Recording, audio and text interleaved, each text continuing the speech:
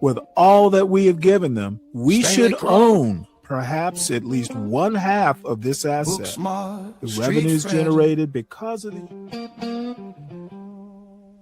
Like philosopher. And it's not it, just take out the Obama race part. Why the fuck is the president of the United States boosting cartoons? Stanley walked tall with a paperback brain. Well, I don't know what it was, but the thing is that if you ever go and you kind of read these people's biographies, fearing his shoes, library brave. Whew, the MAGA blacks, you get a bunch of MAGA blacks. That's what you get out of it, President. You get MAGA blacks who will put. I'm a drunk old man with a head shaped like a shroom. And then the other thing we've forgotten is brevity. That's the main lesson I learned today, and I know I'm Stanley, bitch.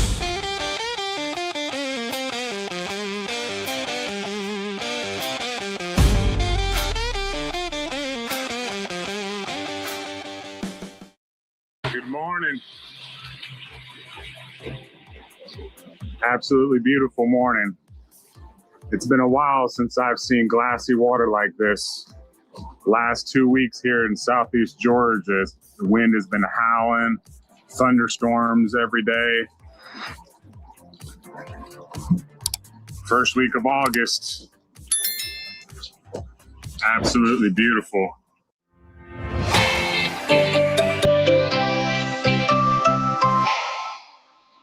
Yeah, it's beautiful out here. Not believing how glassy it is. But Chrissy's got a family reunion this coming up weekend. And we got a request for some redfish and trout to eat. Do a fish fry this weekend, so pressure's on. I gotta bring back a limit of redfish. I don't know if we'll get around to getting a limit of trout, but we're gonna try.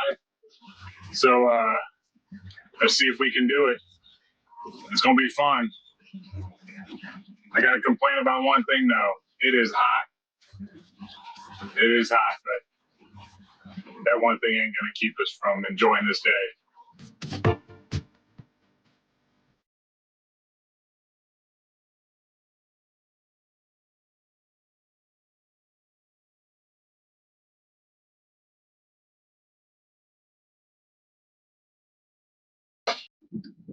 Wind is picking up. It's absolute glass this morning.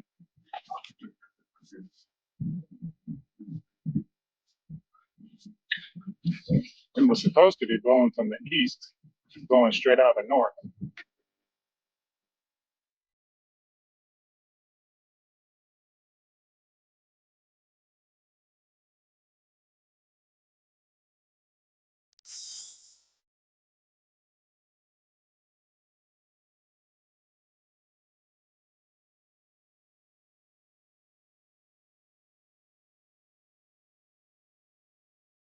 Man, that is nice.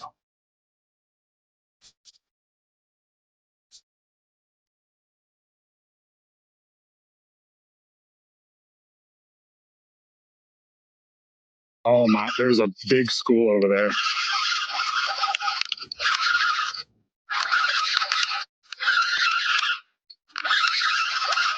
Well, my goal was to catch keepers. I don't think that's a keeper, but fun fish. Here comes the crabber right through my fishing grounds. No, I don't know. He might be top of the slot. That'll make 12 inches. Come over here. Barely. Oh, I don't know. That'll make 12 inches. He might be 23. He's 22. God damn it. 22 for the first one. We're on our way. Well, that's a nice overslot. Turned out to be a good day. That's 4 fillets.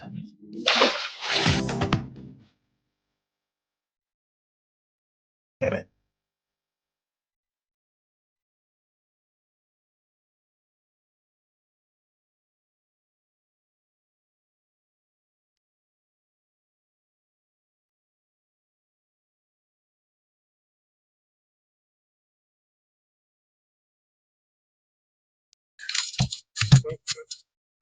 Nice one.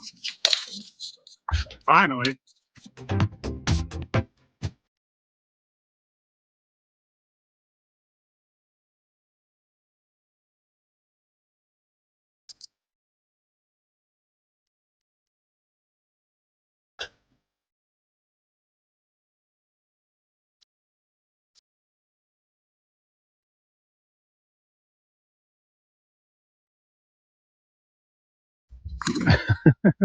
The smallest redfish ever. Where are all the keepers?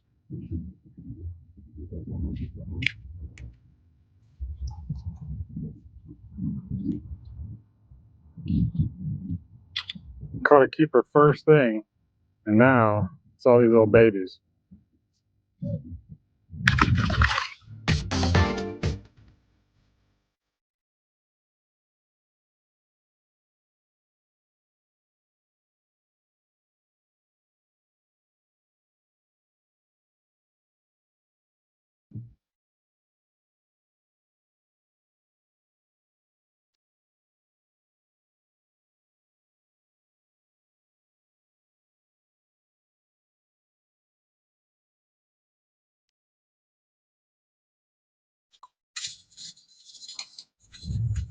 Eating all my shrimp.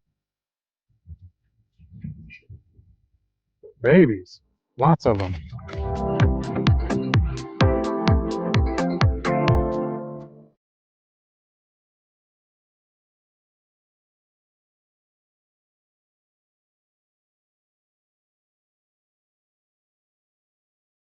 Man, I'm gonna have to move. That's all there's here is these little ones.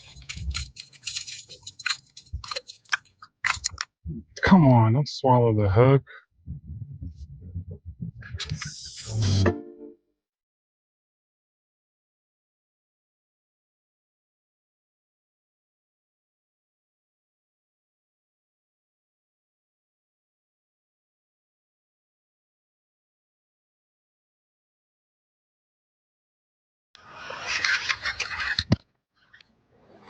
Oh yeah, got him that time.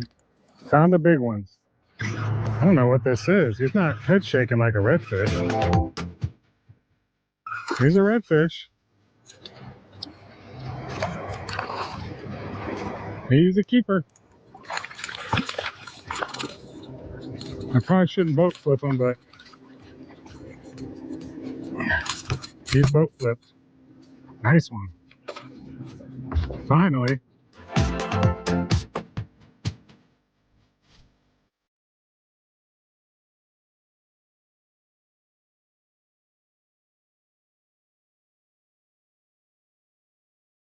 Nice red. That's four fillets. Two more. I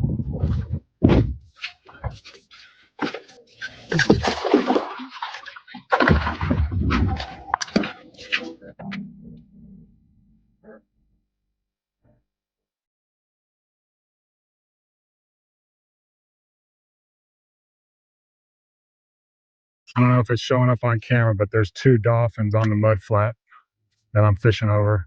And the redfish are still crushing that bait over there. Ooh, whole school of them. That is way out there though. Oh,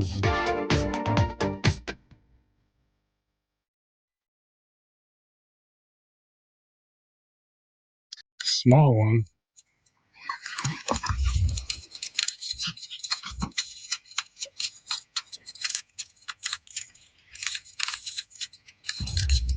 You're mad.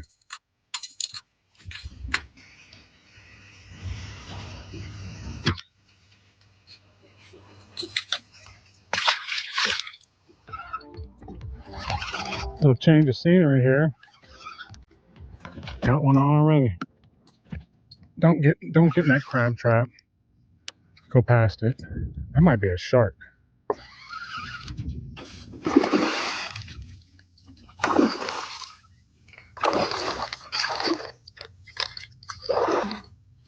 That's a shark if he's doing that.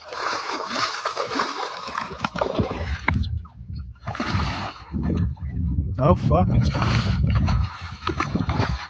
Strong. No.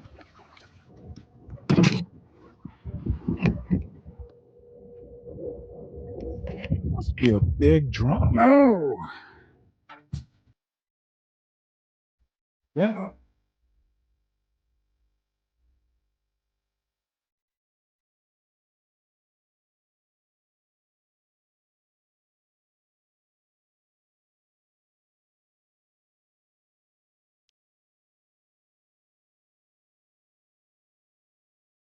There it goes.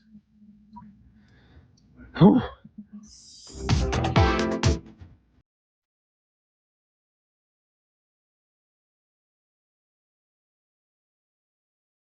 Now that's Well, the Wilmington River.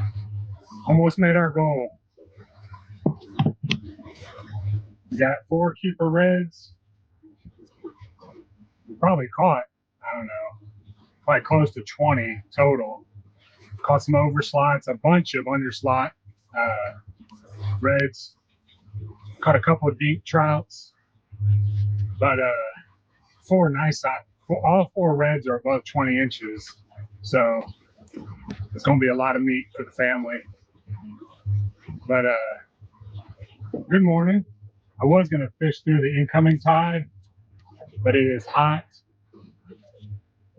and I'm going to get off the water. But it's nice to get this little breeze going through this no wake zone, though. But good day. Good day. Back on the home waters. I'll take care.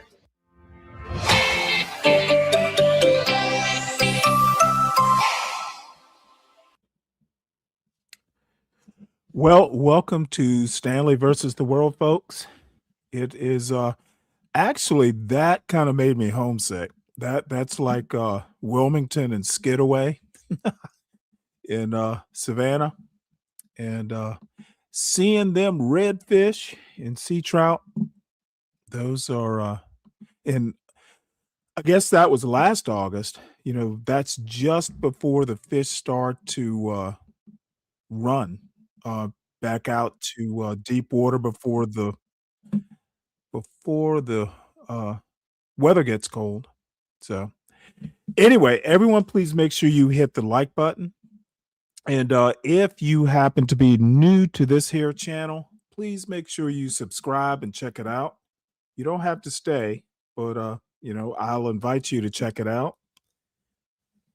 Sin, how are you? Uh, to be honest, I'm not that interested in reviewing Bomb Cherry's show. I was asked not to actually, the one, you know, the Mo Love thing. So, well, Sin, did you see me up on CT's channel acting the fool?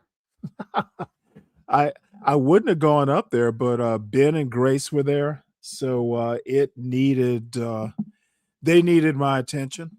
Ignat, what's up? So we are going to run through some news stories and then got a couple boring MAGA type videos, some MAGA theory. So here we go. And I guess I should post the panel link. And I don't think this is going to be a long show. I have something to do at 8 that's a little pressing. Not horribly pressing, but pressing.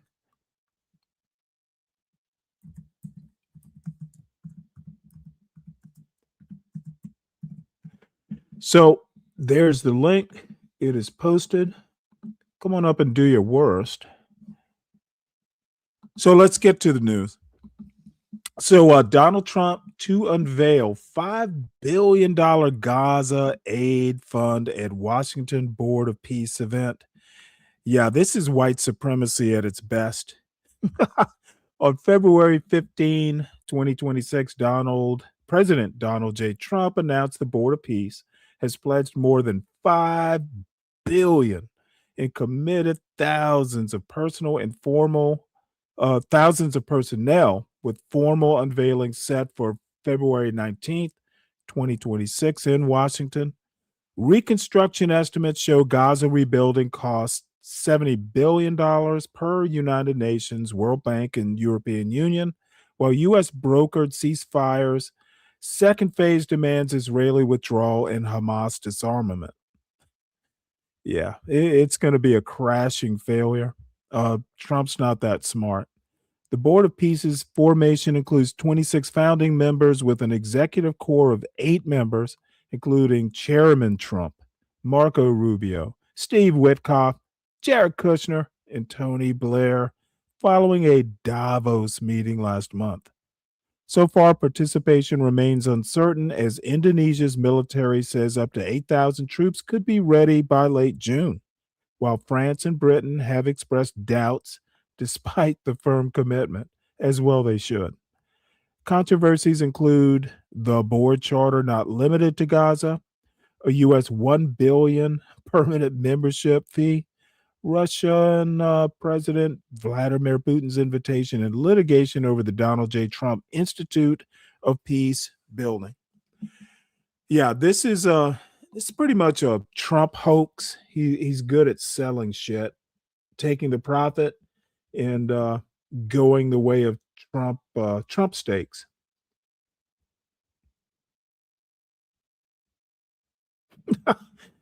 Yeah, you told me about Ben in Chinese buffets. Buffets are troublesome. So let's see. U.S. military boards another oil tanker in Indian Ocean after tracking it from the Caribbean. On Sunday, the U.S. Department of Defense conducted a maritime interdiction and boarded the Panamanian flagged tanker Veronica 3 in the Indian Ocean. President Donald Trump ordered a quarantine of sanctioned tankers in December, and the administration has seized vessels to control Venezuela's oil amid a shadow fleet of falsely flagged tankers. Look, bottom line is Trump is fucking up if he does not understand what international waters mean. It'll come to wash. You don't just board shit in the Indian Ocean. It's going to come back to haunt Trump. So border czar Tom Homan says, I don't like the masks on ICE officers, but they have to protect themselves. Yeah, sure they do. So White House border czar Tom Homan said, you know what? Let's actually, this looks like a video. Let me not read it. Let's just play profiling and seek judicial easier. There we go. Sorry about this. I didn't realize there was a... Washington is waking up to another funding standoff, and it's unclear at this point when it could end, as Congress is on recess for another week. So for more on the debate over immigration enforcement tactics, we're joined by White House border czar Tom Homan. Mr. Homan, thank you so much for joining us. Thanks for having me. I want to begin, of course, with negotiations over reopening the Department of Homeland Security. They center around some specific policy changes Democrats demand in how immigration agents conduct operations. Among other things, they'd like to require immigration agents to show identification, wear body cameras, take off their masks, stop racial profiling, and seek judicial warrants to enter private property. Which, if any of those asks, is the president, are you willing to consider adopting? Well, I'm not a part of those negotiations that's being done up on the Hill between Senate and House and the White House. I'm not really a part of those negotiations. But look, you know, when they say stop racial profiling, that's just not occurring. I mean, you know, ICE will briefly detain and question somebody based on reasonable suspicion. It has nothing to do with racial profiling. As far as the mask, look, you know, I don't like the masks either, but because threats against ICE officers, are up over 1,500%, actual assaults, and threats are up over 8,000%. These men and women have to protect themselves. As far as identifying themselves, they all have placards identifying themselves as ICE, ERO, HSI, DEA, FBI. So they all have placards on them. So I'll let the White House and members of Congress, fight that out. But I think some of the asks are just, I think they're unreasonable because there is no racial profiling. There is identifying marks. But masks, That is so much why don't they talk about bullshit. maybe Yes, there passing is legislation to racial make it illegal to profiling. dox agents or something like that? But the Well, masks right now are for officer safety reasons. there are federal laws, of course, against injuring, harming, threatening federal authorities. So there is that. And I think one of the things that people get hung up on is the idea that the cop on the street in their neighborhood, a state police officer, other federal agents will identify themselves with their name on their lapel. And yes, they're employing agency, but why should these immigration agents be any different? And when it comes to the masks as well, cops go out every day. I don't know. Everywhere across the country get threatened in one way or another. But why have to wear all that and protect themselves when there are others out there wearing badges that don't have to do that?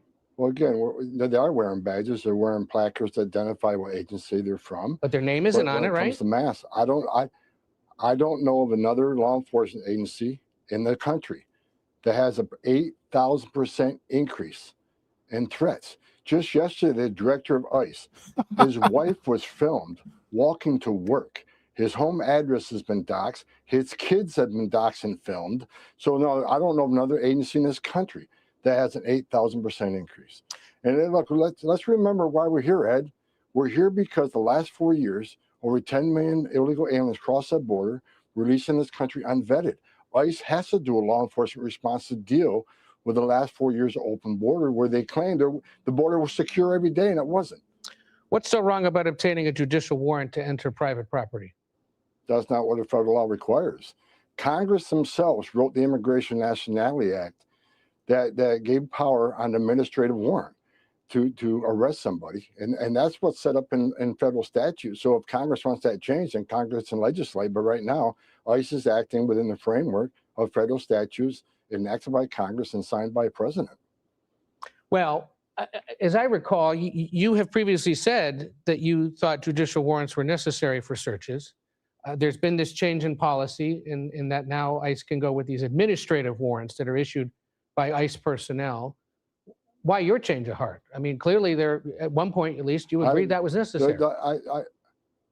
No, I don't have a change heart. What I understand, and I wasn't part of the discussion, is that DOJ interpreted that law saying in certain circumstances, administrative warrant on somebody that has a final order removal already had a due process issued by a federal judge that can enter premises. I'm not a part of that discussion, but that's the DOJ guidance. Last week, you announced the months-long operation known as Metro Surge in Minnesota is winding down. ICE, of course, is going to maintain a presence in the state, but not at the levels we've seen in recent weeks. If things keep winding down, when should that surge be over? Well, look, we already removed well over 1,000 people, and as of Monday or Tuesday, we'll remove several hundred more. We'll get back to the original footprint, with the exception of the agents there to do the fraud investigation. Will stay there and continue their work until they're done. The agents investigating the church issue, where the people went into the church, they'll stay and get that work done. But there will be a small force, a security force, what we call RFQs,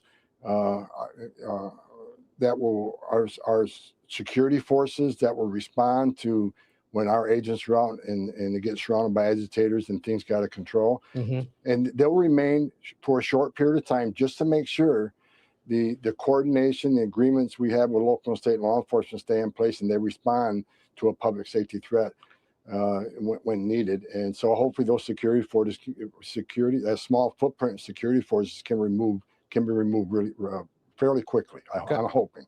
Sure. I think things are going the right direction, and I got faith they'll continue that way. This was the largest deployment of federal immigration agents in department history. Do you anticipate there'll be others on the scale seen in Minneapolis? I think it depends on the situation. I've said from day one that, we need to flood the zone and sanctuary cities with additional agents. The number of agents depend on the situation on the ground, how many flood the zone are out there, because we know we have a problem with sanctuary cities, because we know they're releasing public safety threats in the public. So rather than arresting that one criminal in jail, one agent arresting one criminal alien, the safety and security of a jail, which is safer for the agent, safer for the alien, safer for the community, they release them in the street. Now we got to send a whole team or 6 or 7 people. That is a win we had in Minnesota, everybody, because Now we have agreements and coordination with jails. We can rest that public safety threat and the safety security of jail, which means we don't have to send 6 or 7 people out to look for them. So I'm hoping other sanctuary cities look at what happened in Minnesota and how we got to the place we're at, which I think is a good place. I hope more people pay attention to that, and we work with these states to let our officers in the jail. You can't. A lot of politicians are out there on the left or the Democrats saying, "Okay, ICE, we agree. You should be focusing on public safety threats. You should be focusing on illegal aliens who have committed serious crimes in this country." But they lock us out of the jail. You can't square that. If you really want us to focus on the criminals, then let us in the jail. That's the safest, most secure place to do our work. A few other things quickly, if we can.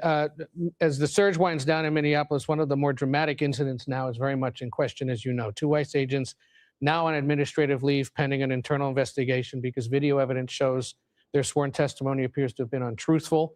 Only hours after that incident occurred, you'll recall DHS had said the ICE officer who shot the migrant they were targeting was being ambushed and feared for his life. That now appears to be untrue. You take that incident combined with the 2 deadly shootings in Minneapolis and an incident in Chicago recently where evidence contradicted the government's claim a woman rammed an agent's vehicle. And I wonder, does this all just further undermine trust in ICE across the country? Well, look, my first press conference in Minnesota, I said I was bringing additional internal affairs agents in just to make sure officers in the field was doing the right thing. And every one of those instances you just talked about were turned over to internal affairs. I know the FBI is investigating the cases also. So we'll see where those investigations lead. But as the ICE director said on Friday, people will be held accountable and they'll be fully investigated. And how that investigation comes out, then disciplinary action or prosecutions will occur. Right. A Wall Street Journal report published in recent days, I'm sure you've seen it, details widespread concerns with the leadership of Homeland Security Secretary Kristi Noem and her chief advisor, Corey Lewandowski. The report says you rarely speak with the secretary or Lewandowski, despite the fact that you oversee immigration issues as well from the White House perspective, and that you've repeatedly complained to the White House about them. What is your concern with Secretary Noem and Corey Lewandowski? Look, it's one team, one fight. I'm not playing in that, media. They're trying to divide this administration. They want to attack the men and women who work in this administration. Look, do me and Secretary Noem agree on everything? No. That's why we have discussions. That's why every day we have a multi-agency conference call and meeting, and we discuss going forward. And we have different opinions. Well, those different opinions are worked out, and we move forward. The bottom line is we have the most secure border in the history of this nation. We got record numbers of criminal aliens arrested and deported in this country because this is one team, one fight. The results speak for themselves. But you don't dispute you've had disagreements with them at times, even if they've been resolved? I have a disagreement with we got many federal agencies, and it's not a out of control disagreement. I want to do it this way. Someone wants to do it this way. Then we talk about, well, what works best in this situation. We all come to agreement in the end, but it's a discussion of different ideas. I've been doing this for 40 years. We have the Rodney Scott that runs CBP has been doing it for 30 years. So we all come to the table. We come up with different ideas, but we settle on a mission. And I think the results of this mission speaks for themselves. Again, the most secure border in history of this nation, because of our collaboration and record numbers of criminal aliens being arrested and deported. The results speak for themselves. Tom Homan, the White House Border Czar, thank you for spending some of your Sunday with us. We appreciate it. Got some breaking news. Academy Award-winning actor Robert Duvall has died at the age of 90. All right, let's see. Oh, by the way,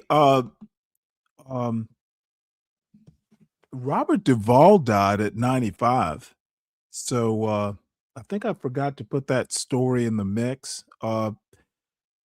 Salute to Robert Duvall. That motherfucker could act.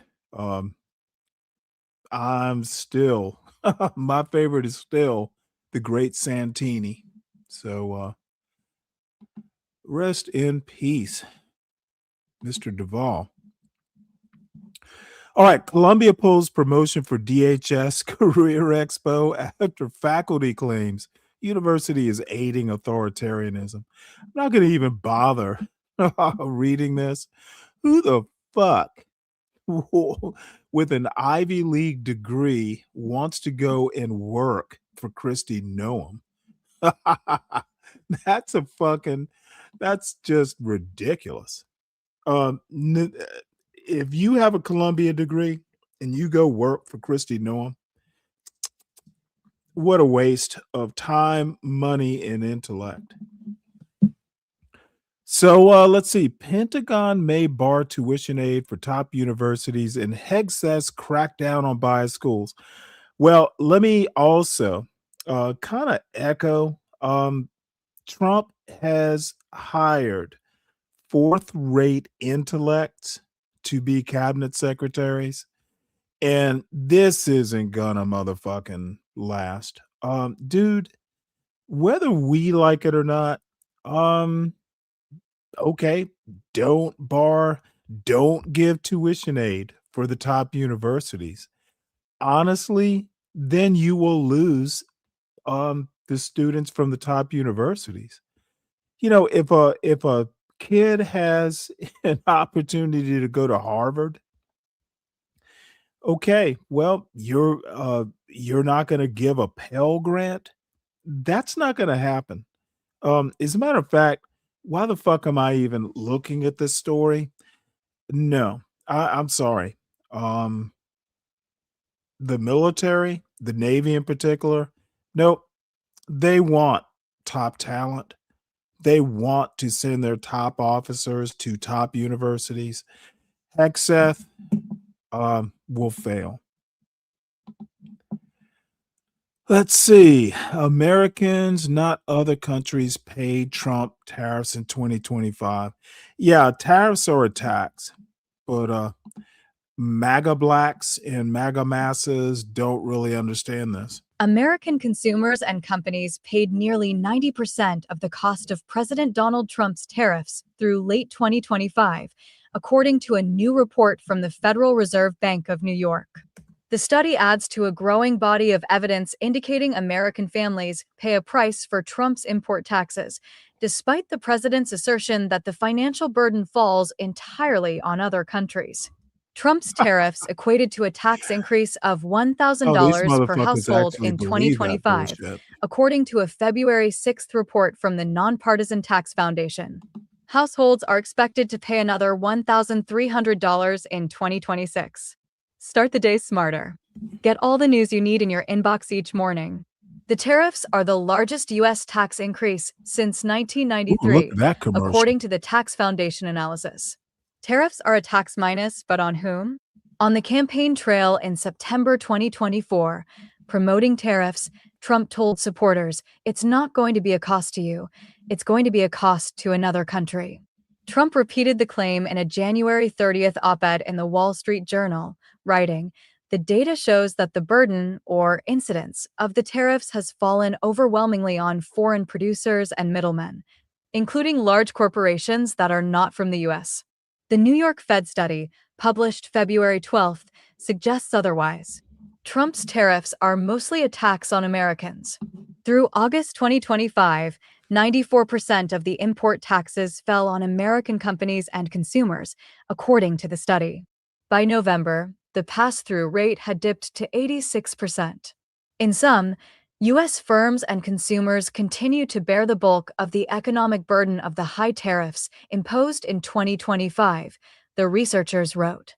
The study affirms what many economists had predicted, that Trump's tariffs would be mostly a tax on Americans. The study by the New York Fed confirms what most economists expected. U.S. consumers and businesses pay most of the costs from the Trump tariffs, said Wayne Weingarten, senior fellow in economics at the Pacific Research Institute, a free market think tank. The Wall Street Journal seized on the report in a February 13th editorial, opining, no matter how often President Trump insists his tariffs are taxing foreigners to enrich the U.S., economic studies keep showing that Americans actually pay the bill. Through late 2025, tariffs added about 0.7 percentage points to the U.S. inflation rate, according to a November paper by the National Bureau of Economic Research. In other words, without tariffs, the inflation rate for September might have dropped from 3% to 2.3%. Tariffs have elevated prices on many imported items. Trump's tariffs have inflated prices across a host of imported items, an effect visible in the January inflation report. The price of household furnishings and supplies rose 3.8% from January 2025 to January 2026. Furniture and bedding prices rose 4%. Prices for dishes and flatware rose 5%. Tariffs are complicated. I actually forgot to mention this. There is nominal pushback from. So 6 Republicans. Oops. Let me push this back here. The vote was the first in what will likely be a series of tariff rebukes. There were 6 Republicans who voted with the Democrats. Trump's tariffs are pretty much going to fail, which will tank the economy. Pretty sure about that. 6 Republicans joined with House Democrats to rescind the emergency declaration the president used to impose import tariffs on the country. Yep. Trump is weakening. Probably this won't pass the Senate, but one should take notice of the newly grown spine that Congress is growing to push back against Trump. Look, these senators and Congress and House of Representative members, they know Trump is unpopular. They know it's going to be a little bit of a slog to win their local district races. And what can you say? I don't think there's going to be enough pushback to teach Trump a lesson. MAGA blacks and their MAGA masses don't have that kind of spine. So let's see. State Department orders nonprofit libraries to stop processing passport applications. You know, I didn't know you could get do a passport application through a library, but it's just, you know, the typical MAGA black and MAGA massa. They don't respect libraries. They don't respect books. Have you ever heard some of these motherfuckers go on? Well, Stanley reads books. Yeah. You know what? We got all these old motherfucking YNs, old YNs. Basically, do they understand that education is kind of an important thing to the black community? I bet they don't. And I should name names. Like Nightish, the fuck is his problem with books? Should have asked him this morning, well, did your kids read books? Did you encourage your kids to read books? I wonder if he did. So let's see what else is out here. All right, when Trump officials claims about shootings unravel in court. Before the killings of Renee Good and Alex Preddy, allegations against 4 others shot at by federal immigration agents failed to withstand scrutiny. Yeah, ICE is Trump's folly. Trump is the worst president ever, and he's got his little minions out there doing that weird wicked witch of the West monkey business. When Trump officials' claims about shootings unravel in court. This article is by Alexandra Berzin and Allison McCann and read by an automated voice. The Trump administration was quick to pin the blame. Days after a federal immigration agent shot at Philip Brown, a U.S. citizen, last October at a busy commercial intersection in Washington, D.C., a spokeswoman for the Department of Homeland Security claimed Mr. Brown had made a deliberate attempt to run officers down with his car. Mr. Brown, 33, was arrested, charged with a felony, fleeing from law enforcement, and spent 3 days in jail. In court, however, the case against Mr. Brown quickly unraveled as a judge found that the government failed to present any evidence supporting its claims. The judge dismissed the charges and said the agent had fired his weapon for reasons that are completely unclear to me. Mr. Brown's case is among the 16 Yeah. So all the MAGA blacks and the Deacon Daves and all these motherfucking fools. ICE is out of control. Trump has turned the Department of Justice into a clown car, and these MAGA blacks keep acting like everything's normal. Dude, these ICE agents are just firing the guns like they see in TV. Maybe they've been watching too many episodes of Gunsmoke.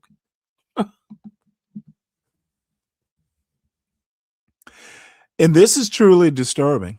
And my question is, what happens once immigration gets under control? And it will happen.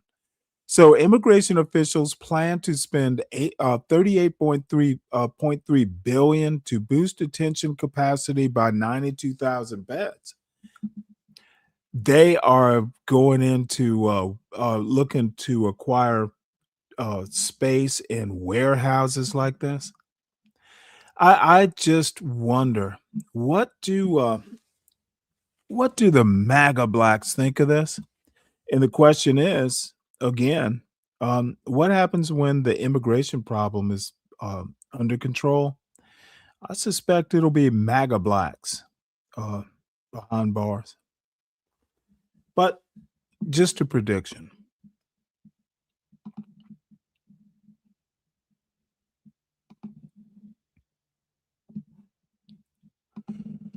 Let's see here. This is a little bit along the same lines. MAGA blacks and their MAGA massa government, they're out in the Midwest, especially trying to acquire warehouse space to convert into detention centers. So that's your tax dollars at work, folks. Well, let's see. What do we have here? Democrats claim SAVE Act would block married women from voting. Republicans say that's wrong. Well, we're going to listen to this, spend a few minutes on the SAVE Act. Which would require proof of U.S. citizenship be presented along with photo ID to vote in federal elections. House Republicans are pushing for election security as part of funding talks for the Department of Homeland Security. Let's bring in Texas Republican Congressman Brandon Gill. So the SAVE Act is going to come to the floor. What do you think are its chances, Congressman? Well, it's going to pass out of the House. I'm certainly going to vote for it. I expect every Republican in the House to vote for the SAVE Act. This is something we've been talking about for a long time. And, I think it's particularly relevant after 4 years of Joe Biden letting in 15 million plus illegal aliens into the country. What we want to say is simply that only if you are an American citizen should you be voting in American elections. A core part of national sovereignty is the ability to determine that only our people, only the people who have full allegiance to America and its institutions should be voting.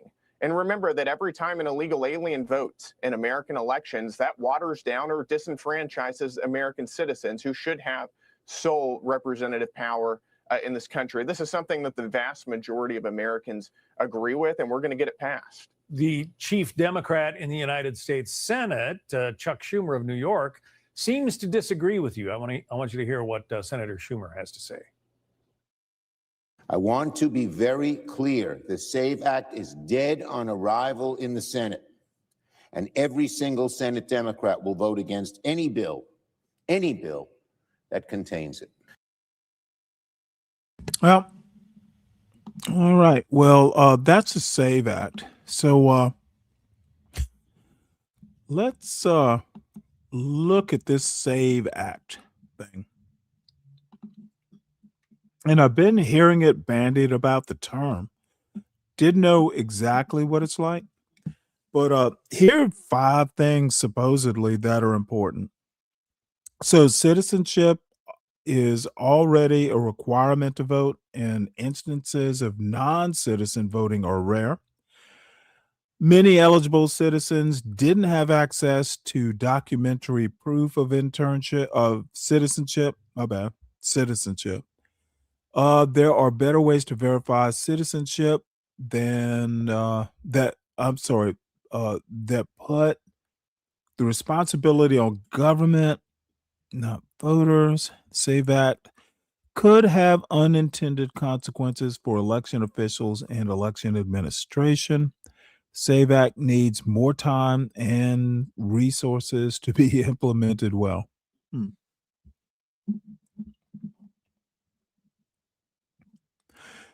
Well, again, this is Donald Trump being, you know, a waste of an education that depends on on white skin. Uh, Voting is controlled by the states. There are some regulations, but Trump trying to interject himself into the states is doomed. He will lose that game.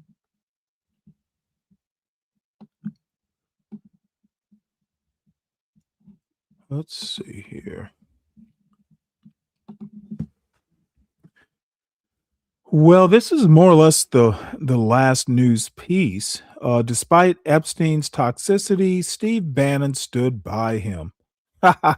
Texts texts indicate. Here's the deal. We've had foreign leaders, a couple foreign leaders resign. We've had Prince Andrew go by the wayside. Dude, Godzilla is fine. Um,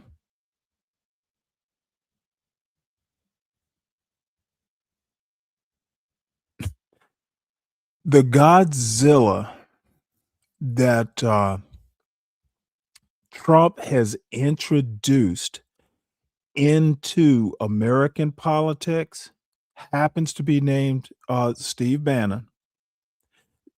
What MAGA blacks don't seem to understand is that Trump is part of this bullshit. So is Clinton. So is Gates.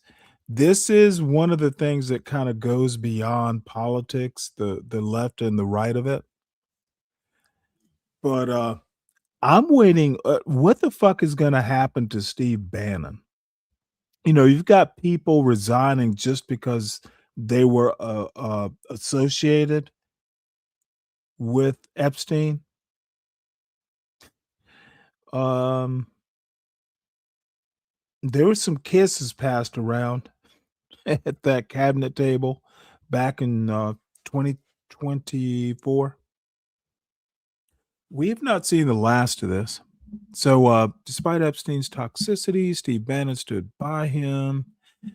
I don't know that we even need to deal with that. Steve Bannon is problematic, always has been. Kind of wonder, he needs to be put in check and explain what his relationship with Epstein was.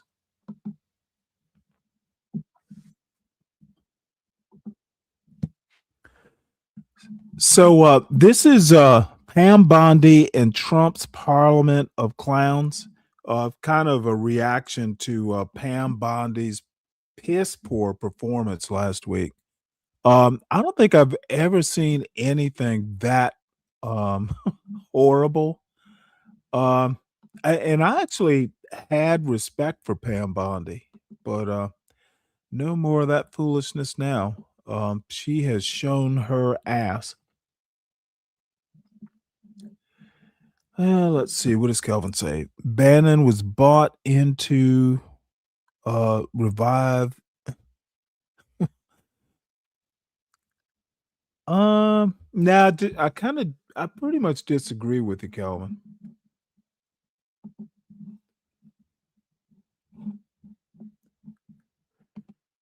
Well, let's see. What else do we have here?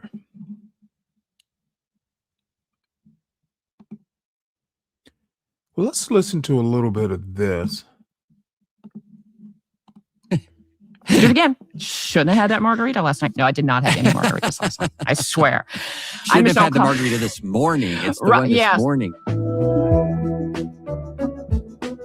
This week, I am coming to you from beautiful Austin, Texas, where I am wallowing in the very juicy Senate race that's going on in the state. But do not fear. I still have with me my usual partners in crime, columnists David French and Jamel Bowie. Guys, welcome. How's it going? Michelle, hot take on calling Austin beautiful. What? Why the hate? Why the hate, David? I've never figured out why Austin took off before Nashville, when Nashville is objectively the superior city to Austin. But that's just a me thing. That's just a me thing. I got no beef with Nashville. I went to school there. I love it. So we're just going to let that slide. It's like there's room for both, David. There's room for both. Jamel? Hello. I have no opinions on either Nashville or Austin. Parts of the country I visited, and they're fine, in my opinion. He is overwhelming us with his There are other passion. places that I would rather go. Okay. And you may notice I'm losing my voice a little bit, so apologies if I start cracking like a 13-year-old. It's going to just make you sound very emotional for today, which is going to really work with our topics.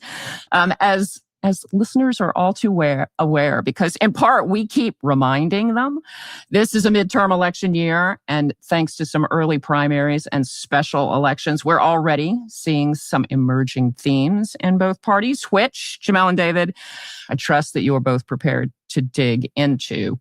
But first, we have to talk about this week's Pam Bondi meltdown.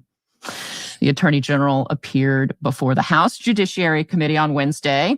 She was ostensibly there to answer questions about the DOJ's handling of the Epstein files, but she clearly had no intention of answering much of anything. Her testimony turned into this kind of wild back and forth with lawmakers. First, you showed it. I find it. How many have you indicted? Excuse me. I'm going to answer the question. Answer my question. No, I'm going to answer the question the way I want to answer the question. No, Your you're going to answer theatrics the are question ridiculous. the way I asked it. Chairman Jordan, I'm not going to get in the gutter with these people. Some of them angry about the fact that many of the victims' names were released while the names of possible perpetrators were redacted. But Bondi, to her credit, gave a truly electrifying performance, I have to say. Not in a good way, but still wild entertainment. You can let her filibuster all day long, but not on our watch. Not on our time. No way. And I told you about that, Attorney General, before you started. You don't tell me. Yeah, I did tell you because we saw what you did in the Senate. You're a lawyer, not even a lawyer. So we are taping this on Thursday morning. So as always, facts on the ground may change before you hear it. But Jamel, I have got to get your thoughts so far on this spectacle, not just on how Bondi did, but also on how members of the committee, lots of Democrats and even a Republican or two, responded to her just stonewalling. I'll answer the second part of the question first. I think Democrats and those handful of Republicans like Thomas Massie did quite well, you know? No administration wants their attorney general looking like a raving lunatic for the cameras. And that's what came across. I think any person who watches that hearing does not think, oh, Pam Bondi, a reasonable, sober-minded political official, a law enforcement official, that they think Pam Bondi, a lunatic. And I think that the fact that Democrats are able to evoke that reaction from Bondi is a political win for Democrats. Like, even if Trump is sitting back in his chamber, I don't know, I'm imagining him like a Jabba the Hutt in the palace, like looking at television.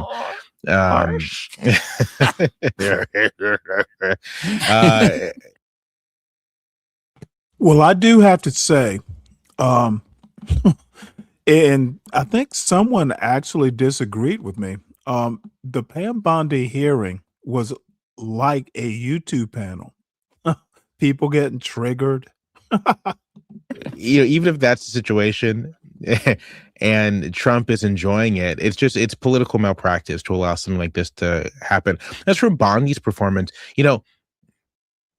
My honest reaction when I saw her kind of unravel and she's flipping through her papers, looking for various burns to use against Democrats, my thought there was, this person is a lightweight, right? Like you should be able to handle pressure from the congressional committees responsible for oversight.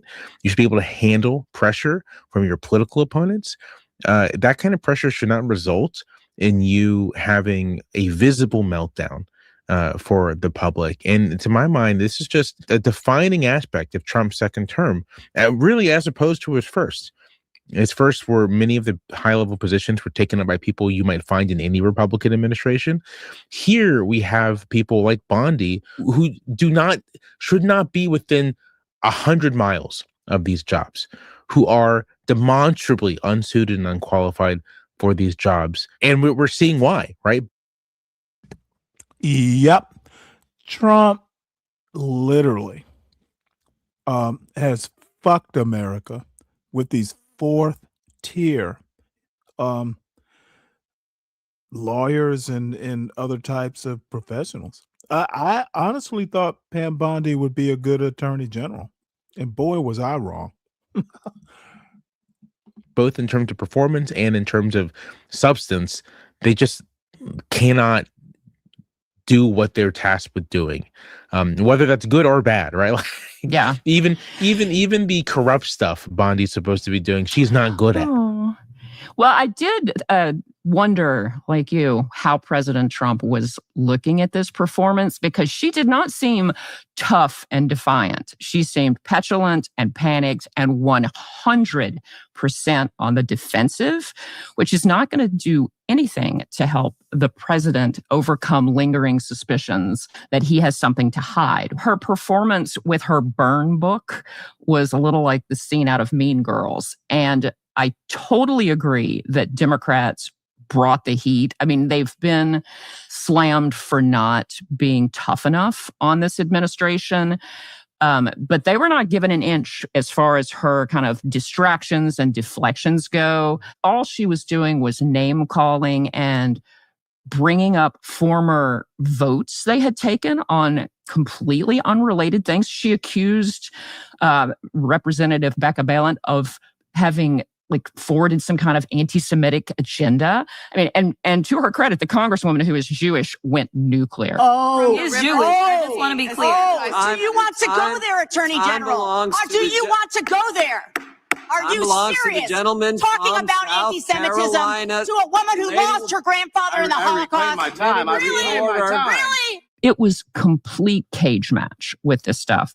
And so, David, I wanted to get you in here to talk about what you are seeing in response on the right, or also just how you view the whole spectacle. Yeah, I mean, the most telling moment was when she tried to stop questioning about Epstein, which was ostensibly there, that was the subject of the testimony, by saying the Dow is at 50,000, which is about as relevant as saying, why are we talking about Epstein when the Knicks won last night? I mean, it's that kind of non sequitur, but that tells you more than anything, Michelle, more than anything, who our audience is. Because who is always talking about the Dow, right? Who is always pointing at the Dow? That is the one external check that Trump pays attention to, is when the stock market crashes and he will do things or stop doing things. And when it rises, he crows about it. So that tells you all of this was for the audience of one, and that's Donald Trump. And, one of the things I think Trump, the second Trump term is showing is Trump is performing a function of the great illuminator of the true core of people, because he really is putting in front of a Pam Bondi, hey, Pam, here is your job in one corner, and here in the other corner is reason, logic, morality, and decency. You have to give up all of those things, but if you do, you can continue to be the Attorney General of the United States. And this is the test he's putting in front of basically everyone in Republican politics right now. And I will say, Michelle, that you're beginning to see, definitely not in the administration, but sort of out in the commentary class, you're beginning to see cracks. Now, some of it is from people like Eric Erickson, whom I know, who has departed from the president before. I mean, he's not somebody who is a yes man to President Trump. He's one of the few Trump supporters who is, actually calling him out regularly. Others, like Andy McCarthy, who of National Review, is running a really remarkable series on Trump corruption. And all of these things are coming up and bubbling up, and others are taking on members of his administration in ways. But again, it's still the same pattern. The same pattern is Trump is being failed. It is Pam Bondi, you're botching the Epstein release. It's Pam Bondi, you're doing this wrong. Pam Bondi, you're doing that wrong. When the bottom line is Pam Bondi would not be doing any of this stuff but for her boss. The frustration, though, that she's experiencing, I think, is she's doing everything that Trump wants her to do, and it's falling apart because what Trump wants her to do is crazy. Trying to indict, 6 members of Congress, Democratic members of Congress, over an ad that just repeats some of the messaging in the Department of Defense Law of War manual. What is she going to do next? Indict the authors of the DoD Law of War manual for saying there are circumstances where unlawful orders must be disobeyed? Don't Is she going to indict Pete Hegseth, who said the same thing challenge. several years ago? I mean, it's a remarkable development, and I think that it was just so clearly illuminating to people. It was just right there how craven and ridiculous it all gets. Can I add 2 things? One comment, I'll add 2 things. One comment is that it is very funny to see the kind of like good czar, bad boyar dynamic happening, I think, among commentators. It's sort of a classic rationalization for bad authoritarian governance, which is a bit of a redundant. Authoritarian governance is bad, as a matter of course, but it's just funny to see. The 2 comments I want to make is one, David, you said that Trump puts your job on one side and your morality and so on and so forth the other side. And this gets back to what I said a little earlier, which is that, I mean, this is one of the things about this administration is that he's selected for people whose sense of morality in the first place is somewhat deficient, right? Like Pam Bondi, not known for running sort of like a clean AG office in Florida, right? Like not known for being a super scrupulous person. So she's like primed to do exactly what Trump wants her to do. And the second substantive thing, third thing total is, and this is my hobby horse, as you guys know, and yours to an extent too as well, David. To me, this just lays bare the insanity of the idea that the entire executive branch must follow the political priorities of the president, right? Like DOJ independence wasn't just something that emerged to like frustrate the aspirations of strong executives. It serves a practical purpose. And the practical purpose is that when you're asking the attorney general to do things like prosecute members of Congress, you're asking the attorney general to do things like investigate the spouses of people killed by your government, as was the case after Renee Good was killed. What will happen is that the good faith, highly competent, patriotic prosecutors that work for you, they'll quit. They don't want to do that. They want to do the thing that they signed up to do, which was like enforce the law and try to bring some measure of justice to people who have been victims. And so what you're seeing in the DOJ and in offices like in Minnesota is like an exodus of attorneys. And so not only is Trump asking Bondi to do insane things, and she's trying to do them, but in trying to do them, she's hollowing out the DOJ and rendering it unable to do its actual job. And I think you can see this everywhere, like everywhere that the Supreme Court in particular has essentially given the sanction to this notion of a unitary executive whose job isn't to execute the will of Congress, but to be able to bend the executive branch in service of their political agenda. Everywhere that touches, you see dysfunction. And I don't think it's just because it's Trump. I think it's because the very notion is actually at odds with any idea of good governance. Well, you do wind up with this cycle where the good people leave who have a moral core or who have a respect for our kind of government and the Constitution. And so then the Trump administration can continue its hiring of people who, let's just say, have a certain ethical flexibility and whose guiding star is the political whims of an autocratic leader as opposed to any kind of actual values. And those people are often like themselves bottom of the barrel. Right? I mean, the incompetence that we're dealing with here is it's not just corruption, it's corruption plus staggering levels of incompetence. And you combine them all, you reached almost the incompetence corruption singularity with the effort to indict the 6 Democratic members of Congress. I mean, that was impeachable stuff. That is absolutely impeachable stuff. It's not just a direct attack on a competing branch of government. It's also a direct attack on free speech, just basic free speech. I mean, this is about as core kind of speech as you can imagine. Guys, let me just say this. If any of you are listening are lawyers or want to be lawyers, if this ever happens to you, just quit and go sell cars or something. They could not get a single grand juror, not a single grand juror, according to reporting from the Post, to go along to indict. And, the old saying is that, a prosecutor can indict a ham sandwich. Yeah. The statistics are staggering. If you actually look at grand juries refusing to indict, tiny few circumstances that happened till 2025 and 2026. And now you're beginning to see it with some regularity. That's staggering levels of incompetence tied to the corruption. And then this whole bizarre thing that happened earlier this week, where there was a botched test of a laser or directed energy defense weapon that was apparently aimed at first, it was going to be a cartel drone, according to Pam Bondi. Other reports say it was a party balloon that then results in an impulsive shutdown of flights into and out of El Paso, which is not a small place. I mean, it's a parliament of clowns at some point. And yet, the Trump administration has really absorbed this ethos of no apologies, no scalps. And so this is just going to keep happening. That's sad, but it's a reality. So it's pretty clear Trump's not going to pay a price for this directly. I mean, in part because he's a lame duck, so he's not going to need to stand for office again.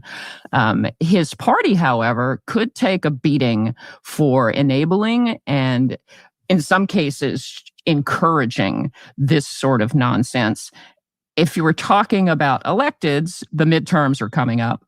But even before then, do we think there's any chance, speaking to your point about, Pam Bondi was performing for an audience of 1 and her performance is getting pretty roundly trashed. Do you think that her days are numbered? Do we think there's any chance she'll maybe pass some point where she's such an embarrassment that they start thinking about getting rid of her? Or do you think that just because she's loyal and she'll dig in and make a fool of herself, then she just keeps on keeping on? I mean, you go ahead, David. I should say predictions are perilous with Trump sometimes, but I'd say I don't think her job is secure. I think, this is one of those classic situations of be careful what you celebrate if one attorney general resigns here, because in all likelihood, Pam Bondi would lose her job because she was not sufficiently effective at carrying out the vengeful agenda. And not because the vengeful agenda was creating embarrassment for Trump, which is the truth, but because she's just not good at it. And I think that that's the next shoe to drop. Oh my God. Could it be that this is Matt Gaetz' big moment for a comeback? As they say in the WWE, is that Matt Gaetz' music? Is that Matt Gaetz? Oh God. But this gets to the point I was going to make, which is that, okay, let's say Bondi goes and it's Matt Gaetz. It's some other chud that the president wants.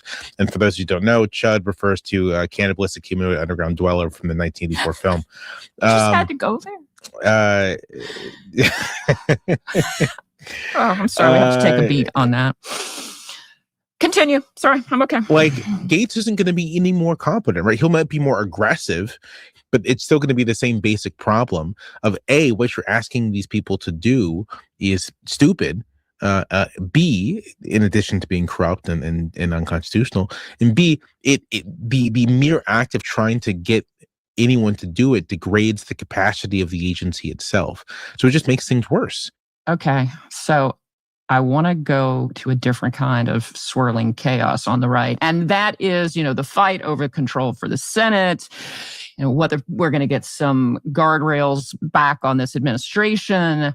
And we've got the midterms coming up. And already we've got some primary action going on. I'm here in Texas.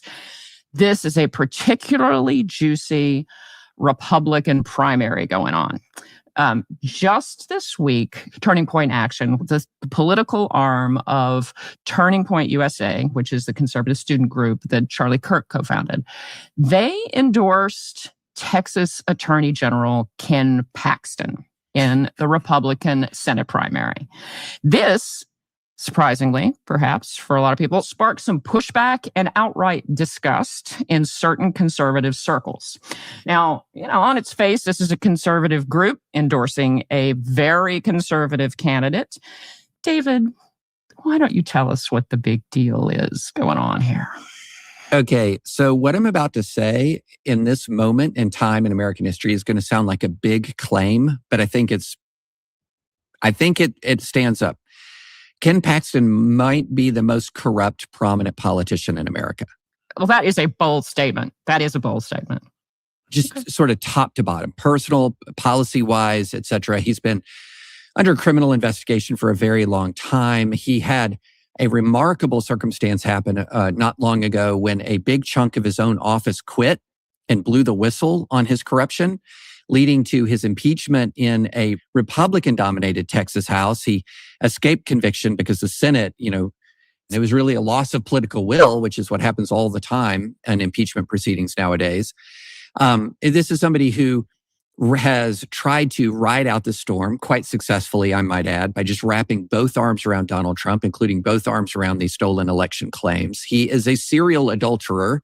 Not that matters anymore, but what's so gross about it is this is the same TPUSA that after Charlie Kirk's horrible assassination was sort of proclaiming the beginning of a religious revival in the United States of America. And oh, by the way, here's this corrupt adulterer that we're gonna throw our weight behind. And so, what you're looking at here really is the total abandonment and even just outright hostility towards the idea that personal character has any bearing on anything at all, so long as you're going to advance the Trump agenda and punch the left in the face. This is I think it's just a perfect representation that the Republican Party has moved on, and not all Republicans, but the vast majority have moved on so completely from the idea that there is any demand for any requirement of integrity at all, so long as you are seen as most effective at attacking the left. It's so toxic, and yet it might actually work in Texas, Michelle. And I'm hoping you're down there saying, no, David, it's not going to work.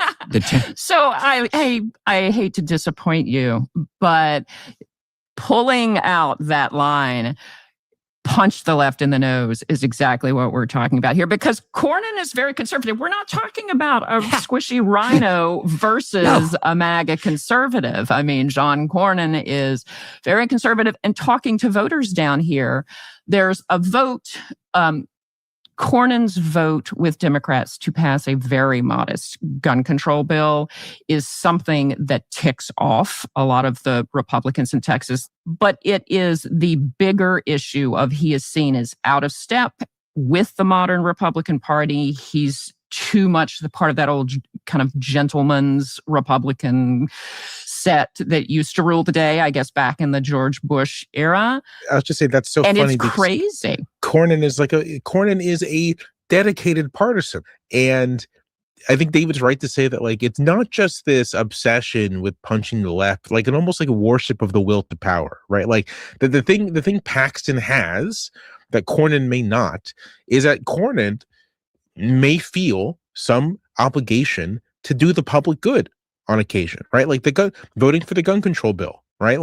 He says, I'm conservative, but this would help people, broadly speaking, and doesn't cut too much against my own conservative views. And I have as a lawmaker, not simply as some sort of vessel for partisan rage. As a lawmaker, I have this responsibility to lawmaking. That's why I'm here. And the Paxton type is someone who rejects any obligation whatsoever, except to the acquisition of power for oneself. You know, I'll say this about what Jamel said about integrity. I think that Jamel just like hit the nail on the head here. And integrity now is a liability in Republican politics for one very clear reason, and that is it means you have some guardrail. Yeah. So Senator Cornyn has guardrails. He does.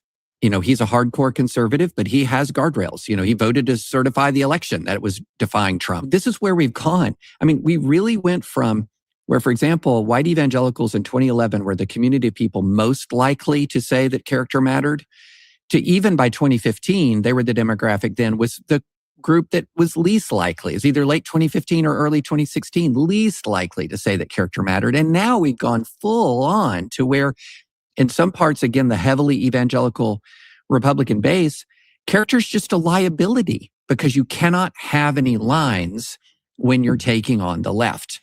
There can be no lines at all. Here's the last thing I'll say on this, which is that what I've found talking to some Paxton supporters is that it's a matter of redefining what character is. Like, character matters, but it's kind of the character definition of, are you fighting the good, patriotic, MAGA, stop the godless liberals fight? That's much more important than whether or not you have slept around on your wife or you are corruptly using your office. So it's, in their view, because there's always a good spin. Character matters, just not in the way that you might think. That's so funny. Character matters, but I'm going to give character this baroque definition that no one else follows. Sure. If my grandmother had wheels, should be a bicycle, right? Like, sure, of course. So now I want to switch to the Democrats, who, like the Republicans, are kind of trying to figure out which way their party is headed and who's going to lead them there. So on Tuesday, the progressive organizer, Ana Lilia Mejia, declared a slim victory in a special election in New Jersey for the House. So Jamel, why don't you just kind of give us a take on what was going on with this race? Because she was not the favorite by any stretch. And what does her victory tell us about the mood of Democratic voters there? Sure. So for a little more context, this was a race to replace Mikey Sherrill, who's now governor of New Jersey. This is her district. And my sense of what happened here is that the former representative, Tom Malinowski, who was favored to win, was in a good position to win. But two things happened. The first is that perhaps sensing what is changing among Democratic voters, Malinowski, who was a very pro-Israel Democrat when he was in Congress, was willing to say he would put some conditions on aid to Israel, giving conditions in Gaza. And AIPAC, the kind of lobbying group, kind of unleashed millions of dollars in ads against him for not having kind of a categorical hard line. And mind you, like, it's not as if Malinowski was saying that Israel's conduct in Gaza was a genocide. Unlike his opponent, who was saying that it constituted, or I believe she was saying it constituted a genocide. And she is an even more resolute opponent of aid to Israel. So AIPAC is unloading millions of dollars in ads against Malinowski. And in particular, they are targeting him for maybe being kind of soft on accountability for ICE, like having voted for funding for ICE. And Mejia, by contrast, was very much running on, I will hold ICE accountable, abolish ICE, right? And I think that is also going to be a litmus test. And it's going to be part of a larger litmus test of, do you want to hold this administration accountable? Like, what is your attitude towards this administration going forward? Is it going to be, let's do some reform here and there and try to get past the worst? Or is it going to be, we want to hold these people accountable in, dramatic ways? Democratic voters have bloodlust right now. Like, that's the best way to put it. And they don't want Democratic lawmakers who are not willing to reflect that back at them. So here's the interesting thing. The party's very angry, and they're very angry at the failures of the establishment. And in a couple of cases, you have progressives who come out swinging, but then you also have moderates in different places, like the governors, Mikey Sherrill and Abigail Spanberger in Virginia, who were not super progressive candidates, but they were still very critical of, the failures of the establishment and Washington and things needing to change. We're seeing that all over. And I do think there is a kind of movement that kind of transcends your spot on the ideological spectrum of they just want people who clearly get that something has to change. It's very anti-status quo. It's also very kind of willing to push back at a kind of corrupt and disturbing administration. So I do wonder the degree to which people will kind of drill down on the progressive versus centrist, when I think more of this is coming down to, are you willing to throw some punches and be honest about the failures of your team and the other team in terms of establishment? And while there is some connection, I think, between that and ideology, I think you're right to say that it's not necessarily connected. And you can have a moderate policy program, but also be a very anti-establishment figure. What's interesting though is, this is maybe just inherent to what Democratic Party politics is, regardless of where you're on the spectrum, that the anti-establishment energy is not an anti-institutional energy. This isn't so much we want to tear down institutions. This is, we want the institutions to work better, and that corrupt people are making them work worse, right? So it's not so much, and this is, I've seen comparisons, not here in our conversation, but other places, between this and the Tea Party energy.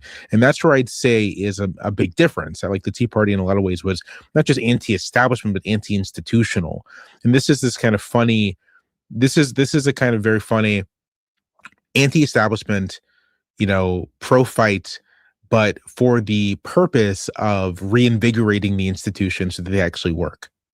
I would say I look at the Texas primary where you are, Michelle. To me right now, Texas is the center of the American political universe, because it's the two primaries are so instructive and will be so instructive. And the Texas Democratic primary really shows, kind of the embodiment of two very different approaches. Yeah, so Jasmine Crockett, just to be clear, Jasmine Crockett and James Tallarico on the Democratic side. Yes. Nobody has a scandal, and nobody has gone super nuclear on the other at this point. So right. So it really is putting before Democratic primary voters. These are two very different approaches.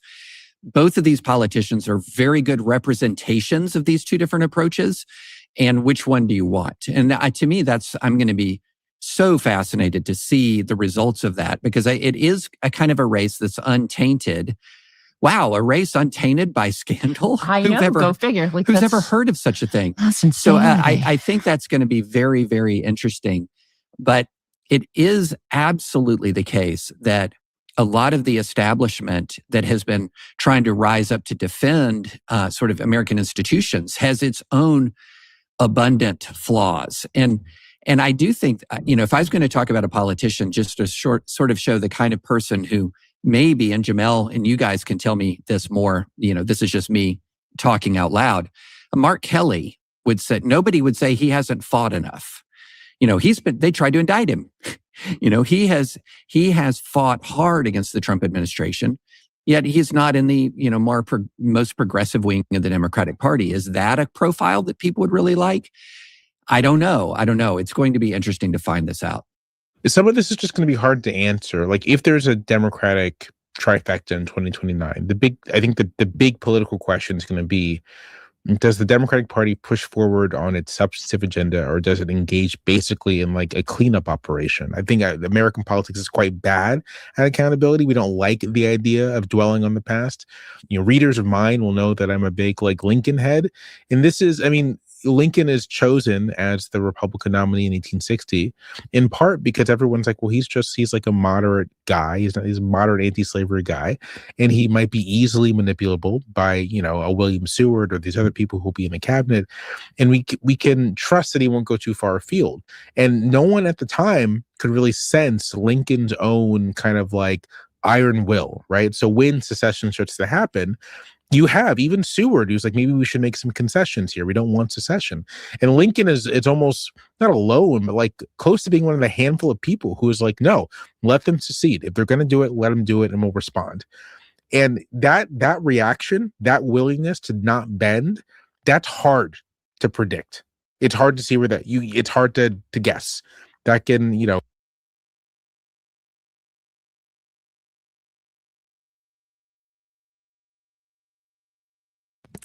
know what, Dirty? I don't know exactly what to say other than guns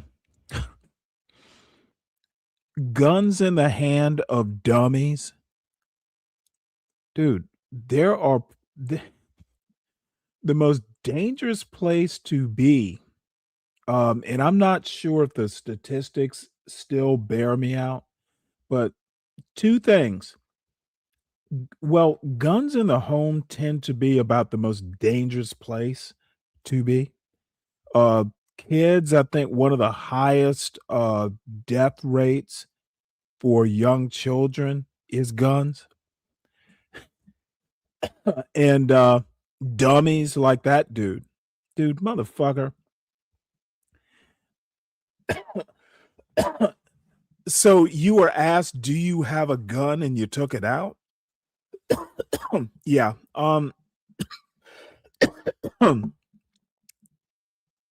Dumb. The worst place for a gun to be is in the home of a dummy. The worst handlers of guns are dummies. And yeah, dude looked like a dummy.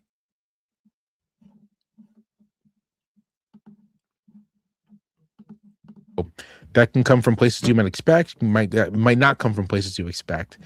So when thinking about the candidates that Democrats might be attracted to, I don't know. This is going to be one of the things you kind of find out in the doing, in the campaigning, in the situations, in everything that unfolds. It's hard to say now. I have to say, if we manage to get Lincoln into a podcast, that actually seems like a good spot to land it. Congratulations, Jamel. I can work Lincoln into literally any conversation. Okay, well, challenge accepted. It's like this could be a future plan. So we're going to pivot now to everyone's favorite part of the show, recommendations. Okay. What are the eye-pleasing, stomach-soothing, brain-stimulating, zen-inducing joys you want to share with us this week, guys? Jamel, you go first. Sure thing. Last week, I recommended a Criterion Collection, Black filmmakers, and the work in particular of Charles Burnett. I'm going to recommend another Criterion Collection, not Black History Month related. This is the films of Marvin Leroy, who was a Hollywood studio director during the pre-Code era. And it's a great collection. I want to say maybe like 10 films, 11 films, a bunch of movies, but they're all short and they're all terrific. And in particular, you'll want to watch the films that star a young Edward G. Robinson, who everyone will recognize because he's one of the most caricatured actors ever, known for his signature, like, yeah, Shay, like that kind of thing. Oh, yeah. But highly recommend the collection. Gold Diggers of 1933, another fun picture, but highly recommended. I think you should check it out. Love it. David? So I had a choice in my mind. Was it going to go low or was I going to go high? Please tell me you went low. No, I've decided not to go low. I've decided not, which was going to be recommending HBO's show Industry, which is grimdark. So let me go high. I recently reread for about the 15th time in my life one of my top 5 books. It's very short, and it's The Screwtape Letters by C.S. Lewis. And let me make a plug for people to read it, whether C.S. Lewis is a Christian theologian, most famous for the Chronicles of Narnia books. But this is one of his most famous. Yeah, Screwtape Letters. Man, I spent the whole morning hearing about demons. So why not just read the Screwtape Letters? And it's got this really interesting conceit. It's letters between a junior devil and a senior devil as they're trying to tempt this poor English bloke into hell. But, even if you're not a Christian, it's a really good read because of the insights it has into human nature and all those subtle ways in which we can corrupt ourselves and all the subtle ways in which often our best intentions are turned against us to make us worse people. And it's really fascinating. And even though it's written World War II era, it is very relevant because human nature is not this changing, shifting thing. And it's a very short read. It's a very fun read. It's a very charmingly written book, but it is relentlessly insightful into the human condition. So I'm gonna go high this time, Michelle. I'm gonna go high. All right. Well, I'm just going off book completely. And I'm going to say that I have been exploring the mocktail menus at restaurants lately. Whether you're doing dry January or just cutting back for health reasons or whatever, a lot of people are drinking less. But I have to say that drink masters are applying themselves at high-end restaurants. A new mocktail bar just opened up in DC. I'm sure there's tons in New York. And they are amazing. They are so delicious. I'm just going to throw this out there and say, I used to be a real kind of turn up my nose snob on this, but these guys have upped their game. It's good for your health. Give it a shot next time you're out for a kind of fancy meal and see what you get. So that's it. I think we're going to just land it. All these people are 45 or above, and this is what we have come to, folks. Talking about mocktails. Certainly your Mazzoni has. All right. Well, I am torn. This is about Laura K. Field and her breakdown of the artificial intellectualizing of MAGA. MAGA existed, and then people like Curtis Yarvin have tried to rush into the void to give intellectual underpinning to a monstrous stupidity. White failure is what MAGA is. But we'll listen to it, and then we'll see where we go after that. I did say this wasn't going to be a long show.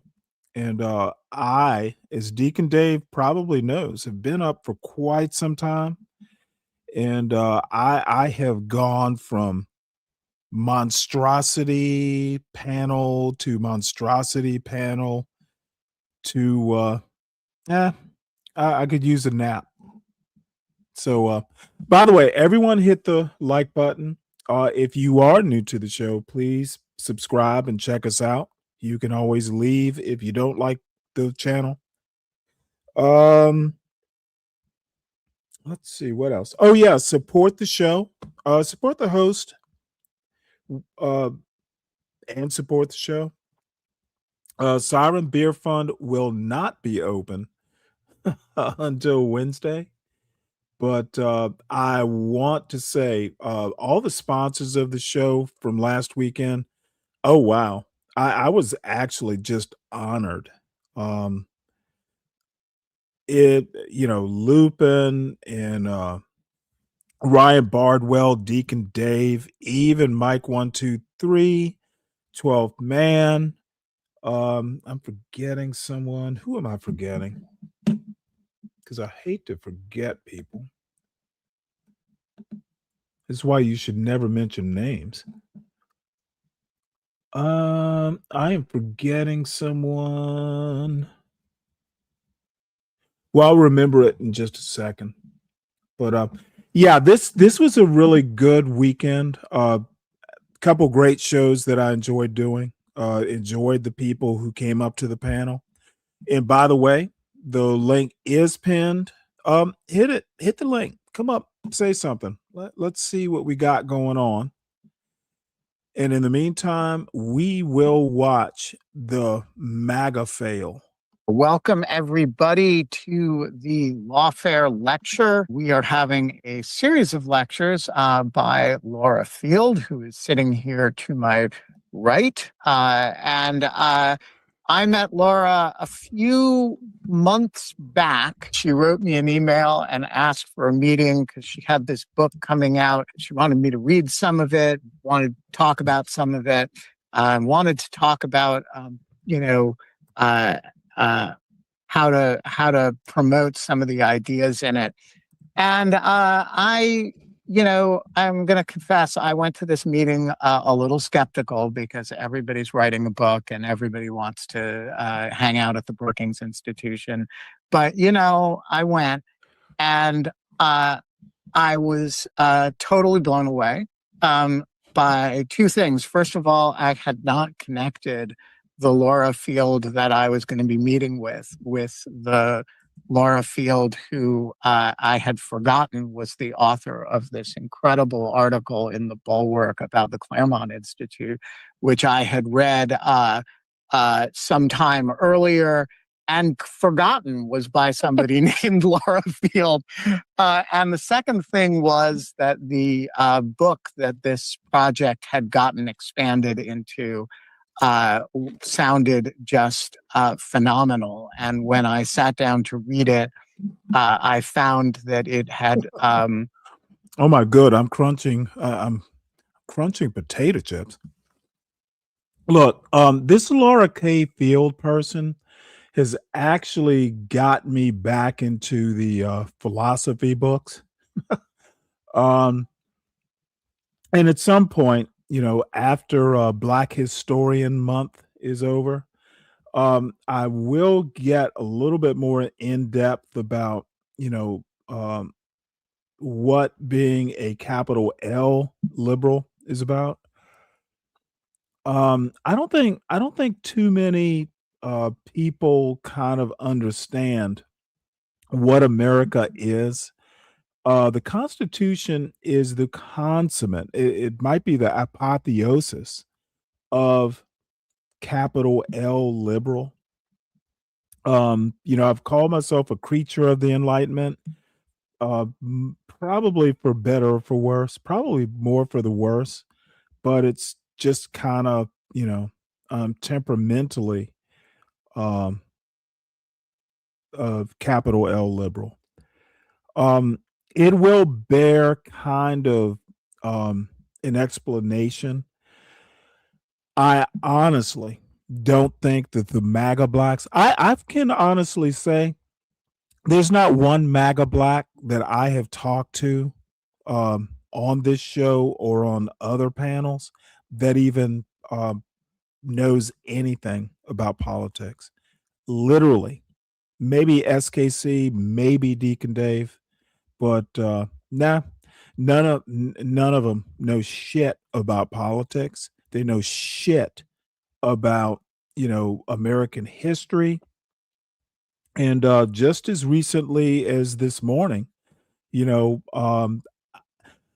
I have a senior Black American shitting on another senior Black American who reads books, I know that the white people have won.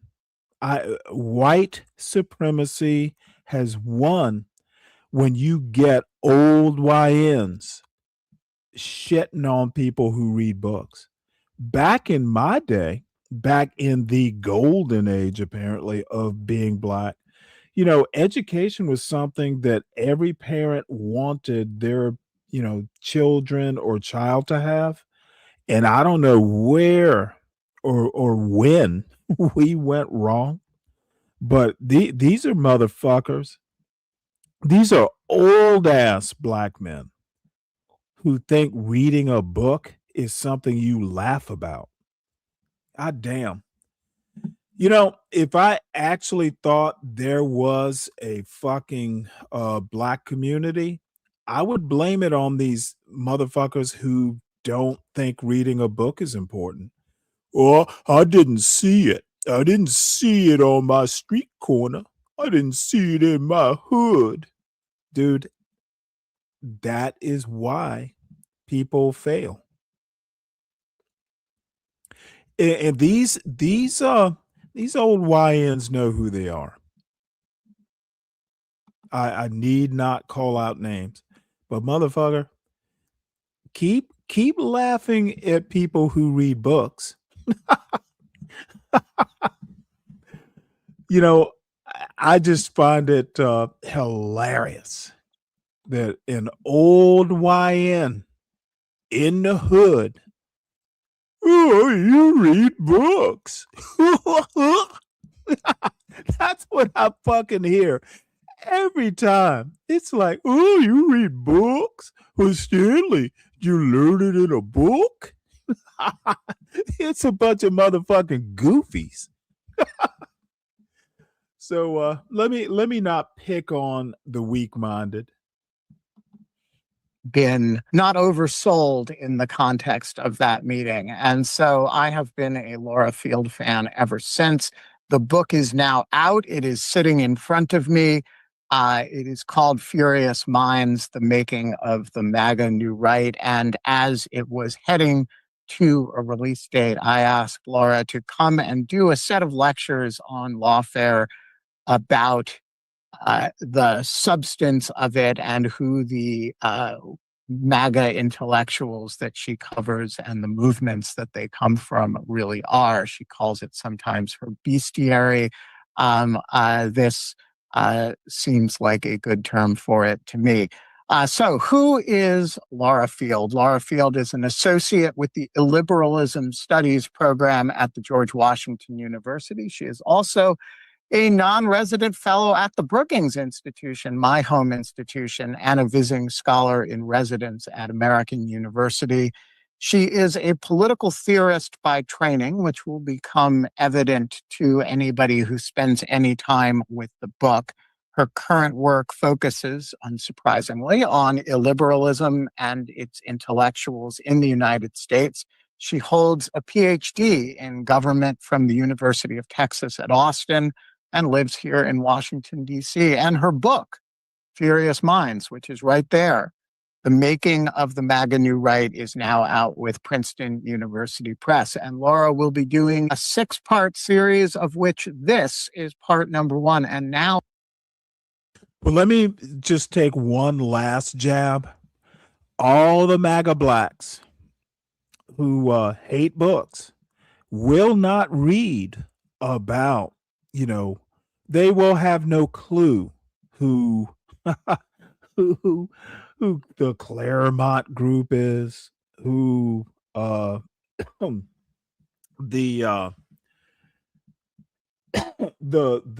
post liberals are. All they care about is Trump. It's hilarious. Trump is right. If those people didn't protest ICE, they were obstructing ICE. That's why they were killed. Dude, I sometimes, and I might just have to take a day off tomorrow, I'm tired of hearing a bunch of old black retarded old YNs making excuses for their massa MAGA. It's literally holding you back, MAGA blacks. I wish I could actually convey how much contempt I hold for MAGA black. Y'all don't read books. You barely can fucking speak English. Oh, MAGA blacks. It's the best part of this show. It's where I vanish and you get to actually hear from Laura. Okay, thank you all for being here. Thank you so much to Ben for the very kind introduction, and for you also blurbed the book, which was very generous of you, and for inviting me to do this series of lectures. So my plan for today is to say a little bit about the book, a little bit about myself, and then get into some of the substance of the book as a sort of setup for the rest of the lectures. And at the very end of the series, at the end of the lecture today, I will give a little outline of the series that is planned, which will take place. The next one will be next Wednesday, and then we'll do every Wednesday in January. So my book is really about the intellectual movement that coalesced behind Trump between 2016 and 2024, and that now provides ideological sustenance to the MAGA movement. The book shows how the far right and the GOP coalesced behind Trump during the first administration, consolidated their power during the Biden administration, and now pretty much fully dominates the party. MAGA, of course, is much bigger than the people I write about, right? I'm really focused squarely on intellectuals, mainly people with PhDs or who have otherwise been important to really the intellectual part of MAGA.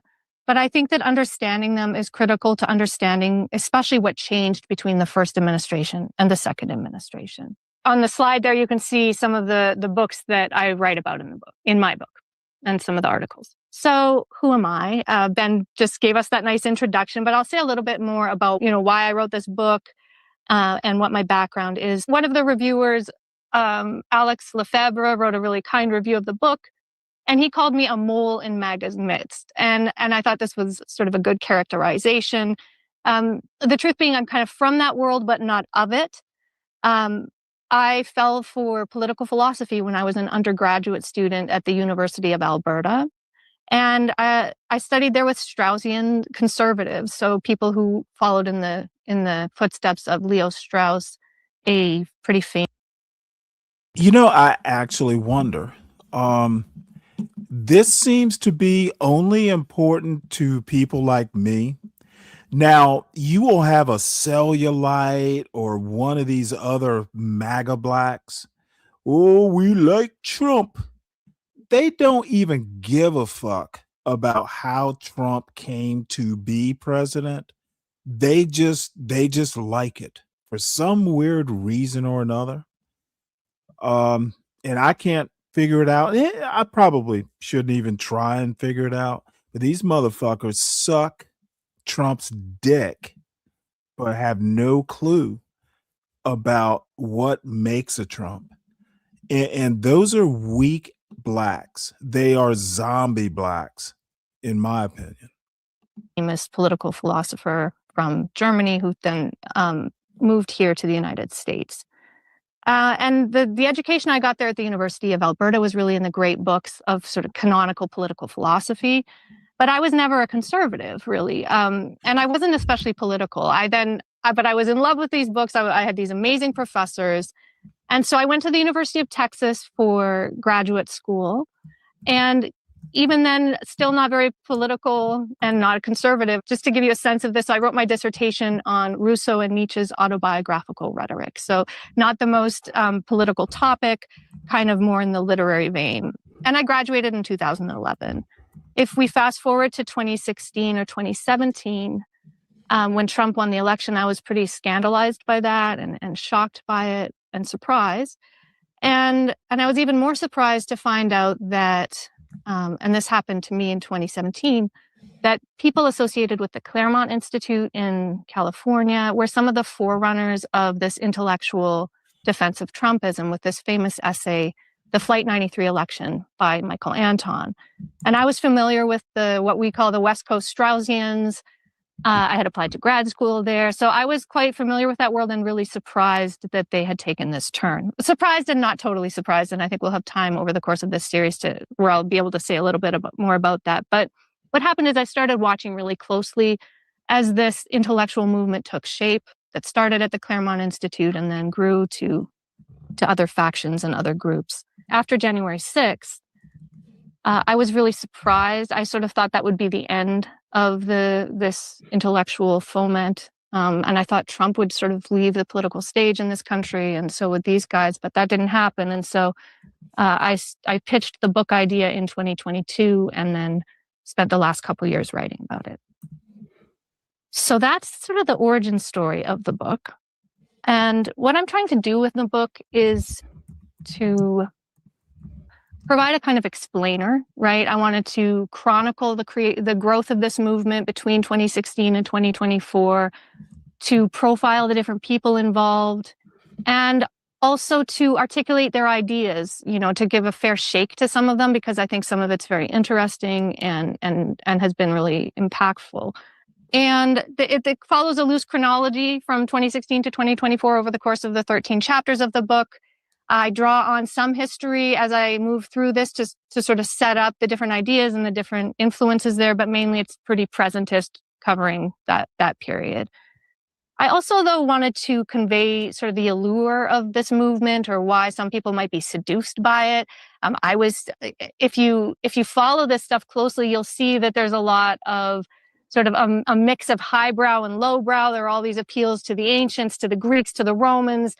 And so I thought it was important to convey why somebody might be attracted to this, what's appealing about it, why some of these ideas have taken hold, and why there seems to be such a sort of thirst for this way of thinking, and why it's got so much energy and dynamism right now. One of the things I wanted to do and that I care about is to just articulate how this movement is exploiting some of the vulnerabilities of liberal democracy. Liberal democracy is organized as a political system in which individuals get to choose their own life path, right? To choose their sort of comprehensive vision of the good, and doesn't impose that from above. But sometimes it means that there aren't a lot of answers to those questions for young people. And I think what's happened here with the new right is they've come along and said, we have some answers. We will give you the traditions of Western civilization and help you make your way through life. So that's. Well, let me add to that. Not only will the MAGA right have answers, if you don't take their advice, they will try and make you. That is essentially what the Trump administration 2.0 has been very good at doing. You want to not praise Charlie Kirk to the hilt? We'll fire you. We'll threaten your job. That is basically, the extreme left or the extreme right, which MAGA right now is extreme right light. There are consequences if you don't be on code. Every goddamn body wants to seem to have a code these days. I heard it, was I on Savage's show or somewhere? No, it was Sharon. I was listening to Sharon's panel. I think it was Bronzeville who asked someone, are they on code? Dude, every time I hear a fucking black man go, are you on code? I literally want to vomit. When you hear a black man ask another black man if they're on code, dude, that the asker of the question should be made to pick vegetables or something. It's the dumbest question you could possibly ask. It's unmanly to ask if another man is on code. Boy, in a way, I actually think, these old YNs are a form of regression. Motherfucker, the boomers and, we Gen Xers, dude, I don't think we failed these little runts. They fucking failed themselves. They're in their 40s and they're still whining because they didn't get handouts. Daddy didn't give me welfare. That's what I hear a lot of these punks talking about, or what I imagine they're talking about. Part of what's going on with this movement.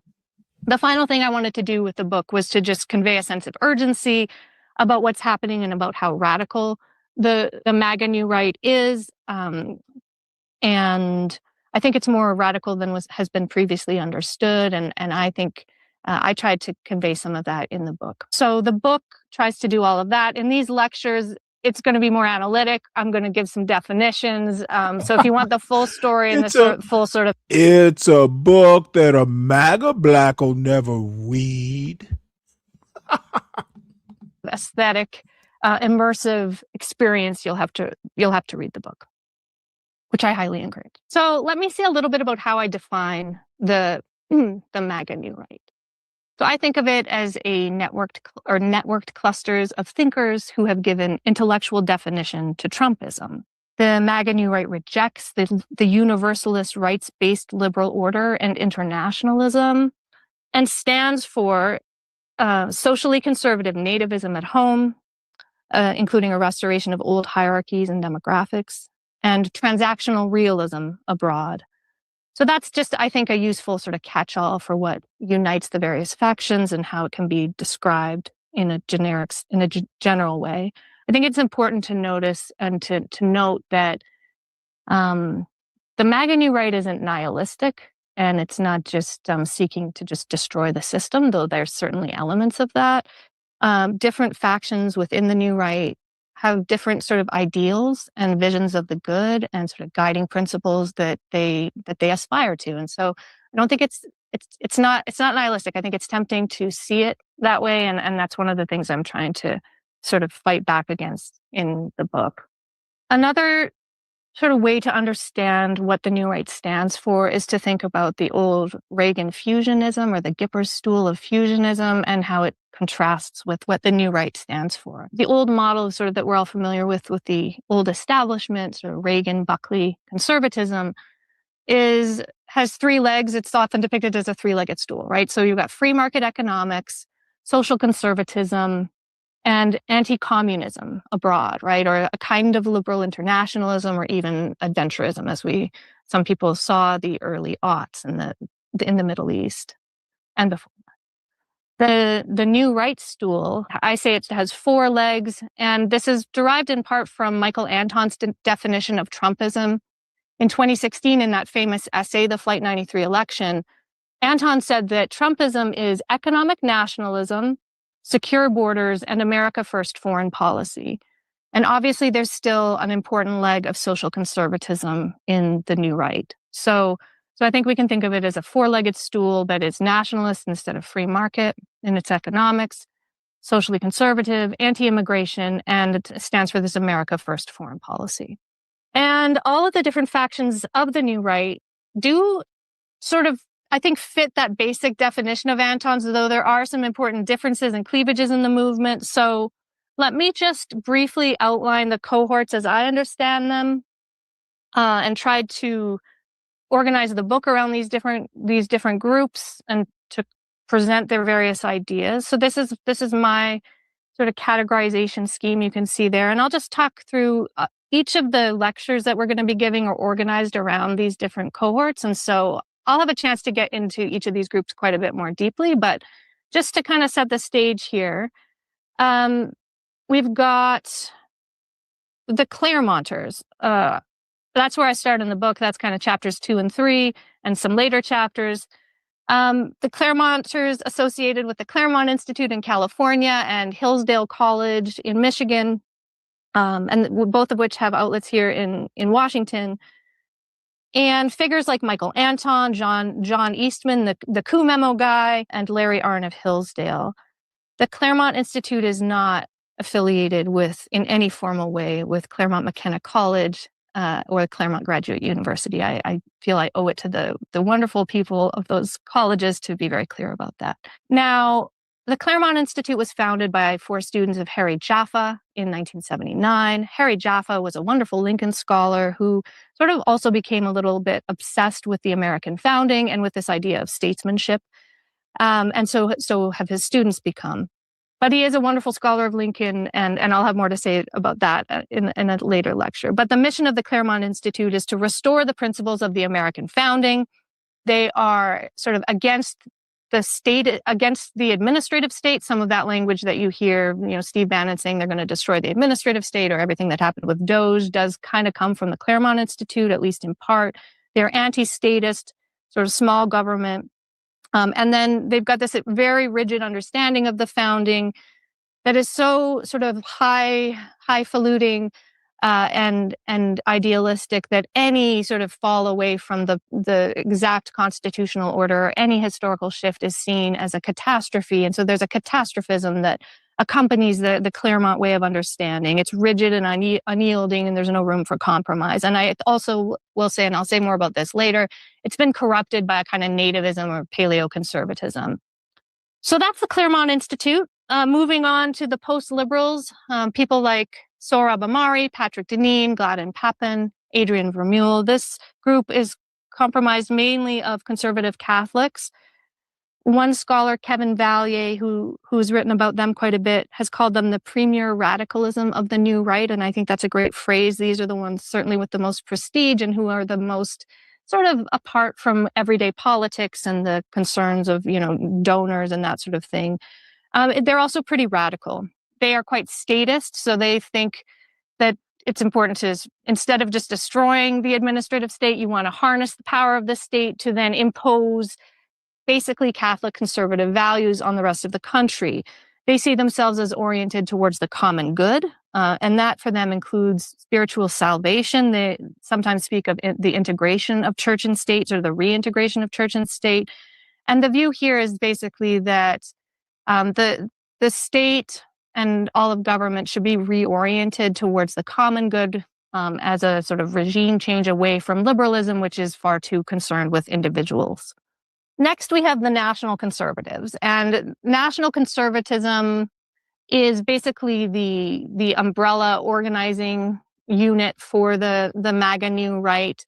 It's led by the Edmund Burke Foundation, which is organized by Yoram Hazony, who is an Israeli-American scholar who wrote a book in 2018 called The Virtue of Nationalism. The National Conservatives are organized around nationalism. They want to restore nationalism as the sort of guiding principle of the country.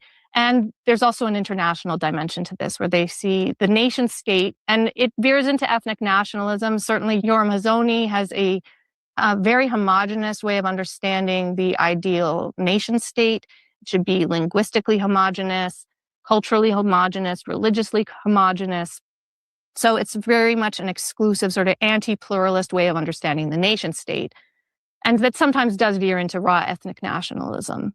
The book tracks the kind of shift in the NatCon movement, which originally at least explicitly took a stand against racism and ethnic nationalism. But over the course of time, some of the speakers they've invited and some of the ways the movement has developed I guess I'll just say that some of the speakers have become more and more questionable. So the book kind of tracks the radicalization of that movement.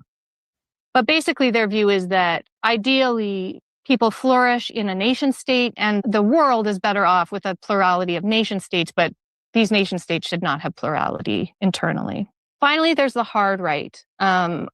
This is a smattering of people who I've labeled hard right because they are sort of born of the old alt-right.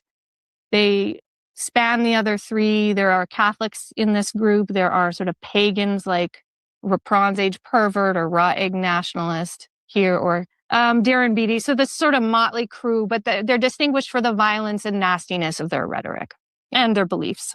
So that's my basic categorization. J.D. Vance sort of plays a part in all of these different groups. He spoke with the National Conservative conferences going back to, I think, 2019. He has been honored by the Claremont Institute and spoken for their groups. This is actually interesting. And it could just be, I haven't asked the right questions or been digging deeply enough. But why don't the MAGA blacks know about any of this shit? Or why are the MAGA blacks, don't they care about why they care about MAGA? MAGA blacks apparently just fucking like what they hear, and they don't want to read books about it. Well, we're going to depend on the white man to tell us. We don't need to read it ourselves. And the other thing is, it's funny. MAGA blacks come in all shades and colors and a variety of different styles of YouTube shows. Um, even the people you would not believe were MAGA blacks sound like MAGA blacks. Maybe it's just to get along with MAGA blacks. Maybe being MAGA black adjacent is lucrative. Thank God I don't have to be any of these black male YouTube content creators that I have been on panels in the last week. They're all motherfucking MAGA blacks, and they don't give a shit about knowledge. They tease people who read books. All they motherfucking want to know about is what Jay-Z is doing. But yet, they want a 50-some-year-old motherfucker worrying about Puff Daddy. It's fucking amazing. Close with Patrick Deneen and spoke at his most recent book launch, and he has identified as a post-liberal. And he's gone, I think, I mean, maybe it's not quite fair to identify him with the hard right underbelly, but he's gone on some pretty questionable podcasts and spoken in terms of being red-pilled and so forth. And he's close with Peter Thiel, obviously, who also sort of has his hands all over this. So just a little recap. Here's my little slide of the governing orientation or purpose of each group, again, to kind of counter this idea that it's just raw nihilism or power seeking.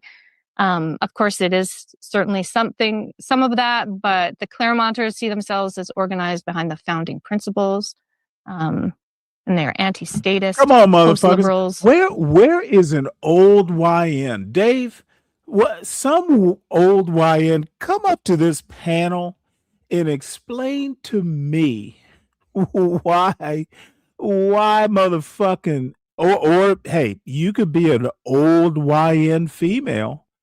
Someone explain to me why it matters whether Jay-Z and Beyonce are divorcing. Someone explain this bullshit to me. Why do we do shows after shows like 99 Days of Corey and Anton? These motherfuckers have taken Corey and Anton and they're treating them like they are fucking world leaders. The fuck? But all the while, 99 shows about Corey but we just like MAGA. We don't need to ask questions about MAGA. Dude, you know what? I might just spend the rest of the week just fucking being condescending to a bunch of old YNs and their female versions.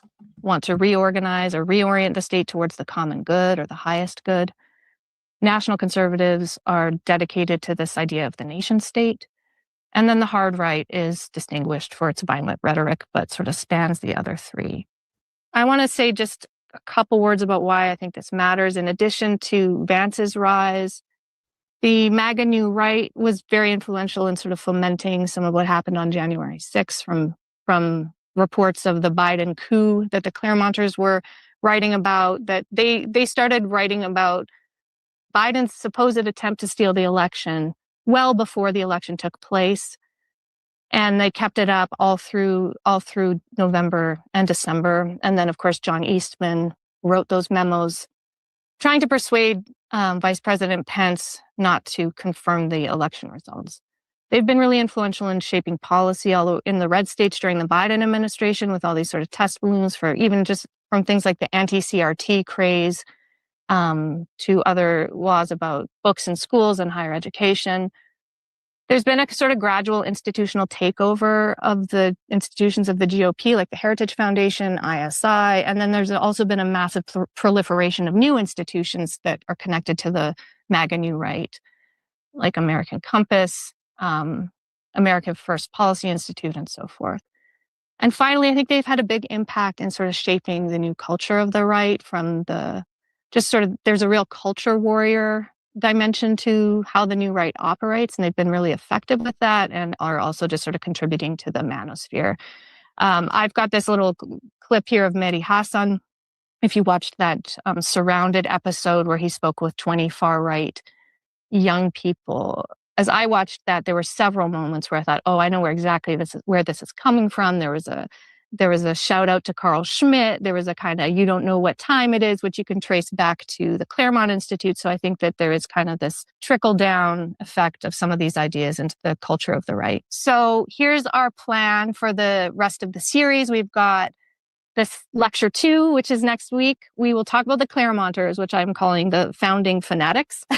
We've got lecture 3 will be on post-liberalism. Lecture 4 will be about national conservatism and the sort of gradual radicalization of that group. Lecture 5, Ben has insisted we talk about Bronze Age pervert and the hard right. So we'll do some of that and talk about raw egg nationalists and these odd people. And then the final lecture will be kind of a conclusion, and we'll talk about, there's one chapter in my book about Christian nationalism or Christian supremacy. And then I conclude the book with a kind of theatrical moment where I draw on the ancient plays of Aeschylus to talk about the new masculinist furies. So we can talk about that. We're going to try to post some information about how the different lectures will track different chapters in the book, and so that you can follow along with the different chapters of the book. So the anonymous attendee asks, I grew up in Texas and have wondered for years why my younger brother is so angry. Now he's a Christian nationalist and he and his wife hoard food for the end times. I just don't get it. He's a white man in America. He could be elected president. Right. So one thing that unifies so that all translation, that translation is, why is he wasting his white skin like a I don't know, a Be Brave, waste of white skin? Weren't smart enough to take advantage of the white privilege, or Mike, or JB Smooth, all that white skin, all that future that white hide could buy them, and they just chose to talk shit and be on a YouTube panel. Boy, groups is that they're really mad and they feel a sense of grievance and like something was taken away from them. How much of that is about race? How much of it is about something else? And what is the role of anger in these various communities? Well, I mean, it's hard. I think that the book I sort of show how I try to show that a lot of it's race and a lot of it's misogyny. And then all of that is also, though, sort of wedded to some very real frustrations about the ways in which the country has been operating, and there's also just this kind of populist anti-elite fervor. And I think you can kind of disentangle some of this, and some of it makes a lot of sense. And I mean, some of the frustration at the elites makes a lot of sense to me, at least at this point. So, and then you have this figurehead, Trump, just articulating that. And you have these other people articulating those frustrations pretty clearly and almost bravely, right, against the kind of orthodoxies of the past. And so I think a lot of it is grievance. That in a way, there's this. The simple answer to your question is they're angry about their loss of status in society and the changing demographics, which have been very, rapid. And so they feel that as a personal loss, even though it doesn't seem like there's evidence that anybody's necessarily losing out because of these changes. But they see it as this zero-sum game, and then they point their fingers, I would say, mainly at women. I mean, because sometimes it's very explicitly misogynist. Right. So there's a lot of misogyny in here. Is misogyny a consistent theme or an inconsistent theme? As in, are the Claremonters the same as the Nat Cons, the same as the hard right people are really serious about hating women? But how how much is this a creature of post-liberalism, and how much of it is it a specific creature of some of the individuals in question? Yeah, there's some individuals on the hard right who are just like, that's their like raison d'etre, right? You've got Bronze Age pervert, his whole schema. They all have different names for the elites, right? There's like the liberalocracy in Patrick Deneen's lingo. There's the cathedral for Curtis Yarvin. There's the managerial elites, right? Is sort of a more generic term. But Bronze Age pervert talked about the Longhouse, and that's like the old matriarchy of the Iron Age that sort of replaced the Bronze Age. It's kind of crazy, but it's this idea that we are governed by a matriarchal system, and matriarchal values and sort of these feminine woke values that have taken over the culture, and especially in professional sort of centers of power. And so the whole thing is just laden with misogyny. And I was surprised, I guess, in writing the book at how much that stuff kind of has a trickle up effect, I think. In like J.D. Vance's, the Catwomen stuff to me sounded just like Bronze Age perverts talk.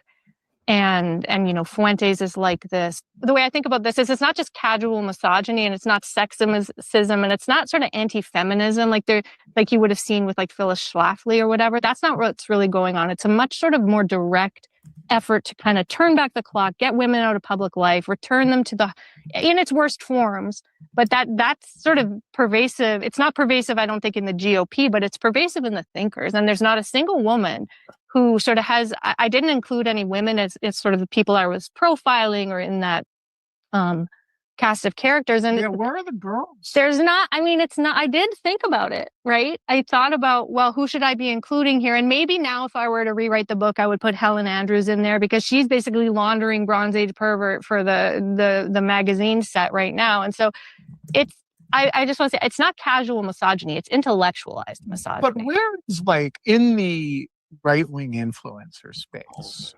there's a lot of Candace Owens and Megyn Kelly. And why are they not creatures of this? It's more than that they don't have PhDs, right? Mm-hmm. What's the difference between a Candace Owens and a Nick Fuentes and somebody who appears in the book? Is it just the scope and ambition of the intellectual contribution?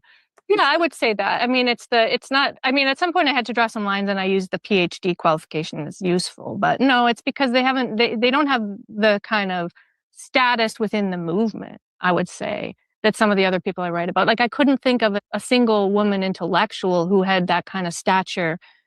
Amy Wax maybe she's in the book, but she's not, I think, like elevated in most of these contexts as someone sort of crucial to their movement. So there's a lot of women in MAGA, and there's a lot of women in MAHA, right? And there's a lot of communications people who are women. And I think Trump has certainly some women in his cabinet, I guess, but not a lot, right? And he's been firing all these women in the military and demoting them. So I think that has roots not just in sort of conservative anti-feminism, but it's deeper. And I think in conservative academia, this wasn't especially surprising to me. So, I write a little bit about Harvey Mansfield and some of the ways in which this appears in the world I'm more familiar with.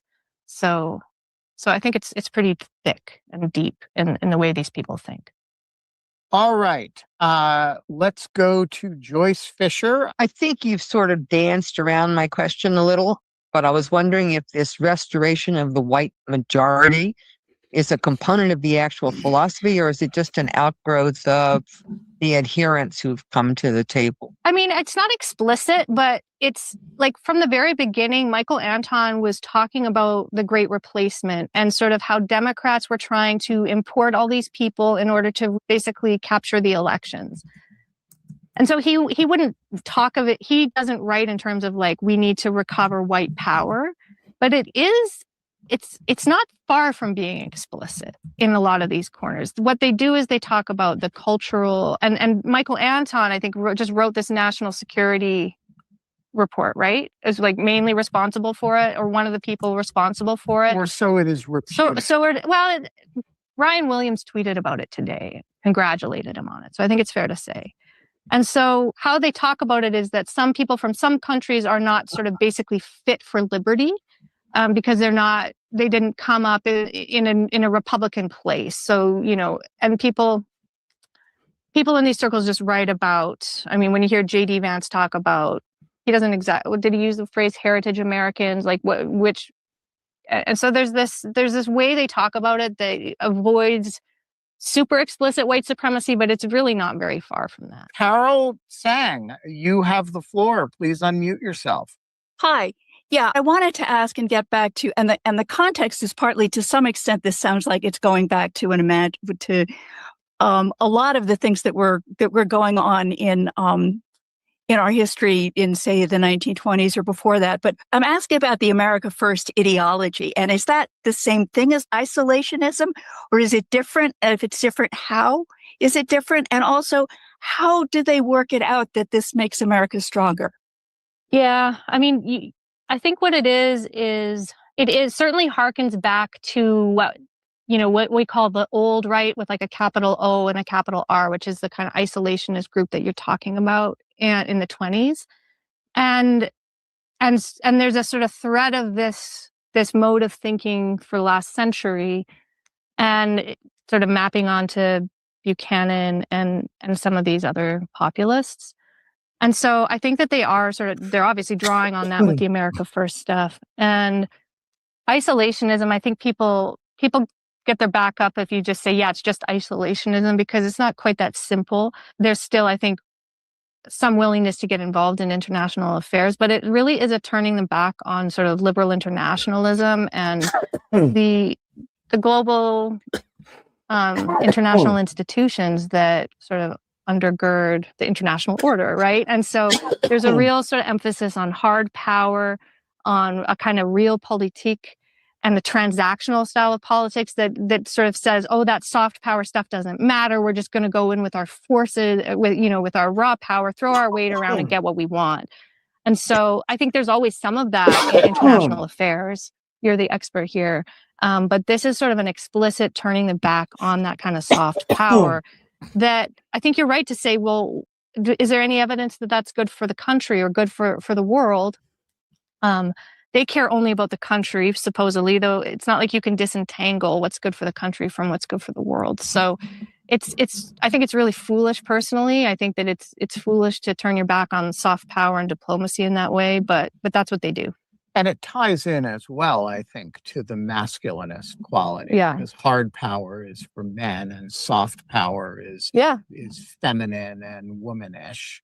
And there's a sort of sense, and you can see this in the national security strategy, that the last administration, and actually all prior administrations, were soft-headed and soft-hearted, and they refused to prioritize. And you can basically see that Michael Anton, assuming that he wrote it, calling them all feminized, and it's the long house, right? And we're going to get back to killing people with spears and war. David Bozarth, the floor is yours. Were there some cases where it was difficult to decide which category to put a person in? And if so, how did you decide that? That's a good question. Yes. There's a lot of people that kind of span different quarters, and where they sort of attend, especially with the NatCon is really kind of this, messy group. So I just had to make my decisions, and the categories are not, I don't feel like wedded to this chart. I was trying to do something representative to kind of give people a sense of where these people were. But it's not etched in stone. I mean, this was all happening in real time, and there was obviously a lot to absorb, and a lot of decisions had to be made, and I just had to at some point get comfortable with making those decisions. Thanks. I think if I can add, the best way to understand some of these chapters is as clusters of thought. And there's certainly, if you think of each chapter as a Venn diagram, there's certainly areas where the clusters of thought overlap with one another or even bleed into one another, but the cores are kind of distinct. Is that fair? Yeah.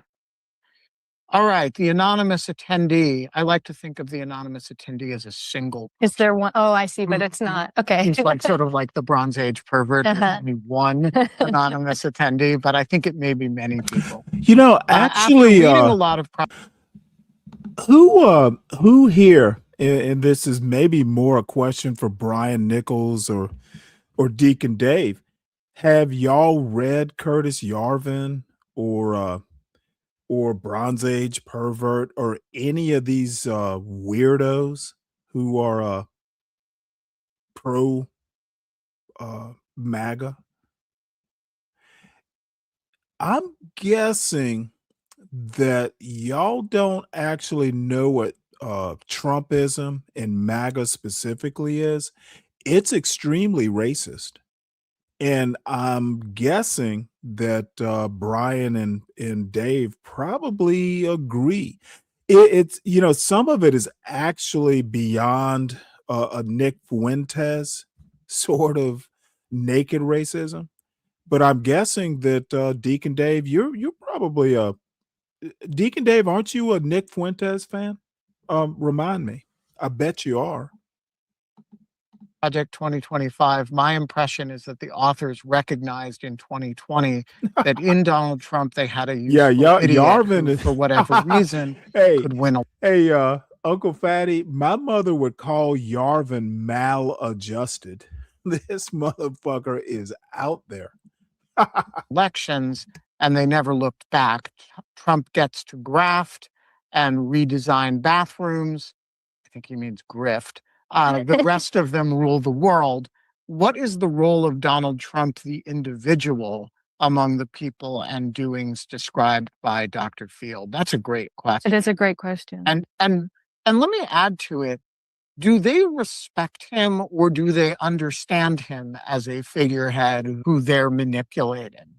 So I don't have terrific access to these people, so I don't think I can know for sure if they respect him. I think many of them do not, and I suspect that many of them have probably really come to appreciate him and like him. I mean, that's the impression I get but I don't know. I have to just say I don't know. But in terms of where he is in relation to all of this, I think that description is very good. I think they do see him as sort of a useful idiot, or that's my suspicion. And I think, but another thing that I think is interesting is that I think he's because he's not an intellectual, he's not reading their books. He is, I think it's fair to assume, he's got these great political instincts, but he's not really invested in any particular policy plank. He's invested in some of his big agenda items. And they kind of came in to fill the vacuum. But I think what he's done is sort of give cover to how radical a lot of this is and how surprising and just how radical it is, right? How destructive the Doge thing has been. And so I think that people didn't take Project 2025 seriously because they assumed that it was never going to go anywhere.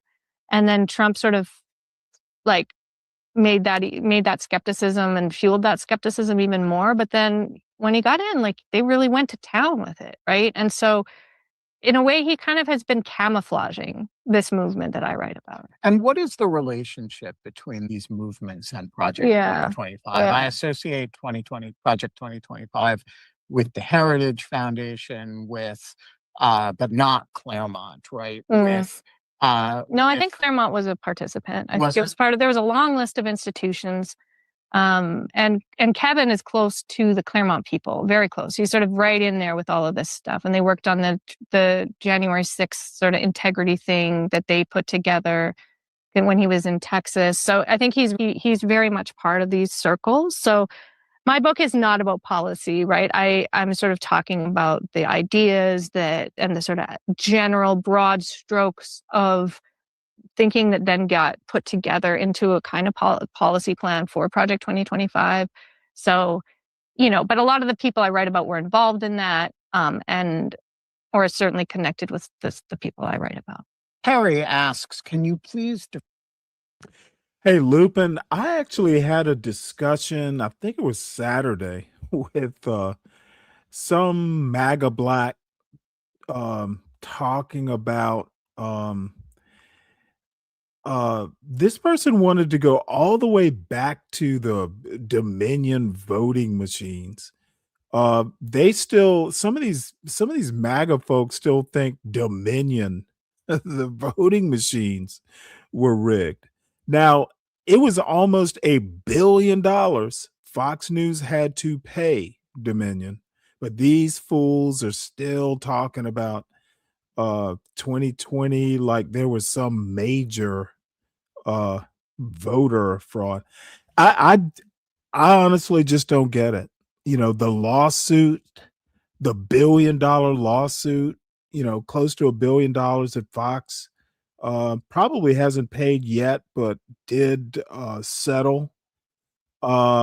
Georgia with a Republican governor and administration, that voter fraud was just disproven. Rudy Giuliani losing a civil suit, and a couple of Trump associates actually being convicted by Fani Willis. See, that's the other thing. The MAGA blacks forgot that Fani Willis actually neutralized about 3 actual lawyers who were, doing Trump's bidding in Georgia. They forgot about that part. It makes me sad to see some old black men fucking just acting like children when the white man Trump becks and calls you. What the fuck is wrong with these MAGA blacks? It is weird. Oops. Fine intellectualized misogyny. It's a great question. What's the difference between grunting sort of snarling misogyny? I mean, I think it's a belief that women probably need to be use the that. intellectual That way equals of men Actually, and cannot and are sort actually MAGA Americans is less racial. So yeah, I probably need to just start using MAGA Americans. of not able to be part of public life and fulfill the functions of public life in the same way that men are, just as a sort of carte blanche way of thinking about gender. Wait, hold it. And that's how I think about it. So they've got kind of like they see this in place. Comment. Let's see how this works. So Deacon Dave says at this point it would be like getting a DNA test on your 30-year-old son. Stop talking about the 2020 fraud. Yes, Dave. I hope this is addressed to your dear leader, Donald Trump, who you did vote for, but you're too afraid to admit to. Yeah. Pretty soon they're going to need DNA to prove you're an American citizen, except they're too dumb to understand that DNA is not about nationality. Plato and they think, oh, Plato's right. And they read Plato a certain way. So and then they have reached to these authorities to make their arguments.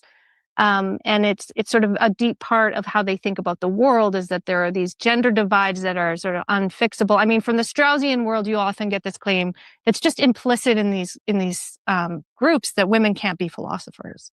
And it's how they think. It's what they think. And so that's sort of what I mean. Hey, Dave, you are a Straussian. Did you know that? Women can't be philosophers, but men are just automatically philosophers due to their Y chromosome. The Y chromosome makes you a philosopher, apparently. But they have arguments to back that up. They'll make the case for that intellectually. It's not just because they don't like their mommy or whatever. Right. It seems more thought through than Freudian. I mean, these things are hard to disentangle. Simon asks, how does the Catholic/Christian nationalist movement reconcile the global? Hey, Uncle Fatty, what was I reading? I threw up a quote yesterday. Let me see, can I find it? It shocked the shit out of me, but Deacon Dave will vote for this. Viewpoints of recent popes and the universalist messages in much Christian teaching with the strongly nationalist views of other threads of the MAGA movement. I think that they just walk a very treacherous line of trying to, like J.D. Vance with respect to the Pope, has to sort of play dumb when it comes to what the Pope is saying and how that lines up with his political actions. And so I think there's a lot of that with the Catholics that I write about.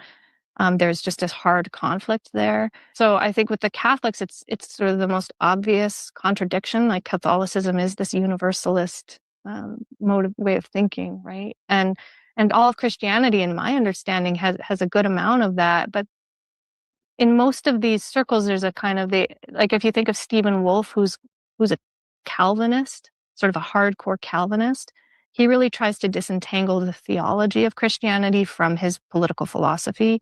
And so he's working from very different premises and sort of assuming that you can just disentangle that for political life in the world as you find it, and that there's a way of thinking about theology that allows you to do that. The anonymous attendee asks, is there a way to speak with somebody who has been overtaken by this cult-like MAGA culture to help them get outside of this thinking and expand their knowledge and sense of empathy that many of these people did have prior to this movement becoming so populist and prevalent? Are you ever asked to play therapist in this regard, or plan exit strategies for people?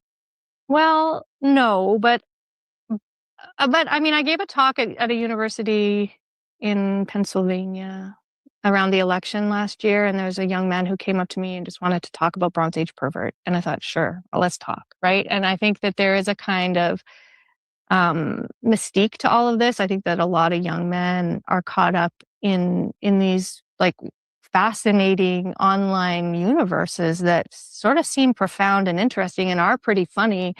And so they get caught up in it. And I hope that I mean, maybe they could read my book and just like they should go read Nietzsche, not stupid Bronze Age pervert. I mean, seriously, and take a real course. I mean, you can study this stuff. It's profound. You can go study Plato. It's radical and crazy.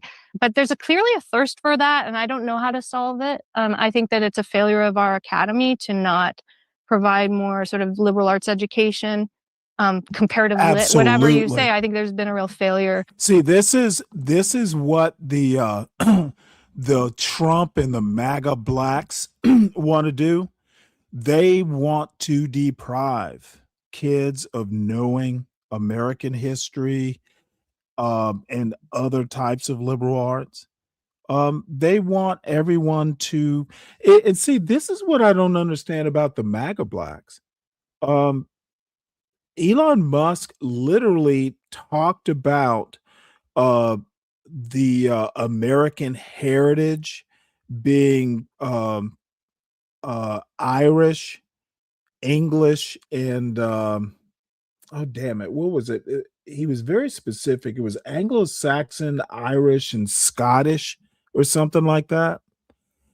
Y'all need to worry. MAGA blacks, y'all ain't Irish or Scottish.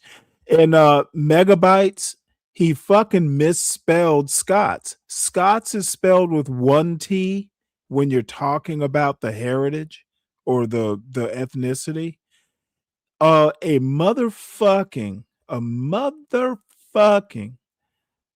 almost a trillionaire can't even use spell check correctly. Dude, being rich does not make you spell words right, apparently. In this country to sort of protect this motherfucker. That's another motherfucker. Dude, he went to an Ivy League school and can't spell. The liberal arts, and that has allowed this partly to happen. John Neo-Calvinism. How does this fit into the authoritarian stack, as it's being called, the Andreessen, Thiel, Don Jr. axis, Palantir, and so on? I heard you talk about Vance in the post-liberals discussion. Is that their nexus into this? Yeah, Vance is definitely like very close. You know, I think the ultimate irony is a black man telling worshipers of white supremacy how to spell Scots. Only in America. We are truly multicultural.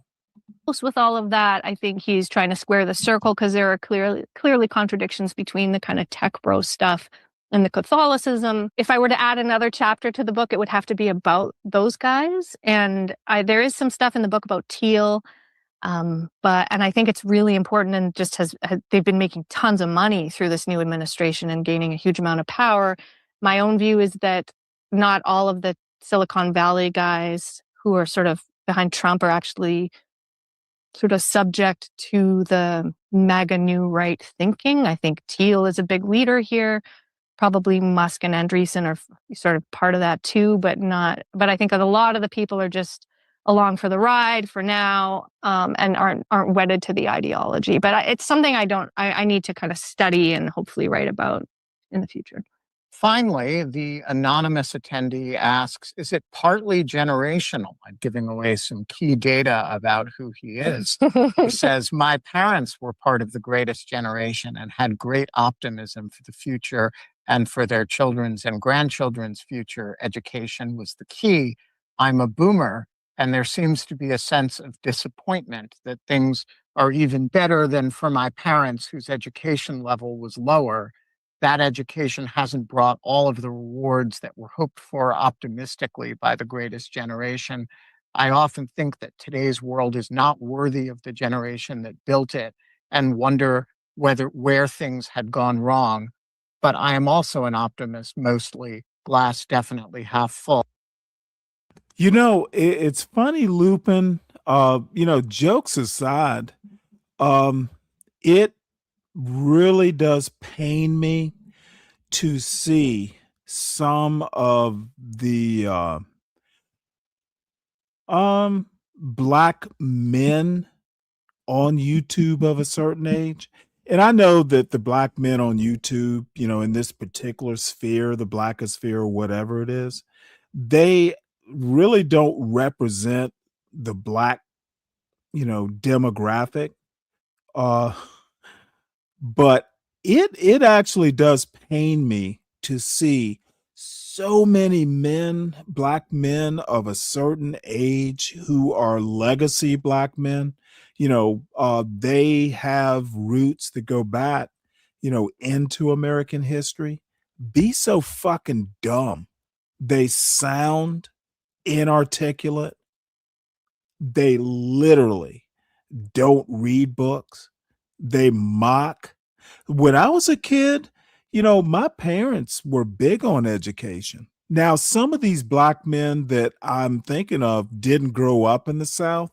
So that could be their major malfunction. They just grew up, in the hood and have no clue what actually being Black American means. I suspect that might be part of it. They're so fucked up. They think the only way to be black is if you grew up in the hood. They're literally an Elvis Presley song. Poor little child with the runny nose. In the ghetto. That's what they sound like sometimes. And his mama cries.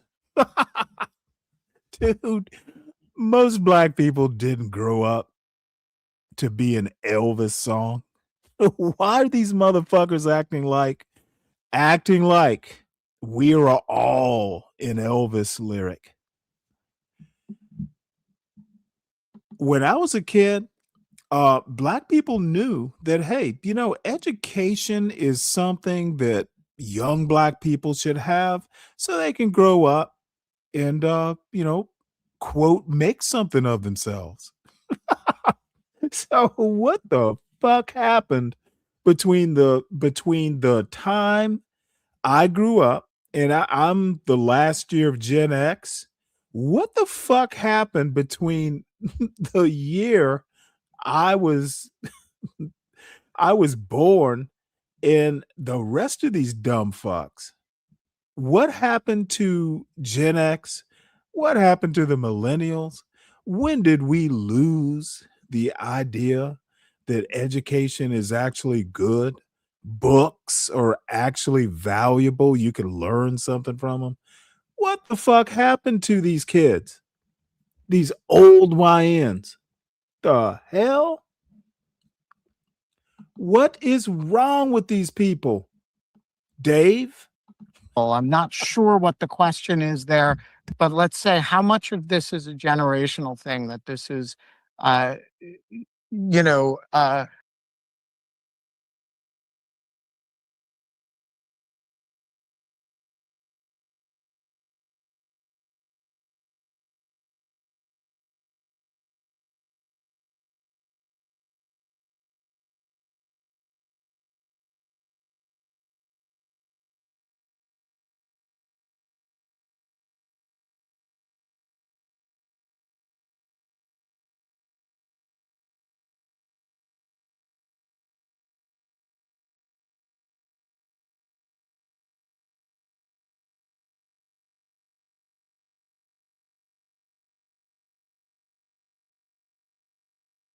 Oh, I'm sorry. Dave, you know what? I'm glad I was muted because I was shitting on this baby mama-ism comment. Dude, so black men, like hood conservative and black men of his ilk, baby mama-ism, you're really gonna fall for that hood conservative, a woman fucking treated him like a woman sort of attitude? Hood conservative is not a man. At least he doesn't act like one. What, blaming women? How is that? How is that as a man? Oh, damn, dude. That is some weak goddamn sauce. It's not true, Dave. It is a lie that hood conservative has told some weak-minded motherfuckers. It's not true. If a man literally succumbed to baby mama-ism, Dave, what's a man? My definition of a man, what is a man, is he doesn't use words like baby mama-ism. That's what a man is.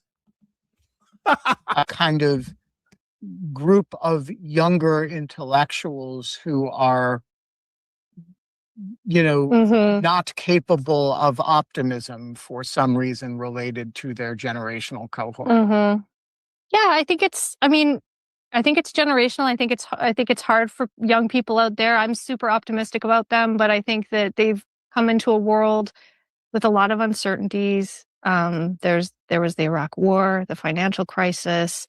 There's AI and this huge proliferation of that's new, but it's a weird world. And so I have a lot of sympathy with young people. I think the financial part of this is very frightening for people. I think that that's also a reason to kind of be gentle with the people who fall into this stuff. And also it's not. All right. Well, I'm going to skip ahead, I think, to the next in this series.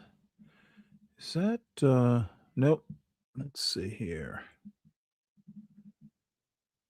I think that's. I'm Olivia Mannix. Let's see. Yeah, this is lecture 2. Now, I want the MAGA blacks to the ones and actually it's a MAGA massa that wants to talk about how blacks, how Democrats in 2026 have the same, political philosophy, ideology as the ones back during Reconstruction.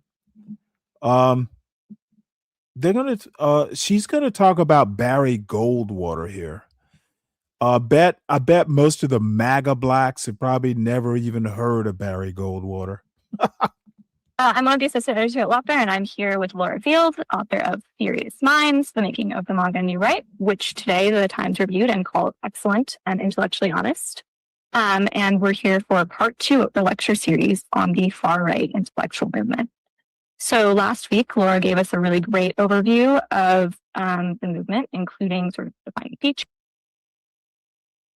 You know what? That's an interesting question. Uncle Fatty's asking, what do you think the ultimate legacy, the thing that the boomers will be known for in the history books of 100 years from now? Well, I think that history books will understand that boomers are not um monolithic. Black quote boomers did not grow up the same way white quote boomers grew up. Uh, they didn't have the same economic, political, or social power. I think white boomers will be known for post World War II. You know, they went from hippie to, very middle class. I think black boomers will be known for spearheading the civil rights movement. Um, John Lewis, all these civil rights leaders were young boomers in the 60s. In a lot of cases, they gave their lives, certainly sacrificed their physical well-being. So black boomers will be known for successfully suing for civil rights. White boomers will be known for whatever successes they had. I mean, you can't say they're not successful. What I do hear from a lot of these fucking second rate, lazy millennials is, oh, the boomers were bad. Motherfucker, what galls me is some of these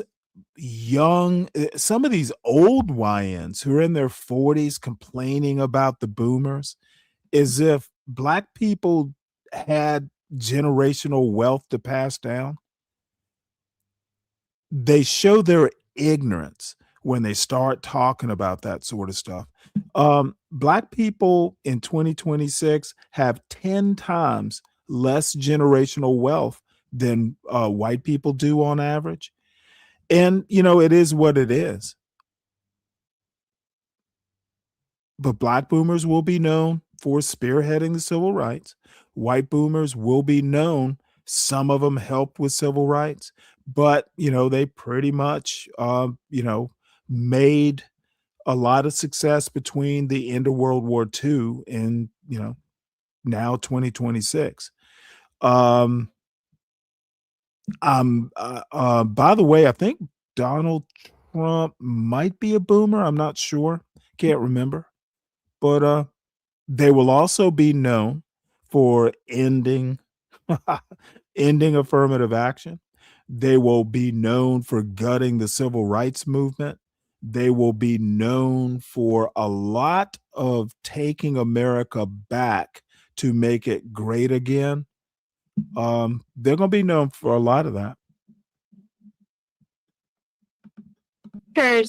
Of the intellectual new right and the kind of different groups that it's made up of. And we definitely encourage you to kind of watch that once it's up on the YouTube if you missed it. But today, Laura's going to dive more deeply into one specific group, the Claremonters, and explain kind of why they're foundational to the Mon mindset. So we're going to have a Q&A afterwards. And if you have questions, please submit them using the Q&A feature. And let me know if you'd like me to read your question or if you'll be asking it yourself. So I'm going to disappear and hand it over to Laura, and then I'll be back for the Q&A. So Laura, over to you. Thank you, Olivia, and thanks everybody for joining us. So today, yes, is lecture 2, the Claremonters or Claremonsters, the founding fanatics. And so let's take a little look at the chart here that we started with last time from the book to reorient ourselves. We're looking at the middle circle there. People like Michael Anton, Larry Arnn, John Eastman figures in here, and Hillsdale College is also important. So this group is also known as, in addition to the Claremonsters, which is a kind of a term they use for themselves sometimes, sort of affectionately, also known as the West Coast Straussians. So I will say a little bit more about that, obviously, as we go. The most relevant chapters here from the book are chapters 2, 3, 7, and 8. Our guiding question for today is, how did an organization devoted to restoring the principles of the American founding become the nerve center of the MAGA new right? This is a question that I took up in an article in 2021 called "What the Hell Happened to the Claremont Institute for the Bulwark?" But I didn't fully answer that question. I sort of described what had happened, but I didn't really voice a fuller explanation. So today we will get into the weeds on why I think that happened, how it happened, and just a little bit about the deeper history here.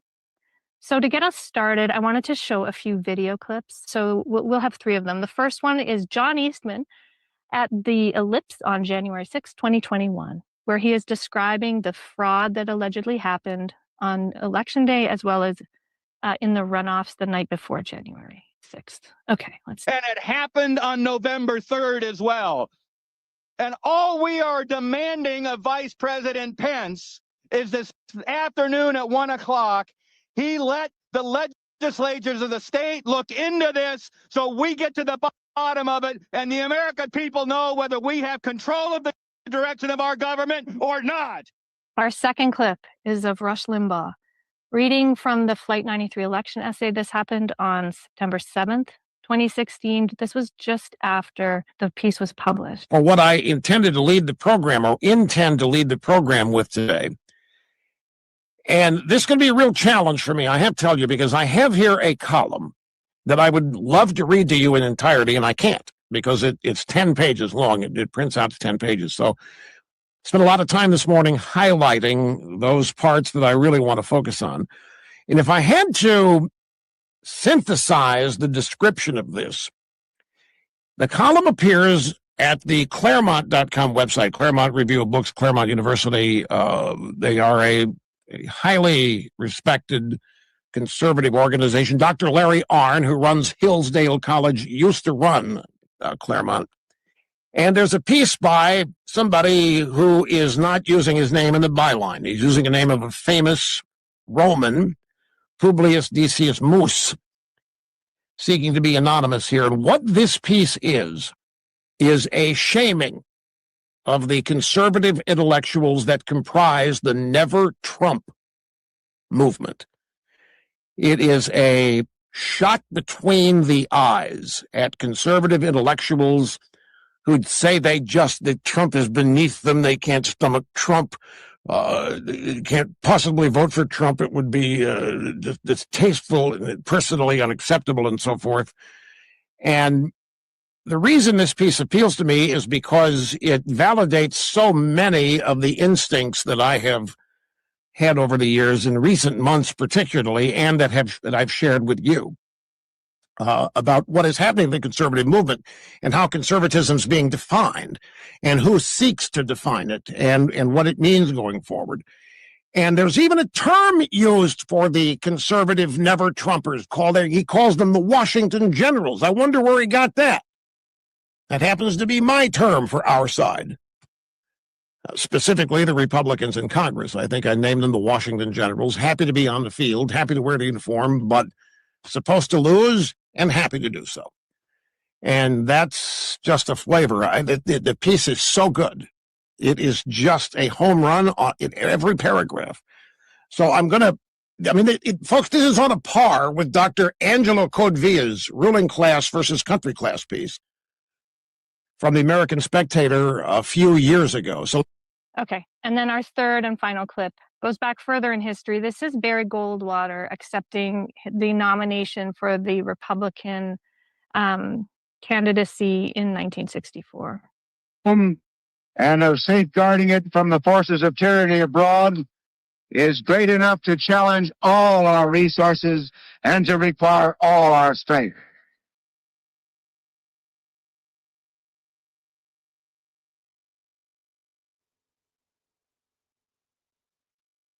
Anyone who joins us in all sincerity, we welcome. Those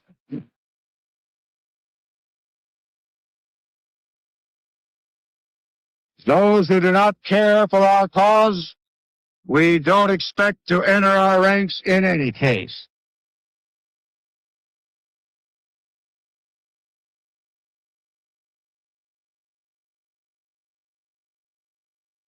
And let our republicanism so focused and so dedicated not be made fuzzy and futile by unthinking and stupid laborers.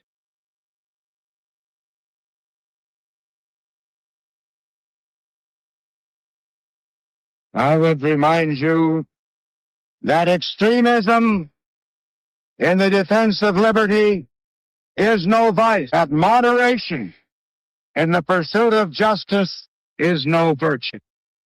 So we go back to our question, let's just ask what connects these three videos. The short answer there is Harry Jaffa and the Claremont Institute.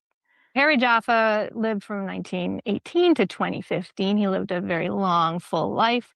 And he was a student of Leo Strauss, who we've mentioned before, who lived from 1899 to 1973. So I'm going to say a little bit here about Strauss. Strauss was a German Jewish emigre from Germany who came in the interwar period to the United States. He was a wonderful philosopher and a student of the tradition of political philosophy. He wrote wonderful commentaries on ancient books and early modern books, but he's mostly focused on the European tradition. And he is credited with the rediscovery of esotericism in political philosophy, this idea that many of these philosophers wrote in a sort of multi-layered, stylized way that was full of different layers of meaning in a kind of coded way, secret teachings even. The premise of that being that they were writing for different types of audiences. They would have different messages for different types of people, that they were writing that way to avoid persecution because they might have some ideas that were extremely unorthodox. And in some ways also just to avoid dogmatism, right? Partly the idea is that Plato wrote dialogues in order to prevent students from sort of glomming onto a certain teaching and becoming a dogmatist. So that these are complicated works, you have to think for yourself to understand. So Strauss had an enormously powerful American Academy. I mean, I don't want to overstate this, but he had a strong following. He had some really significant students and people who ended up having quite a big impact in American politics and in academia. Some of the most famous students were Alan Bloom, Harry Jaffa, Harvey Mansfield, Bill Kristol. And I think, speaking from experience, this is the school of thought that I was trained in. There's something really alluring and seductive about the Straussian school because you feel like you're being initiated into a kind of secret cult. And I mean, I don't want to overstate it, but there is some real truth to those criticisms of the Straussian world, that there is a kind of fostering of dogmatism in a way, even if that wasn't necessarily what philosophers wanted to happen. And you feel like you're kind of being initiated into these circles of truth. You're the only ones asking the big questions. You're the ones who have the true insight into the meaning of life and of politics. So it can be a very exciting thing. And partly that's because it feels transgressive, like you're being given the keys to the castle of intellectual history. So it can be really quite empowering. And I try to capture some of that in some of those early chapters of the book. Now, there are different interpretive directions in the Straussian world, different Straussians. There are different schools. There's the East Coast Straussian school, the West Coast Straussian school, and there are famous arguments and clashes and, many volumes of books written about this. And I think an easy way to capture that is this idea that Strauss would say in different lectures in different contexts, and it's often repeated, this line that modernity is built on low but solid ground. And the idea being here that when the early moderns were thinking through how to reinvent modern politics, they were thinking we need to lower the temperature of the religious warfare, of the Crusades, all these things that had happened in the Middle Ages, and try to find a way forward where people are no longer killing each other over questions like the Trinity or divorces, what have you. So they thought, well, one way to do that would be to inspire people with with a new form of science, and to redirect people's ambition But Hobbes is has a famous formula for this, which is just, politics is bloody and messy. Everybody fears death. Let's build a political system that's based on those fears rather than on these highfalutin virtues. And so the idea is that modernity is kind of organized around commerce, around health, taking care of basic material needs, and not so much about cultivating virtue. And because that gets dangerous, because then you're fighting over different interpretations of, theology and virtue. The West Coast Straussians they kind of reject some of that, and they say that no, modernity is actually built on pretty high Republican grounds and virtue seeking. And the American regime is this high thing. It's a synthesis of ancient thought and modern thought, and it still has that kind of moral thrust that the ancients celebrated. East Coast Straussians are more skeptical about the goodness of the modern world, and I think a little bit more cynical about political engagement more generally. So that's a bit about Straussianism.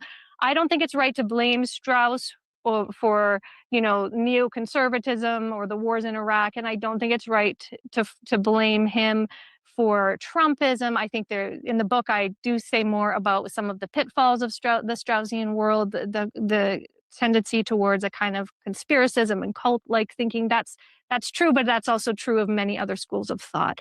So there's no direct line between Strauss and Trump, but I think there is a more direct line between Jaffa and Strauss.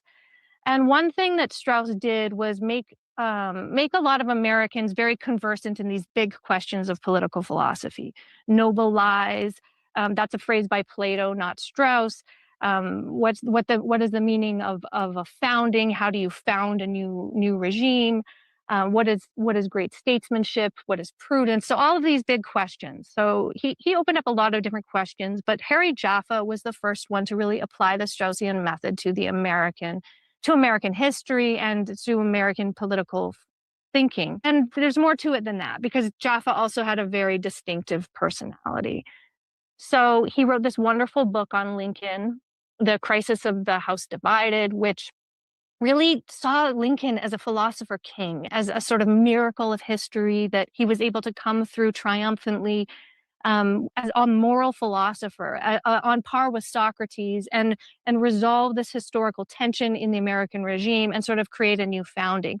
Later on in his life, Harry Jaffa was even more celebratory of the American founders as similarly just these amazing philosopher kings who were able to achieve this almost a miracle with the American founding. And you can think very highly of the American founders, and certainly of Abraham Lincoln, and still find some of this tendency in Jaffa a little bit distorted or just not true to the reality of the history. And in my view, Lincoln is probably more of an amazing statesman because he wasn't so much of a philosopher, because he had good political instincts and was really willing to make really hard choices. So, but the Claremonters think differently. There's this really sort of jingoistic celebration of the American founders and of Lincoln and of the founding principles. With Harry Jaffa, there's also, besides just lionizing Lincoln and the founders, there's just a moral radicalism and fanaticism. And you saw that in the speech from Barry Goldwater, which Harry Jaffa wrote that speech, or at least he wrote parts of it. This is somewhat disputed in the historical record,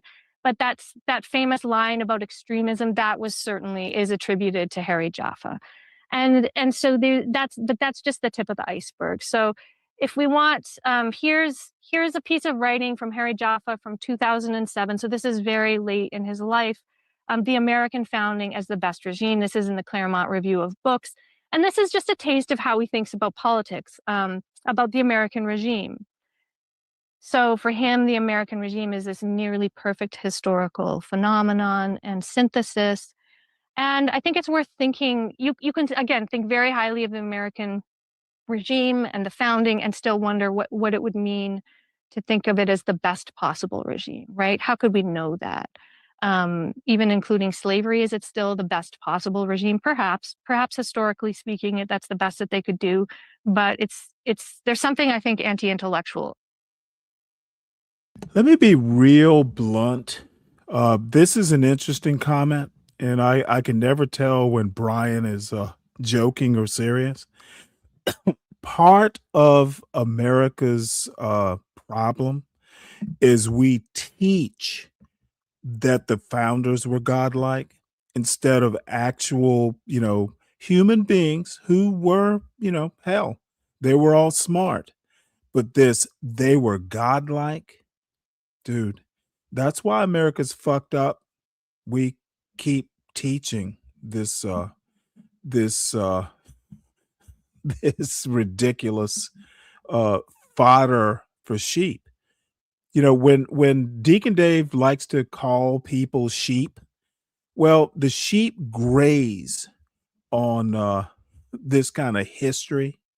They graze on founders were gods. Dude, one day, or maybe there will never be a day, but no, we need to get over this fucking bullshit, um and grasp the reality. It doesn't take anything away from the American founding, but a lot of them were slave owners. God damn, dude. Brian, I'm disappointed. about speaking that way. So, and it sets things up, right? It sets things up for a certain kind of disappointment. Any departure from that perfect ideal is going to really be grating to somebody who believes that, and become a cause for alarm and catastrophism. It's kind of an all or nothing ideal that you have this perfect system. And so any departure, whether it's the New Deal, whether it's, to be clear, Harry Jaffa supported the Civil War amendments. He was very consistent on that. Reconstruction, I think he was a strong supporter, but these other thinkers are not so much. And so the Claremont Institute has a long-standing disagreement about the New Deal, so do many other conservatives, but they've really never made their peace with that.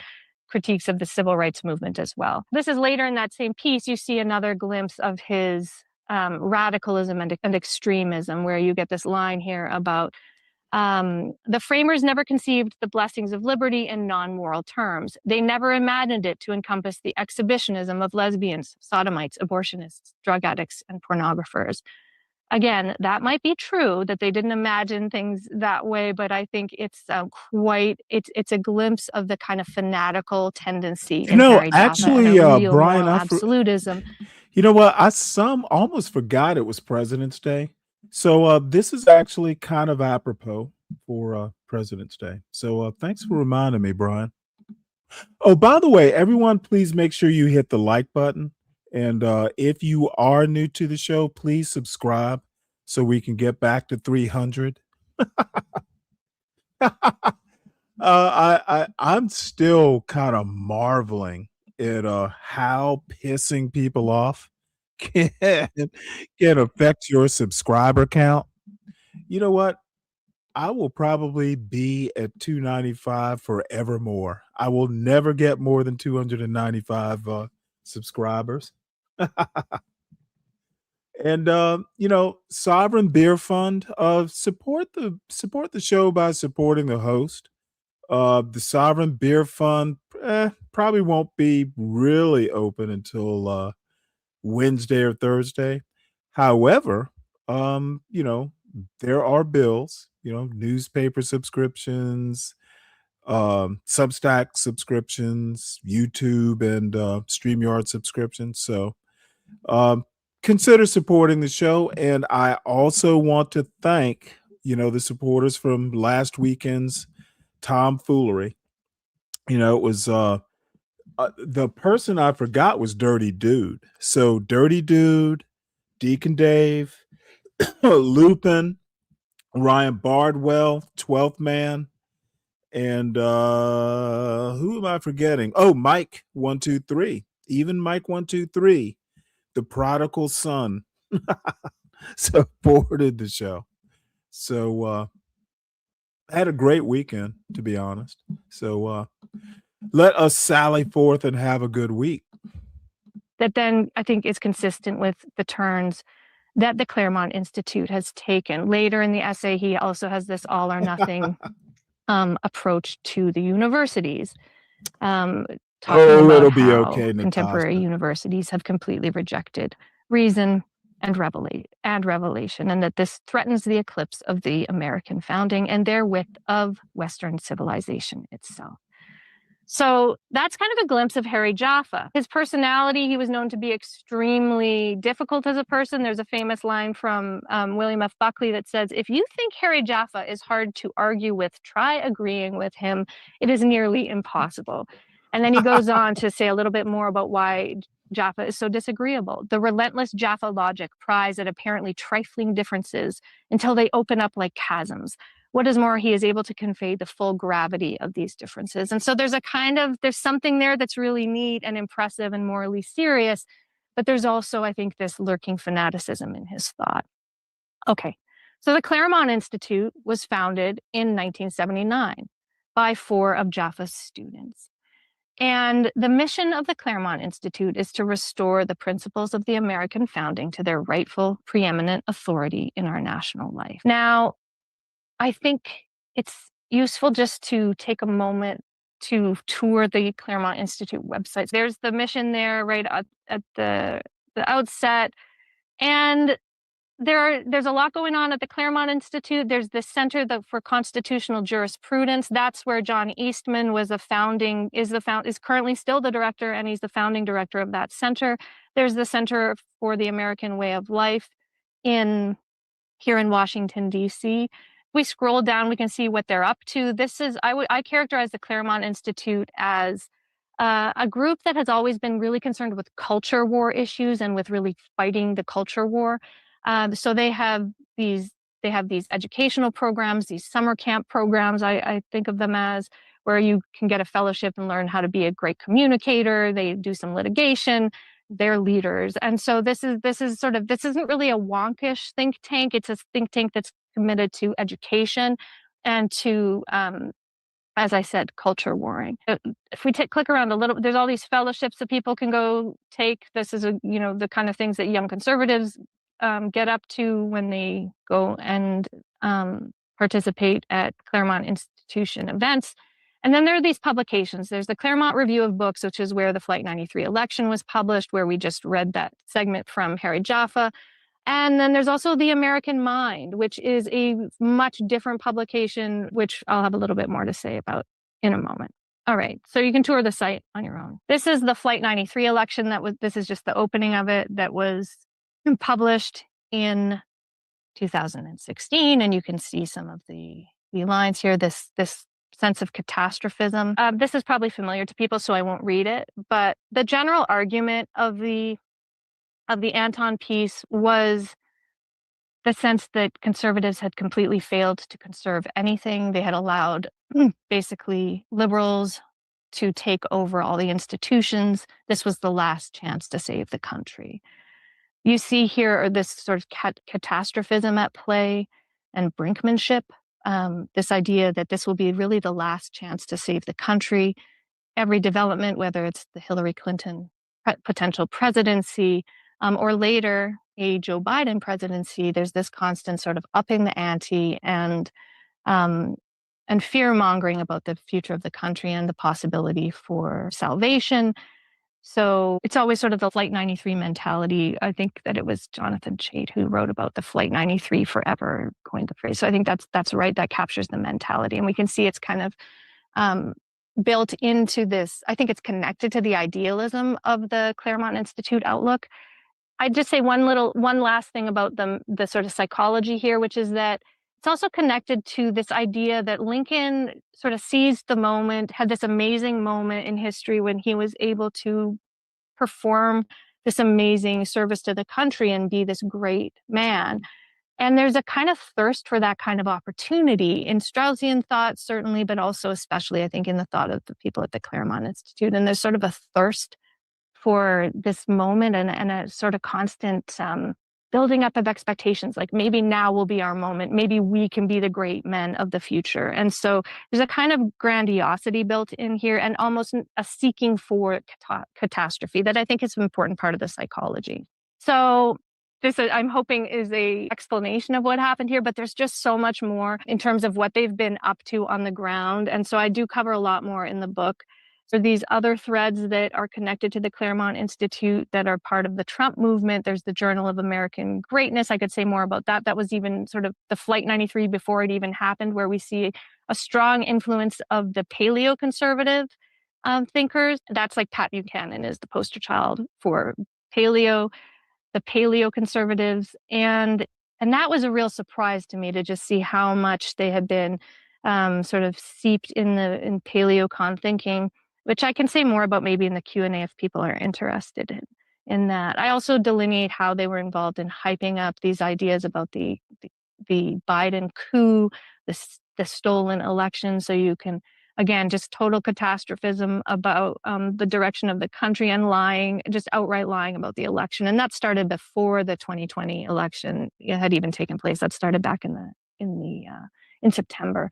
Then, of course, John Eastman is famous for having written the legal memos that were trying to persuade Mike Pence not to certify the election results. There's more. There's a chapter about Larry Arnn of Hillsdale and this 1776 Commission report. Part of what's going on here with the elevation of the American founders, it has made these people extremely opposed to any kind of critical theory, any sort of critique of that history, or any even real investigation into the racial dynamics of our history. And so you see, they really led the charge against the 1619 Project, against the George Floyd protests, and so forth. So I chronicle some of that in the book as well. Christopher Rufo was connected with some of these Claremont people when he started to design his sort of propagandistic attacks on critical race theory and other policy things that were happening during the Biden administration in the red states. There's other stuff. There's some of these guys involved with the Claremont Institute have formed this sort of secret society, this men's club that was covered. Scott Yanner is I think involved in this. A guy named Haywood, I think, is the big funder there. So that stuff's pretty weird and extreme. And they got a nice write-up in the New York Times, so you can read about that there. J.D. Vance loves the Claremont Institute. The Claremont Institute loves J.D. Vance. They were thrilled when he was nominated, when he was chosen. So just to conclude, if we've got this opening question, how did this organization devoted to the principles of the American founding become the nerve center of the MAGA New Right? I think we can understand it in terms of this history I've outlined with Harry Jaffa, Straussians, and even going back to Barry Goldwater. But I think what's happening here is that their understanding of the American founding is pretty dogmatic and inflexible, and in a way also anti-democratic, right? I mean, the Declaration of Independence is something we're all supposed to be able to sort of be inspired by as individuals. We don't need the Claremont Institute teaching us what it means. It's made them deeply intolerant of critical perspectives, means they lash out at any sort of historical change. All deviations are seen to justify counter-revolutionary action, and they have been yearning for a grand revolutionary moment since around 1979. And I would add, we can say more about this, but some of the thinkers at the Claremont Institute and some of the thinking at the place has been corrupted by paleoconservative nativism and even white supremacy. That's the conclusion of our presentation for today. I can say more about any of this, and next time we'll be looking at the post-liberals. All right. Well, thanks so much for that, Laura. So I think one thing you've kind of invoked a couple times during this lecture is paleoconservatism. I wonder if you could talk a little bit about what it is, what role it's played in the Claremont Institute, and kind of unpack that a little bit. Yeah. So paleoconservatism is a reaction to neoconservatism, but it's referencing what is called the old right, which is kind of the America First right of the early 20s and 30s. And so it's this kind of isolationist right and certainly socially conservative right and fiscally conservative old right that is often referenced. And in the 90s, after the Cold War, the paleos started getting a little more traction, and they rejected the internationalism of the neocons and have a sort of isolationist dimension. Some of the important people here, as I mentioned, there's Pat Buchanan. There's also Sam Francis is really important. And I think what's notable about this is that there's a real sort of emphasis on particularity and localism. Almost, it's connected in some respects to the Southern agrarian movement. And so the paleos sort of wanted to recover this sense of the particular nation, particular sort of local flavor of America that often turned into a kind of white supremacy. There's often some anti-Semitism mixed in, but Sam Francis is important here. He was a an important thinker in the 90s and then was ousted. This is sort of the group that the Buckley and Reagan people tried to kind of keep out, at least provisionally. And some of them did really get kicked out of sort of respectable company. We're no longer allowed to have bylines at the National Review and so forth. And then they turned into basically open white supremacists. And so Pat Buchanan wasn't so much, well, it certainly was ousted for his anti-Semitism and widely regarded as an anti-Semite. So it's kind of got an ugly side to it. And when I started researching this, there is this whole site called the Journal of American Greatness that I just Megabyte. This is actually what I mean. Look, I'm not a thinker. I tend to think if you put something original into the culture, then you're a thinker.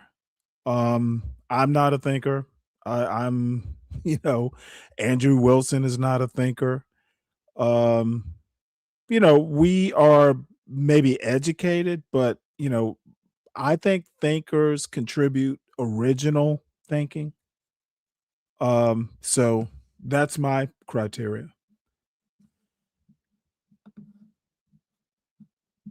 How old are you? Natasha, are you old enough to even remember Reagan? I was in high school when he was in office. Described at quite some length in chapter 3. And that was Anton and a few others writing under pseudonyms. I don't know. Quoting, not just. It's interesting you say that. It was a simpler time because I was younger and didn't have as much to worry about.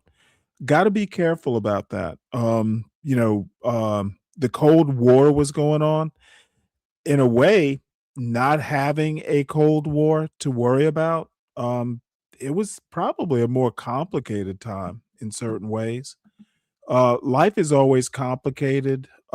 It's simple because when you're young, you have less to worry about. Life gets much more complicated the more responsibility you assume. Sam Francis, but other, white supremacists. And at one point, Anton calls himself a Paleo-Straussian. There was internet in the 80s, but not like we have now. Harry Jaffa was sort of the enemy number one of the Paleos because Harry Jaffa had this emphasis on equality and especially racial equality. So we do have a question from anonymous attendee, which I will read. How have the Claremonters viewed capitalism? I think that they would probably, if they were here, they'd probably say, well, we are classical liberals in the sense that we believe in free markets and trade. But again, here with Trumpism, and so certainly small government and sort of limited government would be part of how they understand things. And they've constantly been against the administrative state. I think that's really important to say that. I know that's not capitalism, but it's important to say there's sort of small government against the growth of the state. I think that one thing that unites these guys, including some of the other contingents, is that they also see that they think in sort of Aristotelian terms about the economy, and they I think would say Trump is right to question neoliberalism, and he's right to think that that statesmen, this is the way they would say it, but statesmen should carry the reins over the economy, that there should be sort of politics is the architectonic art. That's how Aristotle would say it. And so the great statesman should be the one coordinating the economy. They're not in like a socialist sense, but just in the sense that we shouldn't just be kowtowing to. Well, that's an interesting statement. Can you elaborate on that? Lupin says, Stanley, your example is one of the reasons I'm embarrassed to be a black man. Okay. Well, elaborate on that because I don't know. I would think that, maybe it's a capital L attitude, but, one black man really doesn't define a whole demographic. So help me out with that one, Lupin. The economists, the free traders, the global elites, we should be much more willing to use politics to navigate the economy, whether that means tariffs or industrial policy or, socialism. That's all up in the air, but everybody agrees that that politics should be running the show. So we have a question from Simon. So there's a lot of similarity between right-wing populism in Europe and in the US, but the Claremont wing emphasis on the exceptional quality of America's founders seems different. So is it? That's a great question. I think people are going to use the resources available to them in their history to make the arguments that they think are going to stick, right? And the Claremont people have had the American founding on their minds for a long, long time. So I would probably have to go through.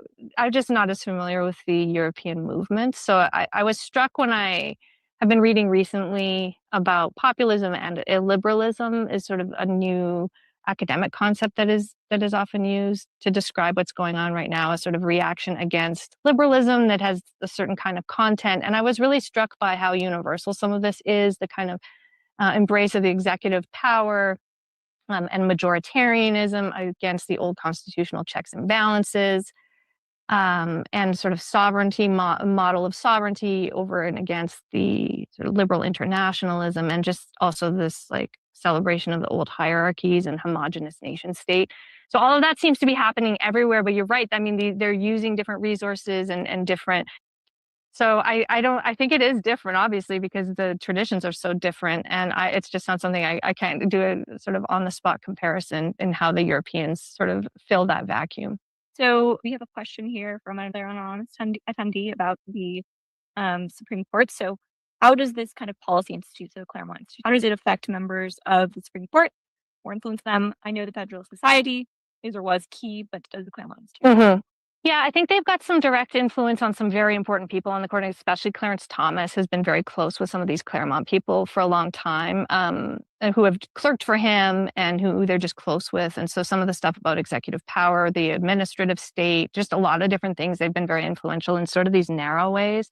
Generally, the Claremont people, you can connect it to originalism, but it's a different flavor of originalism than like a strict textualist version that the Federalist Society tends to celebrate, at least in my understanding. And so they're sort of a more, they're more like a principled originalism, or like looking at principles and almost the historical milieu more than just the text. So it's a different kind of originalism, but I think it's basically got an originalist flavor. Other people on the new right, like the post-liberals, who we'll talk about next time, have a very different orientation, and that's kind of quite like almost a total reversal on the Federalist Society stuff and like the more traditional stuff. So the Claremonters, relatively speaking, fit pretty well into the Federalist Society model.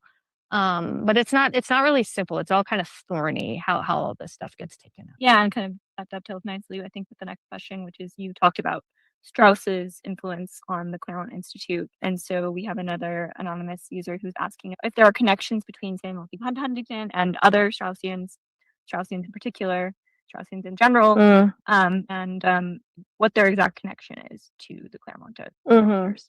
I don't think Huntington has a connection to the Claremonters, but I believe he was a student of Strauss, or of Straussians. But I don't know that. One of the truth here is I just don't know all that history very well. I'm not a good Straussian in that sense. I don't know the genealogies as well as I maybe should. So we can look it up for you next time. We have another anonymous question. So in your research, did you investigate or come across any methods?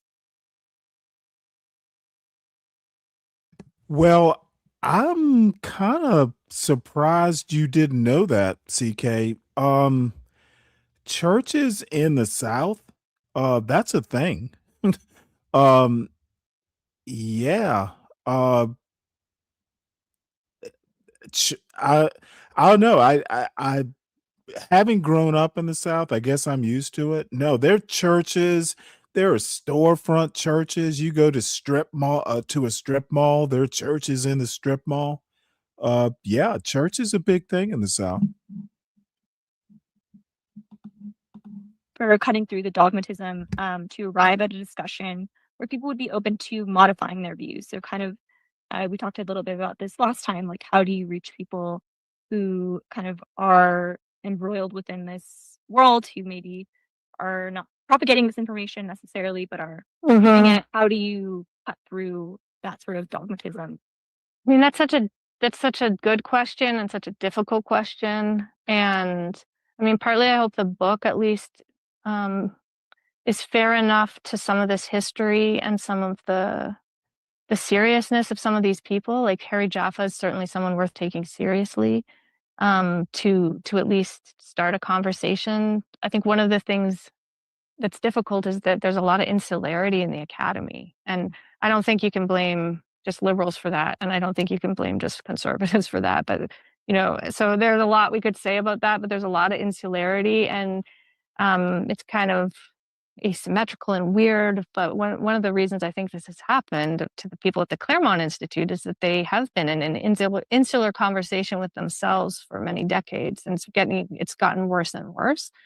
And so they're not really confronted with the arguments of other mainstream historians enough in their real lives so it's very difficult. And again, I mean, the ecosystems of social media and all of this, I think, just worsen those problems.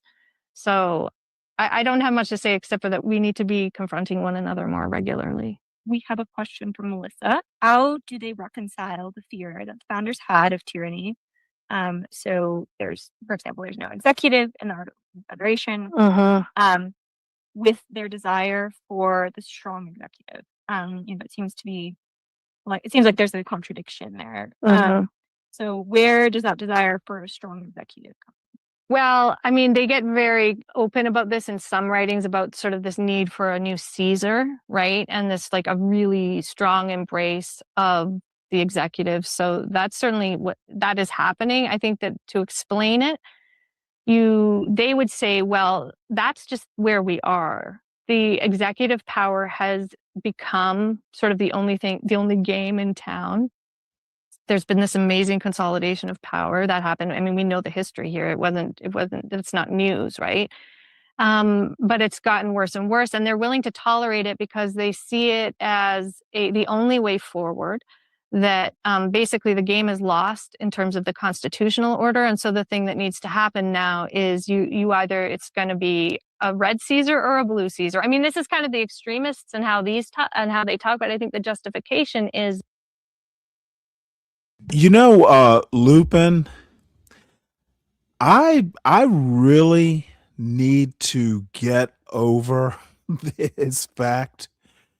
You are absolutely right, and I honestly, I don't think I can get over how, dude, I'm getting teased as a 60, almost, well, shit, I might as well say 61-year-old, because it's next month.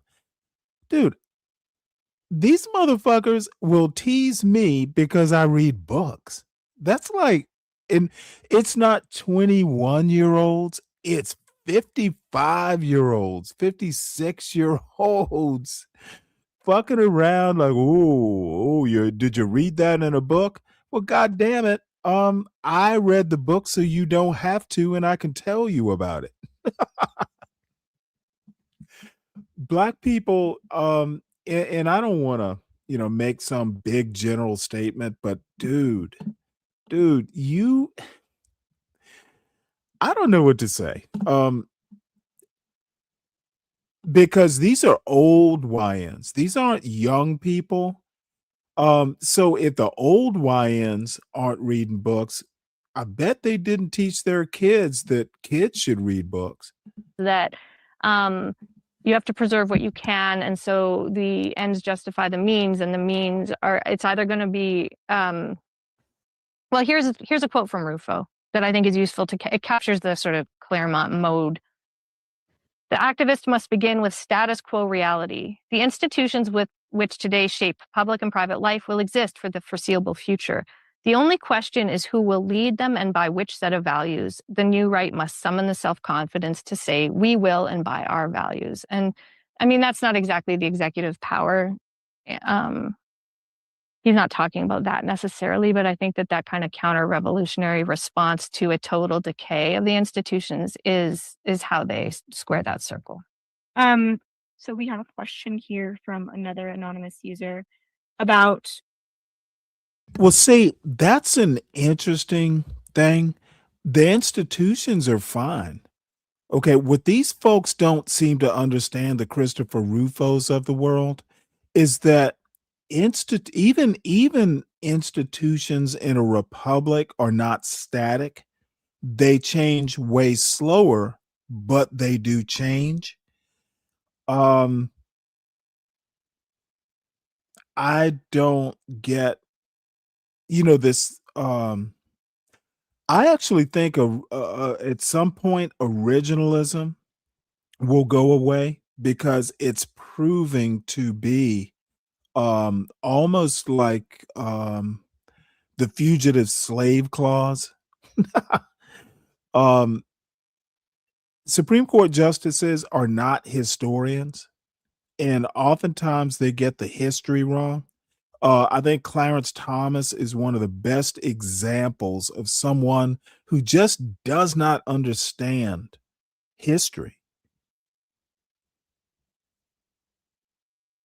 Institutions will change, they are not permanent. And the problem with a lot of people like Christopher Rufo is he has a poor education, apparently.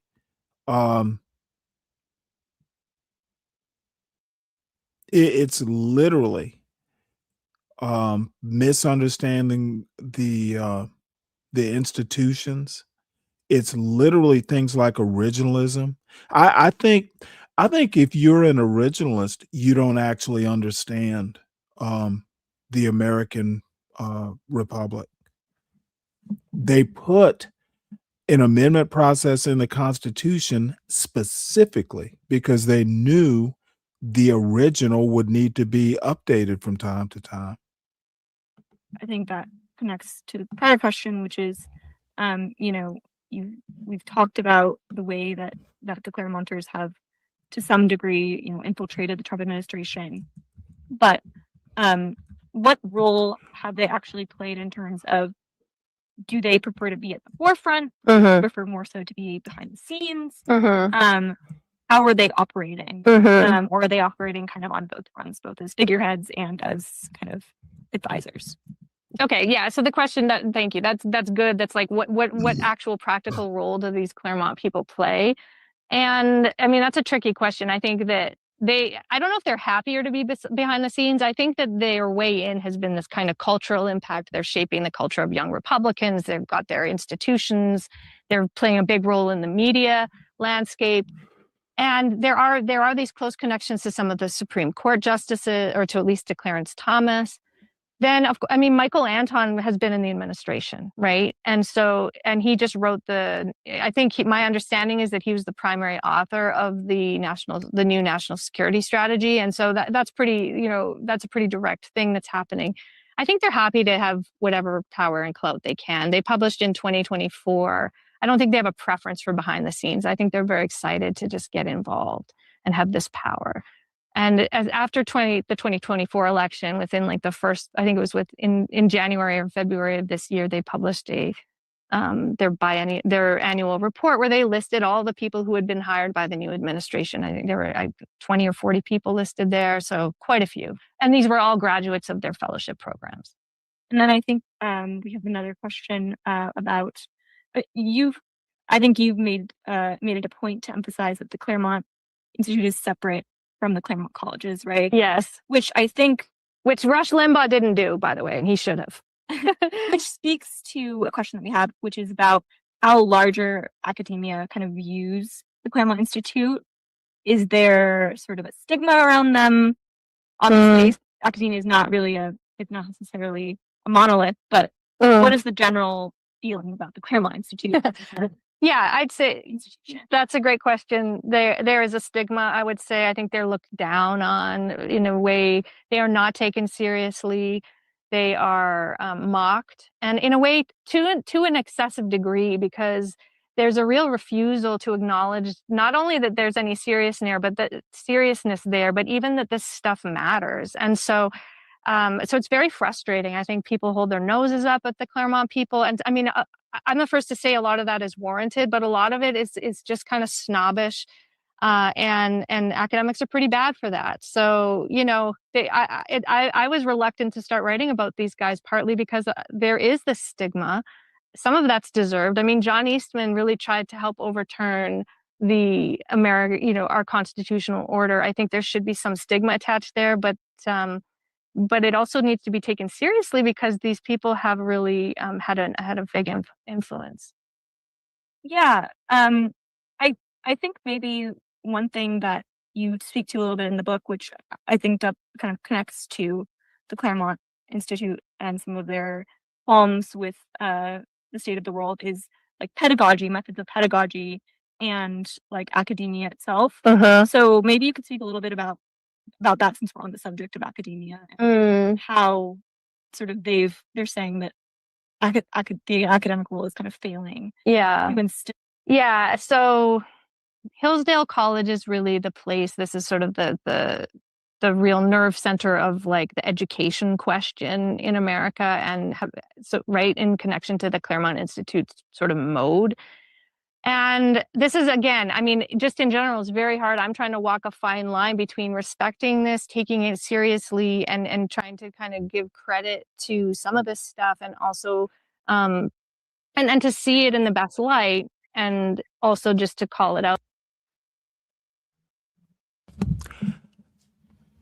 That's an interesting point. CK, I'm not sure I understand. CK writes, I have CT on in the background, and I don't understand how grown men with women or wives get online and argue with other women. Why wouldn't they? I mean, most people come up on panels to talk or argue. Help me out with that one, CK.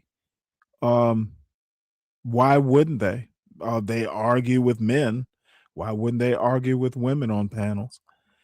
What's up, JB? Hey, man. How you doing? Pretty good. Oh, yeah, me too, man.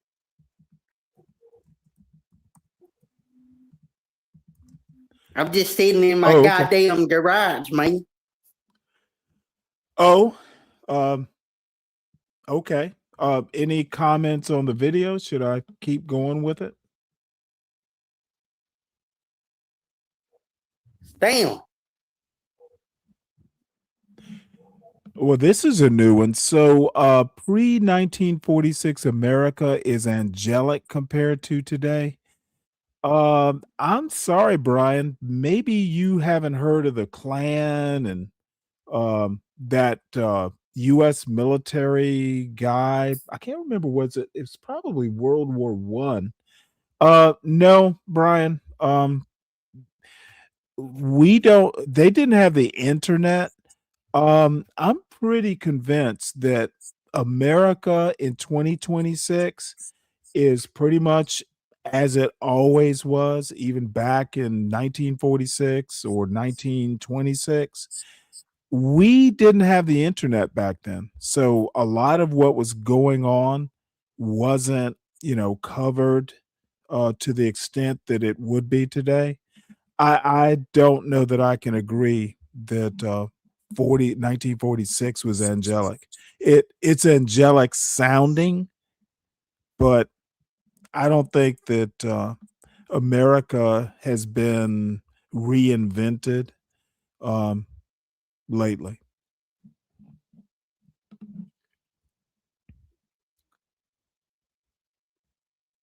Oh, Natasha. Natasha, you heard that? Oh, wow. You know what? Apparently my gears are rusty. That is hilarious. Hell yeah. I'm gonna have to use that as a show title. That is funny. Hell yeah. I'm sorry, what, JB? Damn, I said, hell yeah, that's I a good actually one right belly there. laughed at that. Dude, I rarely actually just, oh my Lord, that comment is like the best comment I've heard in a while. Damn. Yeah, that's a good one right there. Who is this woman? I'm sorry, what were you saying, JB? That's a good one right there. Oh yeah, it was it. That is golden. Hell yeah. All right, well, let's get back to this video. Unless you have a comment. Hell no. Okay. For what it is, which some of which is pretty wild and mistaken and anti-intellectual and problematic. But with the higher education stuff, I tried in that chapter, I've got a chapter called Patriotic Education, it's chapter 8. I tried to give voice to, I think, what's driving some of this that isn't just about racism or sort of grievance about the. Well, CK, I'm going to tell you honestly, I'm not absolutely sure. I don't know. It's so hard to make counterfactuals. I get what you're saying. And I'm not going to disagree with it. Well,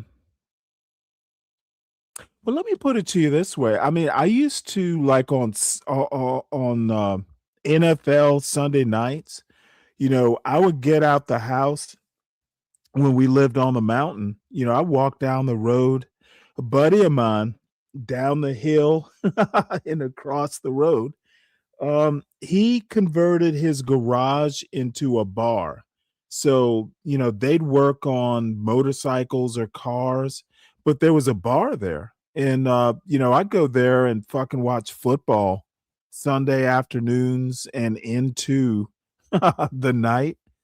So, maybe that was my internet panel. Go down there, hang out.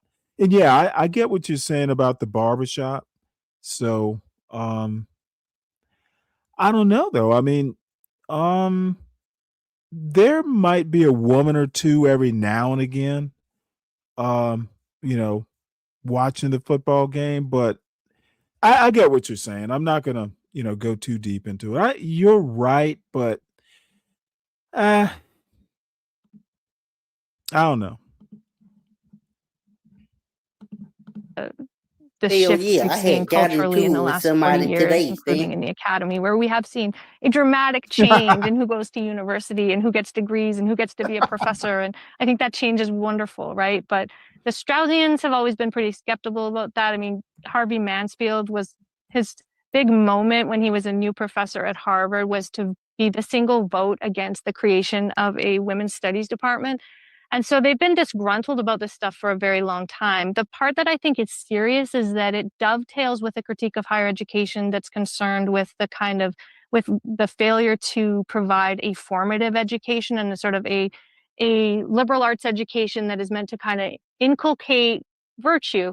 And there's a sort of cloying version of that. There's also a really important version of that. And the Straussians are very good at both versions. So there's and there's a Christian version of that, right? Where, Christian traditionally liberal arts colleges in this country.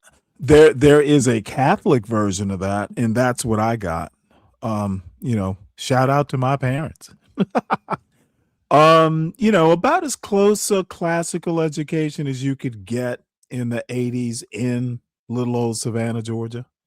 But I get what she's saying. You came off mute. What's up, JB? Yeah, I got into it with my wife today, man. Oh, really? Hell yeah. But I told her, even if we divorce, she's still gonna be my sister. Your sister? Yeah. Okay. Nothing like the ties that bind. Hell yeah. Offered a kind of formative civic education that included religious education. So the changes over the last 40 years were going to mess with that, right? They were an overhaul of that. And there was a lot of critical stuff, right? And really important critical work being done, feminist studies, racial studies. I mean, all this stuff is really important, but they leveraged their disgruntlement against that in part for, I think, bad reasons, and in part because they saw a loss, right? There was a kind of loss of emphasis on the great books tradition, on any kind of core books program, or just real study of history in anything except for a critical vein. So I try to articulate some of that because I'm very sympathetic to those criticisms of higher education in this country. And I think there's some great work being done now. I quote a couple of books. There's one by Roosevelt Montas called Rescuing Socrates, and there's another by Rita Felsky called The Limits of Critique, which is not a reactionary critique of critical race theory or wokeism, but it's an effort to articulate all the things that happen in higher education and that should be celebrated that are not critical. So I try to do something with that in the book, and for that you need to go to chapters 8 and then especially the conclusion. All right. Well, I think there are no further questions. We can wrap things up. We will be back in January to continue the series. And yeah, so thank you so much, Laura, for joining us today, and looking forward to seeing everyone in early January. Thanks. Thank you.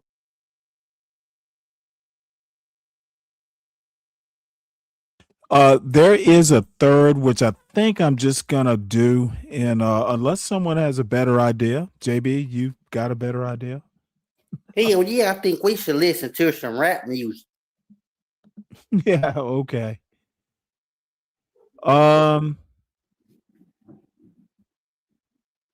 This is interesting. I see Big J has a show.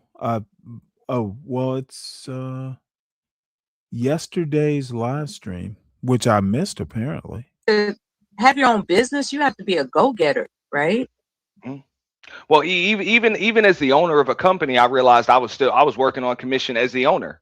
As the owner, because the business had expenses.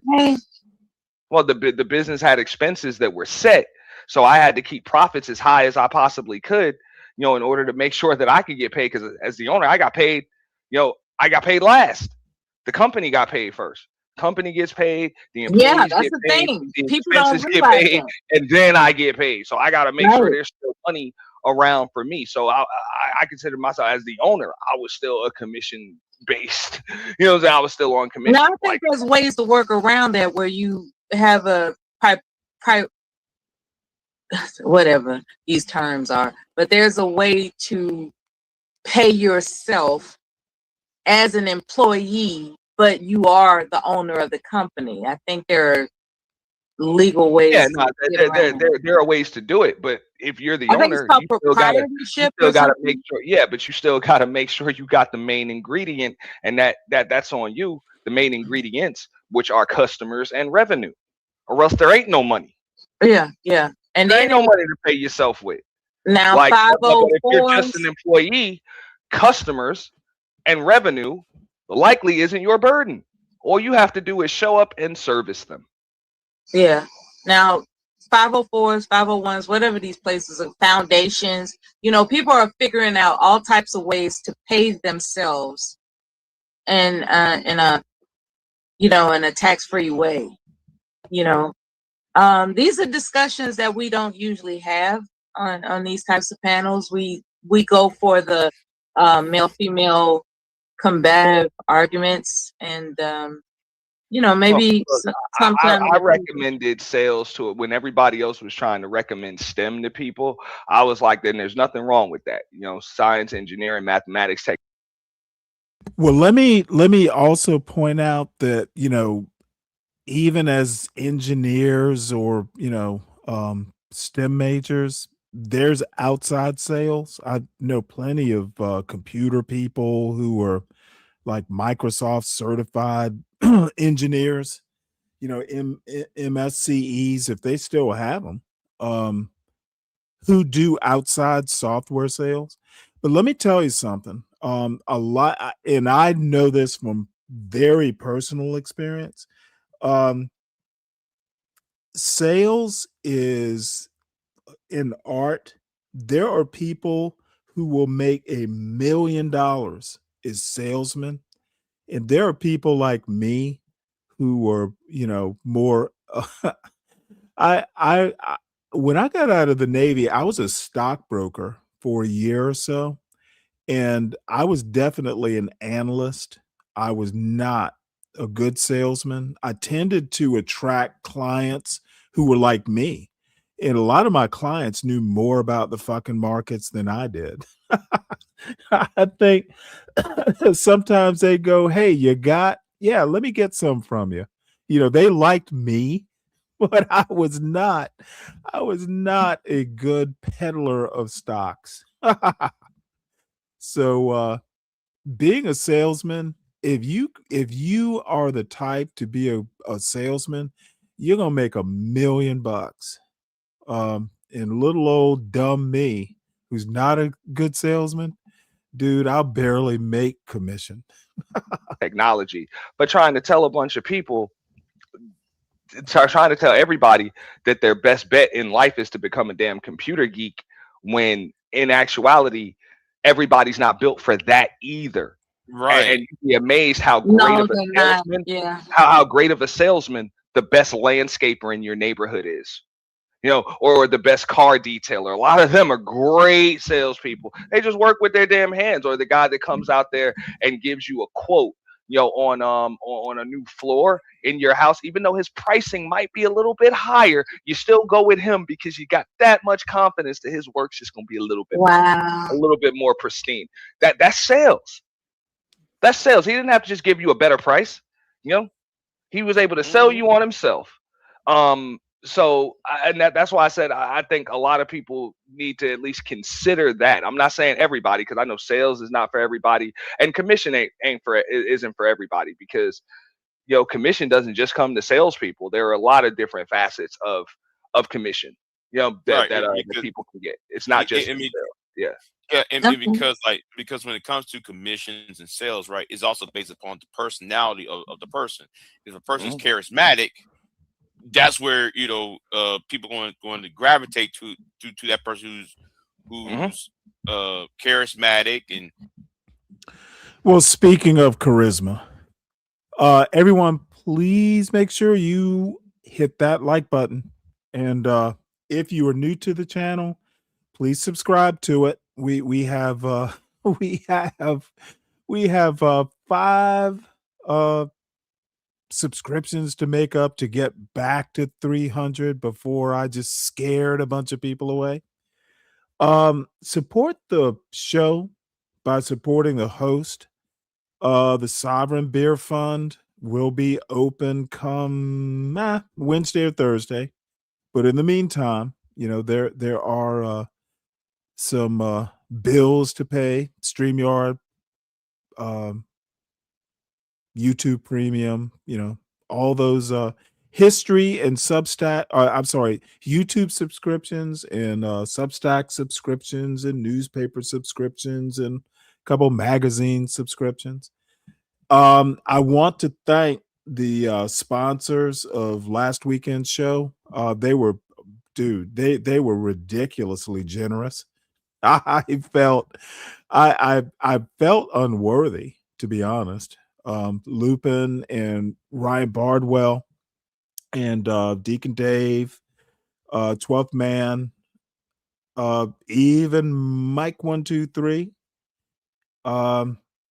Yeah, and Dirty Dude as well. It was, those guys really supported the show. So shout out to y'all. So and if you are a new subscriber to the show, share it out. If you're a current subscriber to the show, share it out.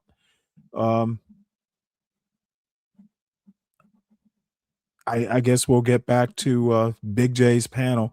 I'm kind of fascinated. Good point about the sales career. There are people who will do great doing sales. some Unfortunately, people who I'm might not have one a of them. soft voice or a good sounding voice. I mean, if you're a woman, you have a soft voice, or if you're a man, you have the strong masculine voice. You're going to get, even looks is going to be part of it. Yeah, too, that is true, selling the Natasha. product.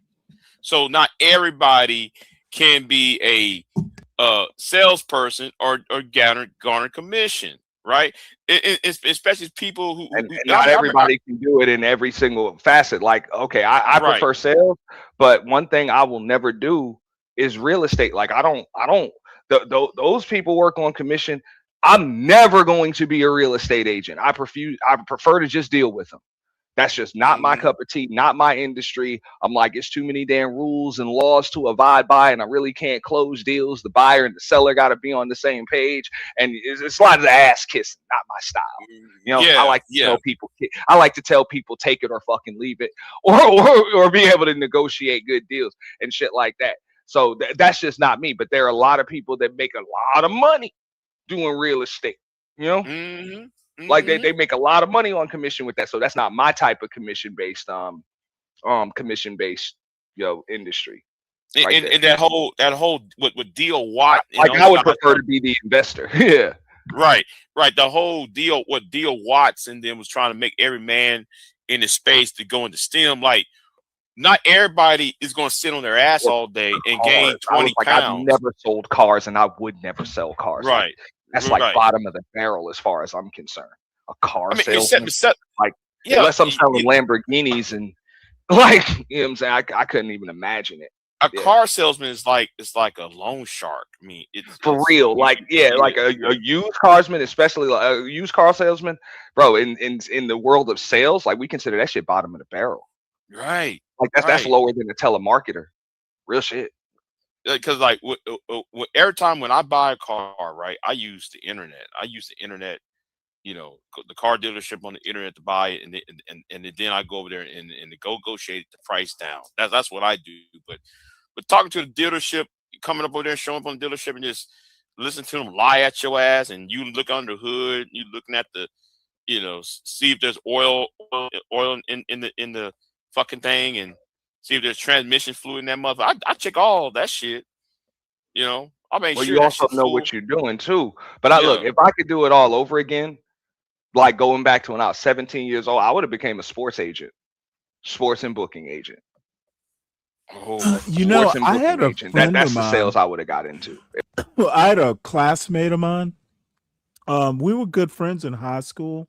He wound up going to Morehouse, and I honestly haven't seen him since the summer we graduated.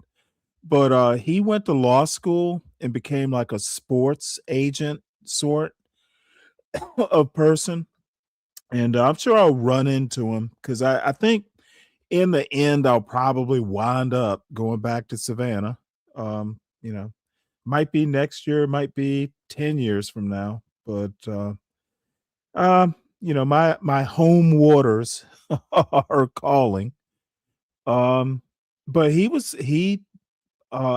like I said, he became like a sports agent, which seems like a really cool career if you're a lawyer. You know, negotiating contracts and stuff like that. If I could do it all over again, a little older now, so it's a little too late for me. But that's what I would have got into. Like Jerry Maguire. Yeah. That's what I would have done. Yeah, because like that was before the days of when ESPN was in its infancy, and you know, and Fox and ABC Sports was, well, ABC Sports is ESPN, but anyway, you know, that's, you know, before the explosion of what we see, the Diamond Sharps of the world. Oh, speaking about that dumb idiot is running. He said he's going to quit in 2027. Stephen A. Yeah, Stephen A. I told you. Somebody sent me that link. They like, hey, Ant, you was right. I know I was right. And he will be running on a Democratic ticket. That's Disney's boy.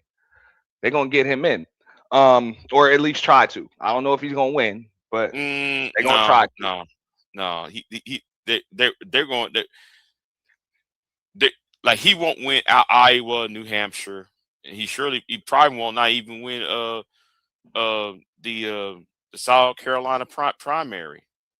I mean, look, like, hey. Well, like I said, Brian, I have not. He's my age. We were in high school together, you know, classmates. However, he went to Morehouse. And I, he probably joined a fraternity or something. He knowing him, he was a wheeler dealer. He was also super smart. Like, I was pretty good in high school. He was definitely my equal. Black guy, Morehouse graduate. No, he was super smart. So, yeah, he's probably a fucking, a billionaire by now. He was that smart. He's got And by the way, he was a high school athlete. He was, he was jock and smart. So, he actually had more going on than I did. He's got an unlimited amount of money behind him, backing him. When you got Disney behind you, you got a lot of blank checks, bro. So we'll see what happens with that. But you can even, I'm going to go back to even sales. Like, people don't even understand, like, I'll break it down, like those college football coaches and basketball coaches. Do you understand? Those are salesmen. They have to go and sit on some teenager's mother's couch or Uncle Dennis's damn couch and sell them on why their school is the best damn school to go to. Now, for real. Ask Big J. He knows. Am I right or am I wrong? I know an uncle named Dennis. Nick Saban, John Calipari, Joe Paterno back in the day. Right, yeah. Like, I heard the stories in my neighborhood about Joe Paterno coming through for the blue chip football player prospects and stuff. And back in the day, they used to just offer them money and cars and shit, like blatantly, blatantly. But they would have to sell them on that shit, man. They have to sell these 5-star recruits on why it's best to go to my school over the other one.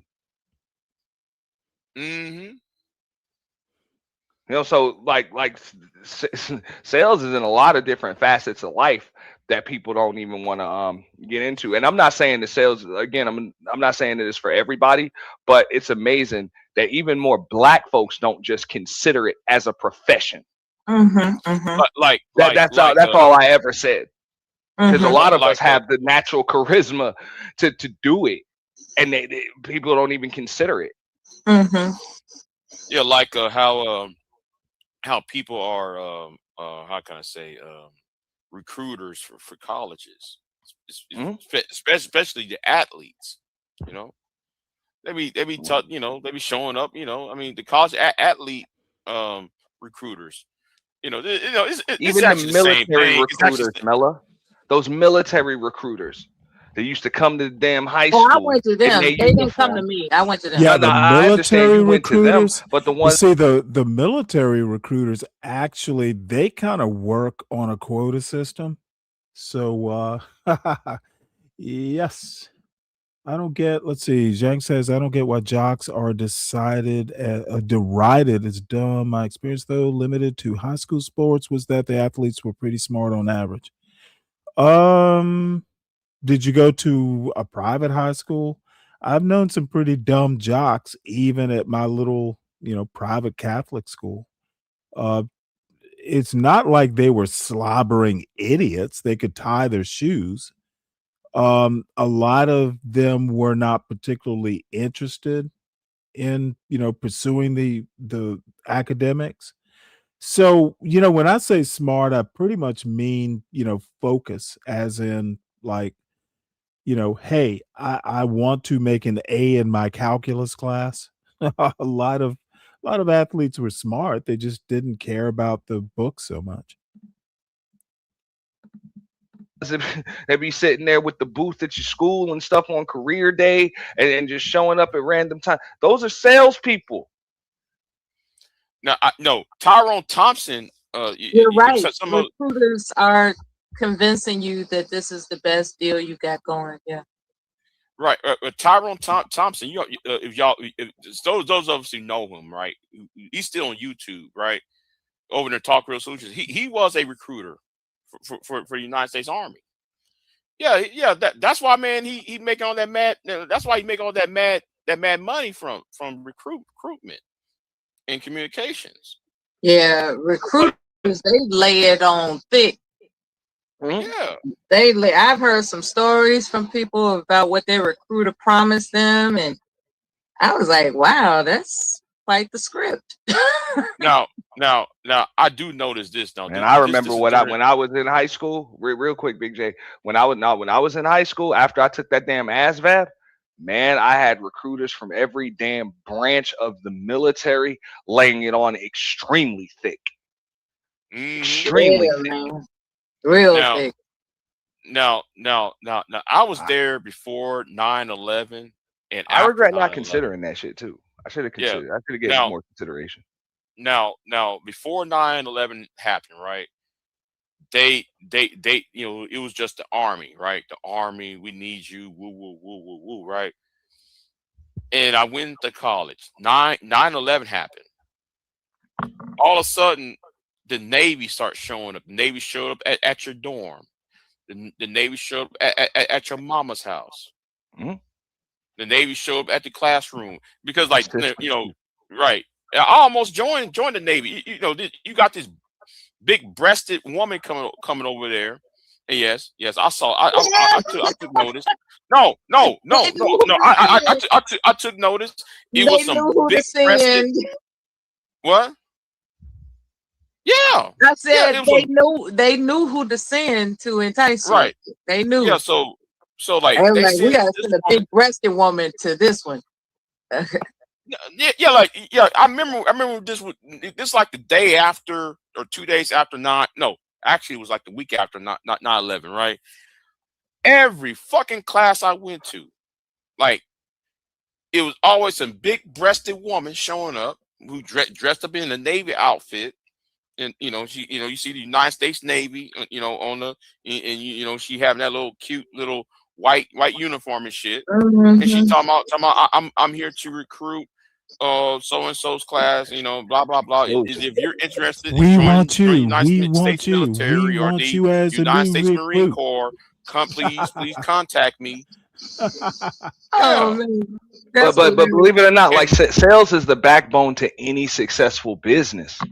It just is. If you can't separate people from their damn money, you don't have much of a damn business. That presentation, even this YouTube platform that we're on, we're like, we produce the content, but how do you really think YouTube makes this damn money?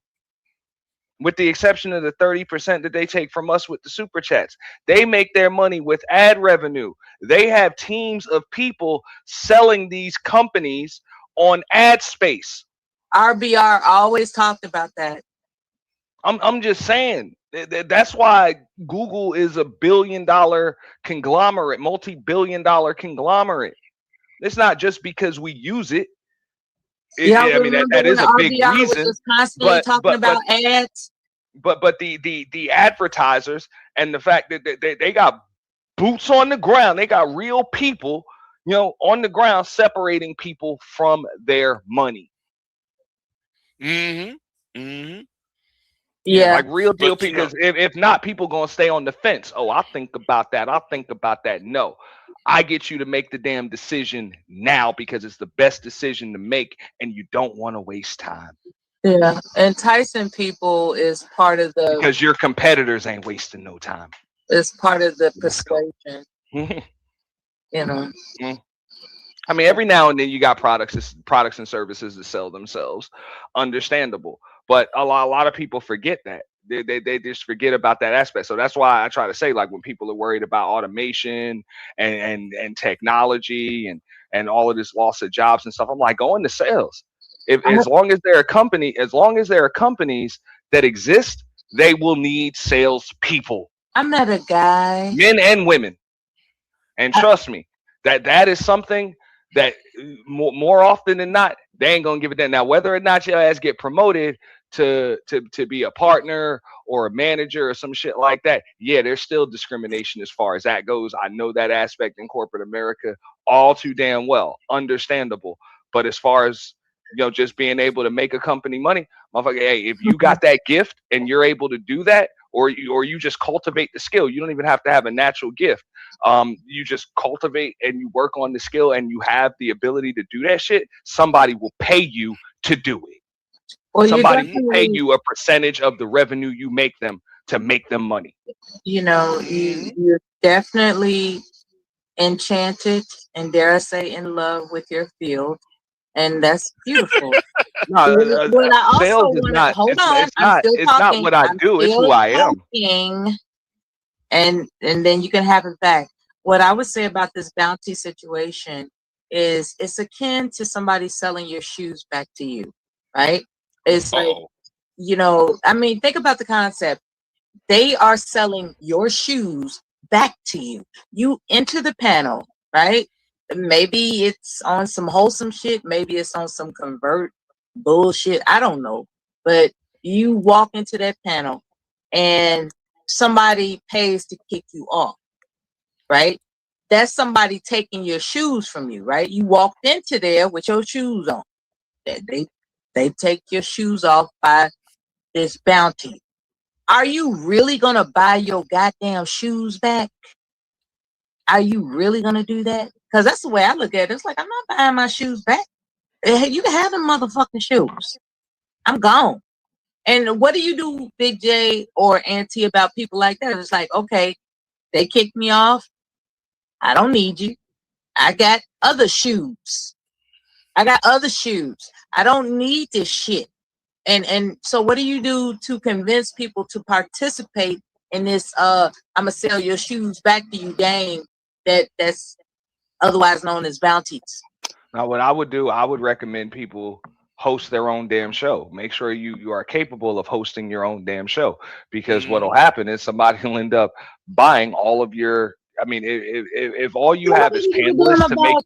No, if all you have is panelists to make your show for you, what happens when they damn them being bought down? Hold on here. Host your own show. Perish the thought.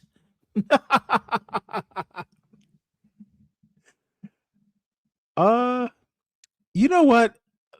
You have mentioned RBR so many times.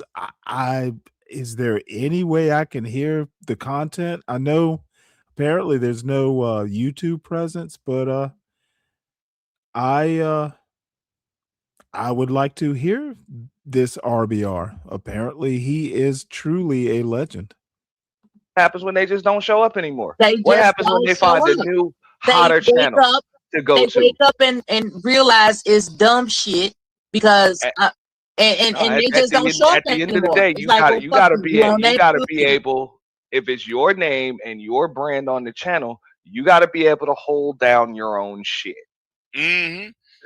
No matter Okay. what. Let me do this. I'm gonna use a hint, right? Look at the people in my chat room, right? The first hour and a half of this live stream. Them niggas wasn't over here. That was on that other channel. That's all I'm going to say. You know, them niggas who was over here typing in my chat room, male and female, they was on old girl's channel, or they was on Sharon's channel. I'm not stupid. You know, I create my own shit. I leave them niggas alone where they're at. You know, I'm talking about, you know, you know, so the auntie's right. I think it is bogus and disrespectful to review your own content and then somebody kicks you off the panel while you're reviewing your, like, that was some disrespectful shit. Well, I'll tell you what I really don't like, and a lot of people do this. I prefer not to even have a panel if I'm reviewing something. And I get it. Sometimes I will let people up to review things with me, but that's usually by design for the most part. 85-90% of the time, if I'm reviewing something, it's just me reviewing it. Right. And I will usually drive if the person whose content I'm reviewing wants to come up or they pop up in my chat and ask for the link, I'll drop it for them and them. Hey, you're not gonna set a bounty for them, right? Absolutely not. Hell no. I'm not gonna be up here reviewing your shit and then let somebody kick you the fuck off. Now, when And we're that's done the reviewing your greed shit, I'm talking. things That's that may change. bullshit. But Yeah, that's that bullshit, and that's unfortunately what greed does. It compromises people because well, the that reason gives why, yeah, I that was does just not gonna say compute respect. well, It was like yeah, they the disrespected reason this why I man. won't do that is because I know how even a lot of these reviews go. I can. Yeah, I'm actually kind of losing traction here. Cyber literally deleted everything and stole the channel. I unsubscribed. I never. Well, when I say Wayback Machine, I mean, Dave, you know what the Internet Archive is? They have like, they they take snapshots of the internet. Like, I don't know exactly how it works, but that's why anything you do on the internet is bound to be out there somewhere. I was thinking, let's check the Wayback Machine. Could be in a archive somewhere. And I know what it is. I've never used it in this way, but it's worth yeah, exactly, Natasha. Just Dave, if you have my email, just send me like the channel name, what you can remember in the back. I mean, I've never tried to use it, but I might, who knows, might be able to find an archive somewhere. Okay, I'll get a hold of Stormcrow. I haven't talked with him in a while actually. Has he been usually I'll get like I subscribe even to his whatever the fucking um Rumble. I actually subscribe to his Rumble show. I rarely watch it, but I'll get a hold of him, see what he's got. But it might be an opportunity to go back and just see what I can do. Because if this RBR, dude, you seem to you seem to worship him. I want to see uh who your who your internet great grandpa is. But anyway, we'll listen to a little bit more of this. It's getting along dinner time here, and if no one is going to come up to this panel, uh, we can cut it short. I will be back tomorrow around 2.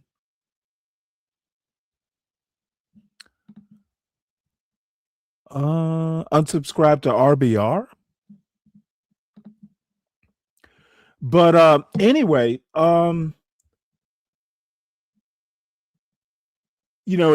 any case, I'll be back on around 2:30, 3 o'clock, somewhere in there tomorrow. Not sure what the show is going to be other than news, but where I'm going this week, I really want to explore the MAGA origins, what they're trying to do with the intellectual underpinning, which dovetails into, the capital L liberalism stuff.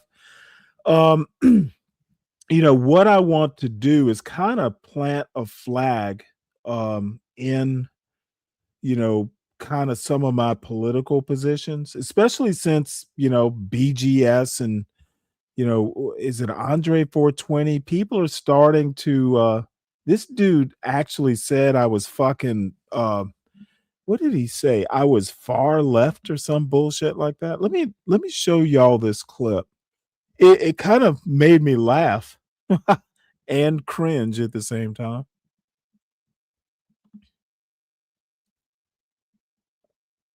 And apparently I've been mentioned more than once, which is in a way flattering, but in a way troublesome. I want to be the quiet storm. I want basically for I want stealth popularity. Okay, so let's see here. We'll backtrack it a little bit. Copy and paste. Put it here.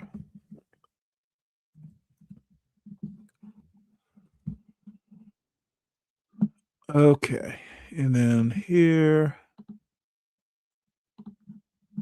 So, and this isn't, this is pretty short, but it was Fred who put this in a Discord. I had no clue.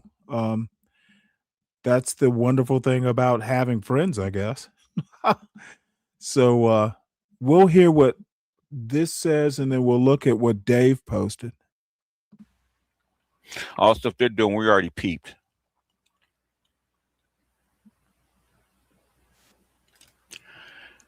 I doubt you know him. He's about your age, but hardcore lefty been hanging around MOT lately. What the fuck is his name? Okay, I asked you for his goddamn name. What's his name? What the fuck is his name? I don't have to know him. I just want to know his name. If you're gonna mention him, say who he is.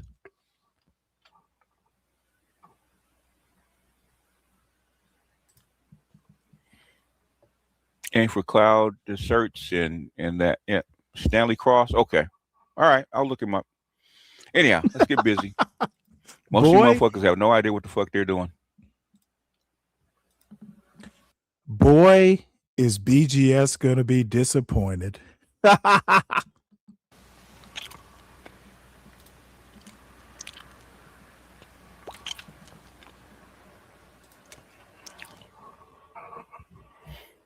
No, man of tomorrow we know. You'd have mentioned MOT. It's Stanley Cross, who I have no idea. I don't think I know who he is. No one does. And most of these cats that think that are lefties are not really that left, okay? most of your black radical lefties are not really that left. They're not as left as you think they are. They're more centrist. The ones that I heard, they try to spout that socialist jargon, but they're not that left. Now, I have to ask you specifically, Mr. Deacon Dave, what socialist rhetoric do I spout? Now, there are some socialist positions I'm sure I have, but there's also some right positions, especially on education and family rearing. I tend to be probably to the right of a lot of people. I've never described myself as a leftist. I don't give a fuck about look, I know BGS, he and I are not cut from the same cloth. But I mean, I respect him. I know who he is. I've listened to him before. But I don't necessarily feel a kindred spirit. There are some socialist positions I think make sense. I think universal health care is going to be inevitable. I also think universal basic income might be inevitable given, AI and that sort of thing. You've never heard of BGS? Oh, wow. CKJ3, you would probably like BGS, to be honest. He's talk to Dave. You should probably subscribe to BGS. Let me drop his link because I honestly think you would kind of align with some of his positions. Look at me being all magnanimous, dropping another content creators.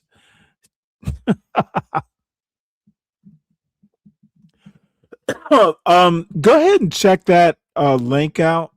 CK, I'm pretty sure some of his stuff will align with you. Nagon, what's up? Good to see you.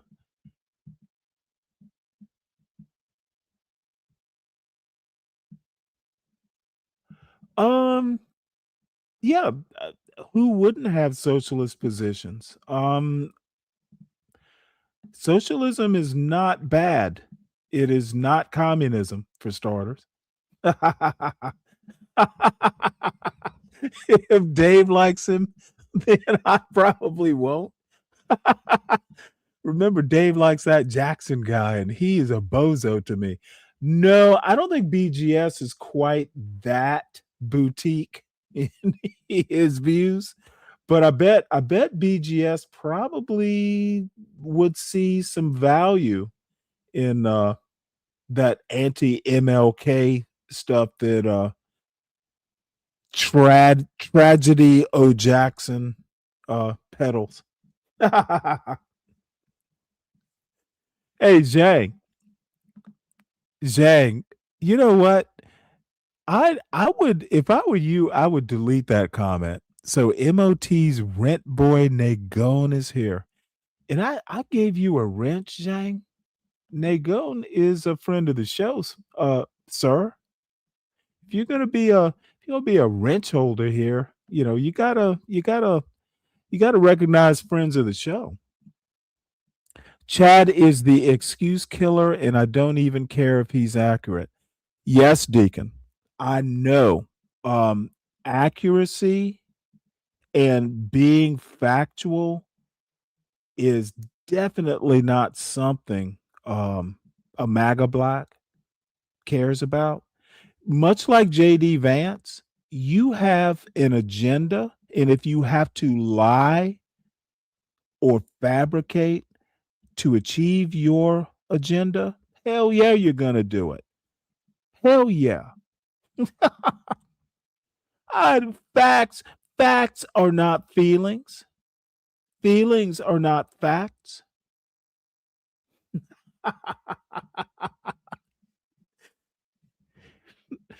Oh, Nego. You know what? Look at what you started, Zhang. You have not been a responsible wrench owner. So let's see. What else have we got here? This is from Deacon Dave. Is this RBR? Dr. Umar versus Real Brother Radio. I actually like that title. Real Brother Radio. That is interesting. Well, we're gonna hear this. Umar Johnson, please state your name and where you're calling from. And make sure y'all turn on your radios. Wait, go ahead, my brother. Okay, this is the real brother. Yeah, this is the real Holy brother. cow. I'm calling from Los Angeles. And to be honest with you, Dr. Umar, I think that. Are you there? Hold that thought, my brother. Hold that thought. We're going to take a break and we coming right back to it. I'm going back to the phone lines. We're talking to one of our brothers from Los Angeles, California. My brother, welcome back. Where are the black female groups and why aren't they saying anything about what happened to that girl? Okay, well, to be honest with you, they actually are. Let me tell you the truth about what's going on. The black women, 90% of whom hate black men in the first place, what's going on is the media and everybody, the narrative is that black men are degenerate and inferior. And 90% of black women want that message to be the message. So if the racists start killing black women, then you can't use the same argument that black women are degenerate and inferior when that's the lie that you're using to exterminate the black race by killing the black men. No, the white boys like them black women. If you're cute enough, then they want Holly Berry and Kerry Washington, so they ain't trying to kill them. They need to get rid of us. Now, obviously, if they killed every single black person in this country, then of course they're going to go after the black women. But they got to kill us first. So no, that would be like start killing Asians or Mexicans. No, the way to get the genocide jumping off is to kill black men.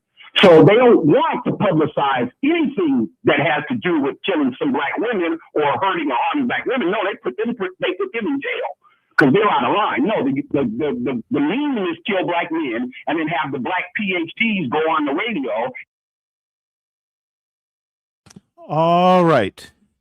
Well, wrench holders, Nagon is one of us. Brian, stand down. Don't know what the hostility is, but lose it.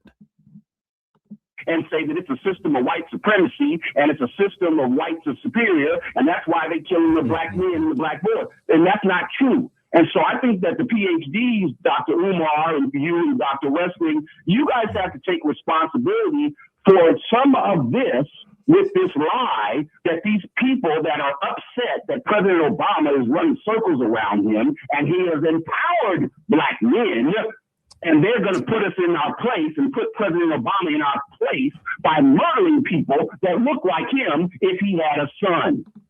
So can we at least talk about, Dr. Umar, why the black PhDs that have been taught by whites not to psychoanalyze whites, why you guys aren't in the forefront on getting this correct? I'm a little confused by your assumptions and declarations there, my brother. I think many of us, I know it's not many of us, but some of us are definitely speaking up and playing our part in this situation. I, for one, am at the forefront, quite possibly, of the movement to do that. I know you often argue that we claim that white people are superior. I don't know where you're getting that from. We do. Probably from the fact that you say it's a system of white supremacy. So you're telling me that there is no system of white supremacy? No. Are you saying that white supremacy does not exist? Are you saying that yes, it is. it doesn't exist? So white people. So you're telling me that there is no. But hold on. Let me give you a question. White supremacy is a social, economic, psychological, political, and militaristic system designed to keep the world's minority group of Europeans in control and power. It is based on their belief that. Okay. Hold on, let me finish. Hold on, let me finish. It is their belief, although false and erroneous, it is their belief that they are superior. And because they know that they not, let me finish. And because they know that they are not superior, they have to create all sorts of dysfunctional systems to disadvantage its victims in order to stay in control. White supremacy is a lie. It is a lie. So what? I'm the one saying it's a lie. You're the one saying it's a system. I'm saying it's a lie. You're saying it's a system. What is superior? It is both. It is both. The lie is codified through the system. Yes, it can be both, sir, because the only way you can keep white folk in charge is to systematically disadvantage the competition. Okay, you gotta stop talking over me now. I'm willing to hear you, but you gotta stop talking over me. Now, I want to make sure I understand. Hold on. I want to make sure I understand where we disagree. That's the part I'm missing, the disagreement. Okay, white supremacy is a lie. Okay, but that lie is upheld by the system. Your turn. No. Okay, my turn. Would an inferior race of people be able to put racism and white supremacy into a system? Would you have to be superior to be able to take your racism and put it in an envelope and mail it to Africa? Would you have to be superior to do that? Or could Asian people do it? Could Mexican people do it? Could black people do it? Could we put our racism in a bottle and throw it in the ocean, and it would come to Africa, and all of a sudden the Africans would hate each other and be criticizing black culture and the show empire and everything else black? Could we do that? let me. I don't know if this. You all over the place, but I don't know. No, I'm going to answer it. I'm going to answer the question. I'm going to answer it. Okay. But you're all over the place, so it's kind of hard to answer your question because you're all over the place. But let me say this to you, my brother. Let me say this to you. And I'll be in LA. I'll be in LA in August, by the way. But anyhow, I'm ready. I'm ready. Let me know. Text my phone. I'll come on there. I'll definitely engage you. To text my cell 215-989-9858, and we'll set up that discussion on the rate 215-989. Okay. 9858. 215-989-9858. Now, to answer the question, if this speaks to it, white folk were the fortunate beneficiaries of certain circumstances in history that gave them an opportunity, which they have exploited quite well, to take advantage of not only black folk, but much of the rest of the world. As far as we go as African people, I would speak of two particular advantages. One of them was the gun. Without question, the development of the gun as a firearm gave the European the type of technology he needed to be able to fight and destroy and kill black people at a distance. See, we were not a militaristic people from that standpoint. We fought wars, yes, we did, but we didn't have a concept of genocide. Genocide. Well, oddly enough, I have recently learned, thanks to my friend Nagon, that it wasn't really a matter of killing Africans at a distance. You just had to bring them some fancy cloth from India. that was enough. So we know now. Side is a uniquely European thing. African people, there's no record. There's no record before our encounter with the European of black folk trying to systematically wipe out an entire other group of people. That was foreign to us. Where's the evidence? No. Where's the evidence? Where's the historical evidence of a group of Africans trying to wipe out and annihilate? Give it to me. You can give it to me. But you can give it to me verbally. You can show me the evidence later. Give me the name of the group that systematically exterminated. Huh? I will give it to you. Okay, no problem. Okay, but let me finish my point. Hold on. Let me finish. Listen.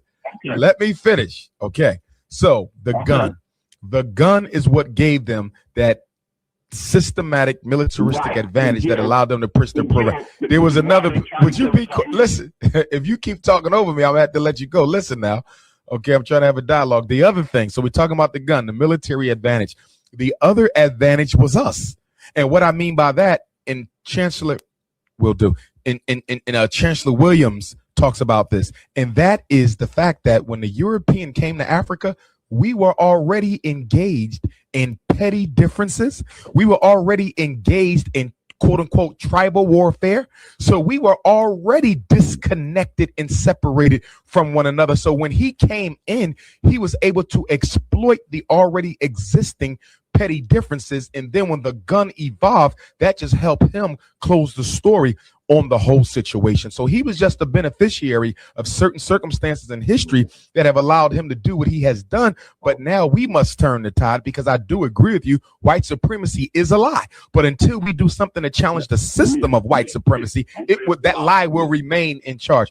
Now go ahead and comment. I'm gonna let you make your comment, but then we got to run because we got 4 callers in queue. You got it. Okay, real quickly. No, you're reading it wrong. The fact that Africans did not kill the entire white race was because we've had an 8 million year history. And the fact that there are 1.1 billion black Africans today means that when that group said, hey, we got the great idea, let's kill everybody else and we can dominate the world. Well, when that group sprung up, the Adolf Hitler group, okay, that particular group was what? They were isolated until they died off. So every race, the Chinese had the same thing with the Ming dynasties and stuff. So every race goes through a period of their evolution where somebody gets a great idea that if we kill everybody else, we can rule. White people are simply going through that stage now that we went through 7 million years ago. So yes, in 8 million years, these people that want to kill everybody else because the president's black will be gone. Why? Because of the isolation. They were the dinosaurs. They were the birds. I got you. Hey, kill everybody else, we can be king. You, my brother. I got you. And I want to. I got you. They were wrong. Okay, I got you. Now I got to let you go. I got to let you go because we got to move on. We could go ahead and go to the next caller, but I want to thank my brother for the call, and please get in touch with me so we can do that interview. Get you on the Real Brother Radio Show, guys. Yes, sir. Will do, my brother. Thanks for the call. We're going to go ahead. Okay, we're going to take a break.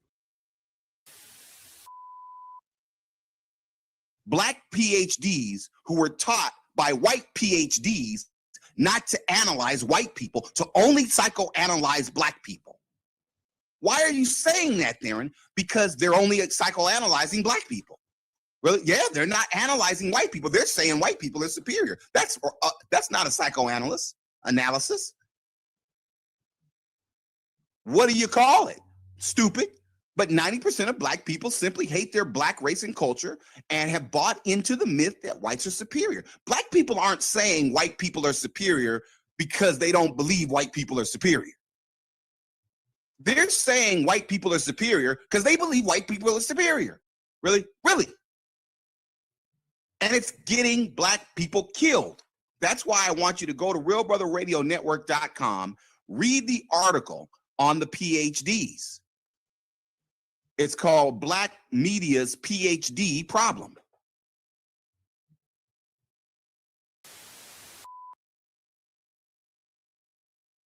Well, that was interesting. They were just talking. I'm sure it was about something there, CKJ3. So anyway, I think now is a good time to sign off. Because I'm eating leftovers, so I don't have to cook dinner, but I need to eat it. Natasha, it was good seeing you. I have a show title, so that's a good thing. That's pretty much it. See y'all tomorrow around 2 or so in the afternoon. Salute, y'all. Yeah, I went looking for him on I just Googled it. Yeah, it's gone, but I'm gonna see if I can't, maybe look at the Internet Archive. Maybe something, is out there that we can grasp onto. So I'll see everyone tomorrow. I'm curious. I probably have this song as an outro, which I actually do like. So see y'all tomorrow. Yep, it's there.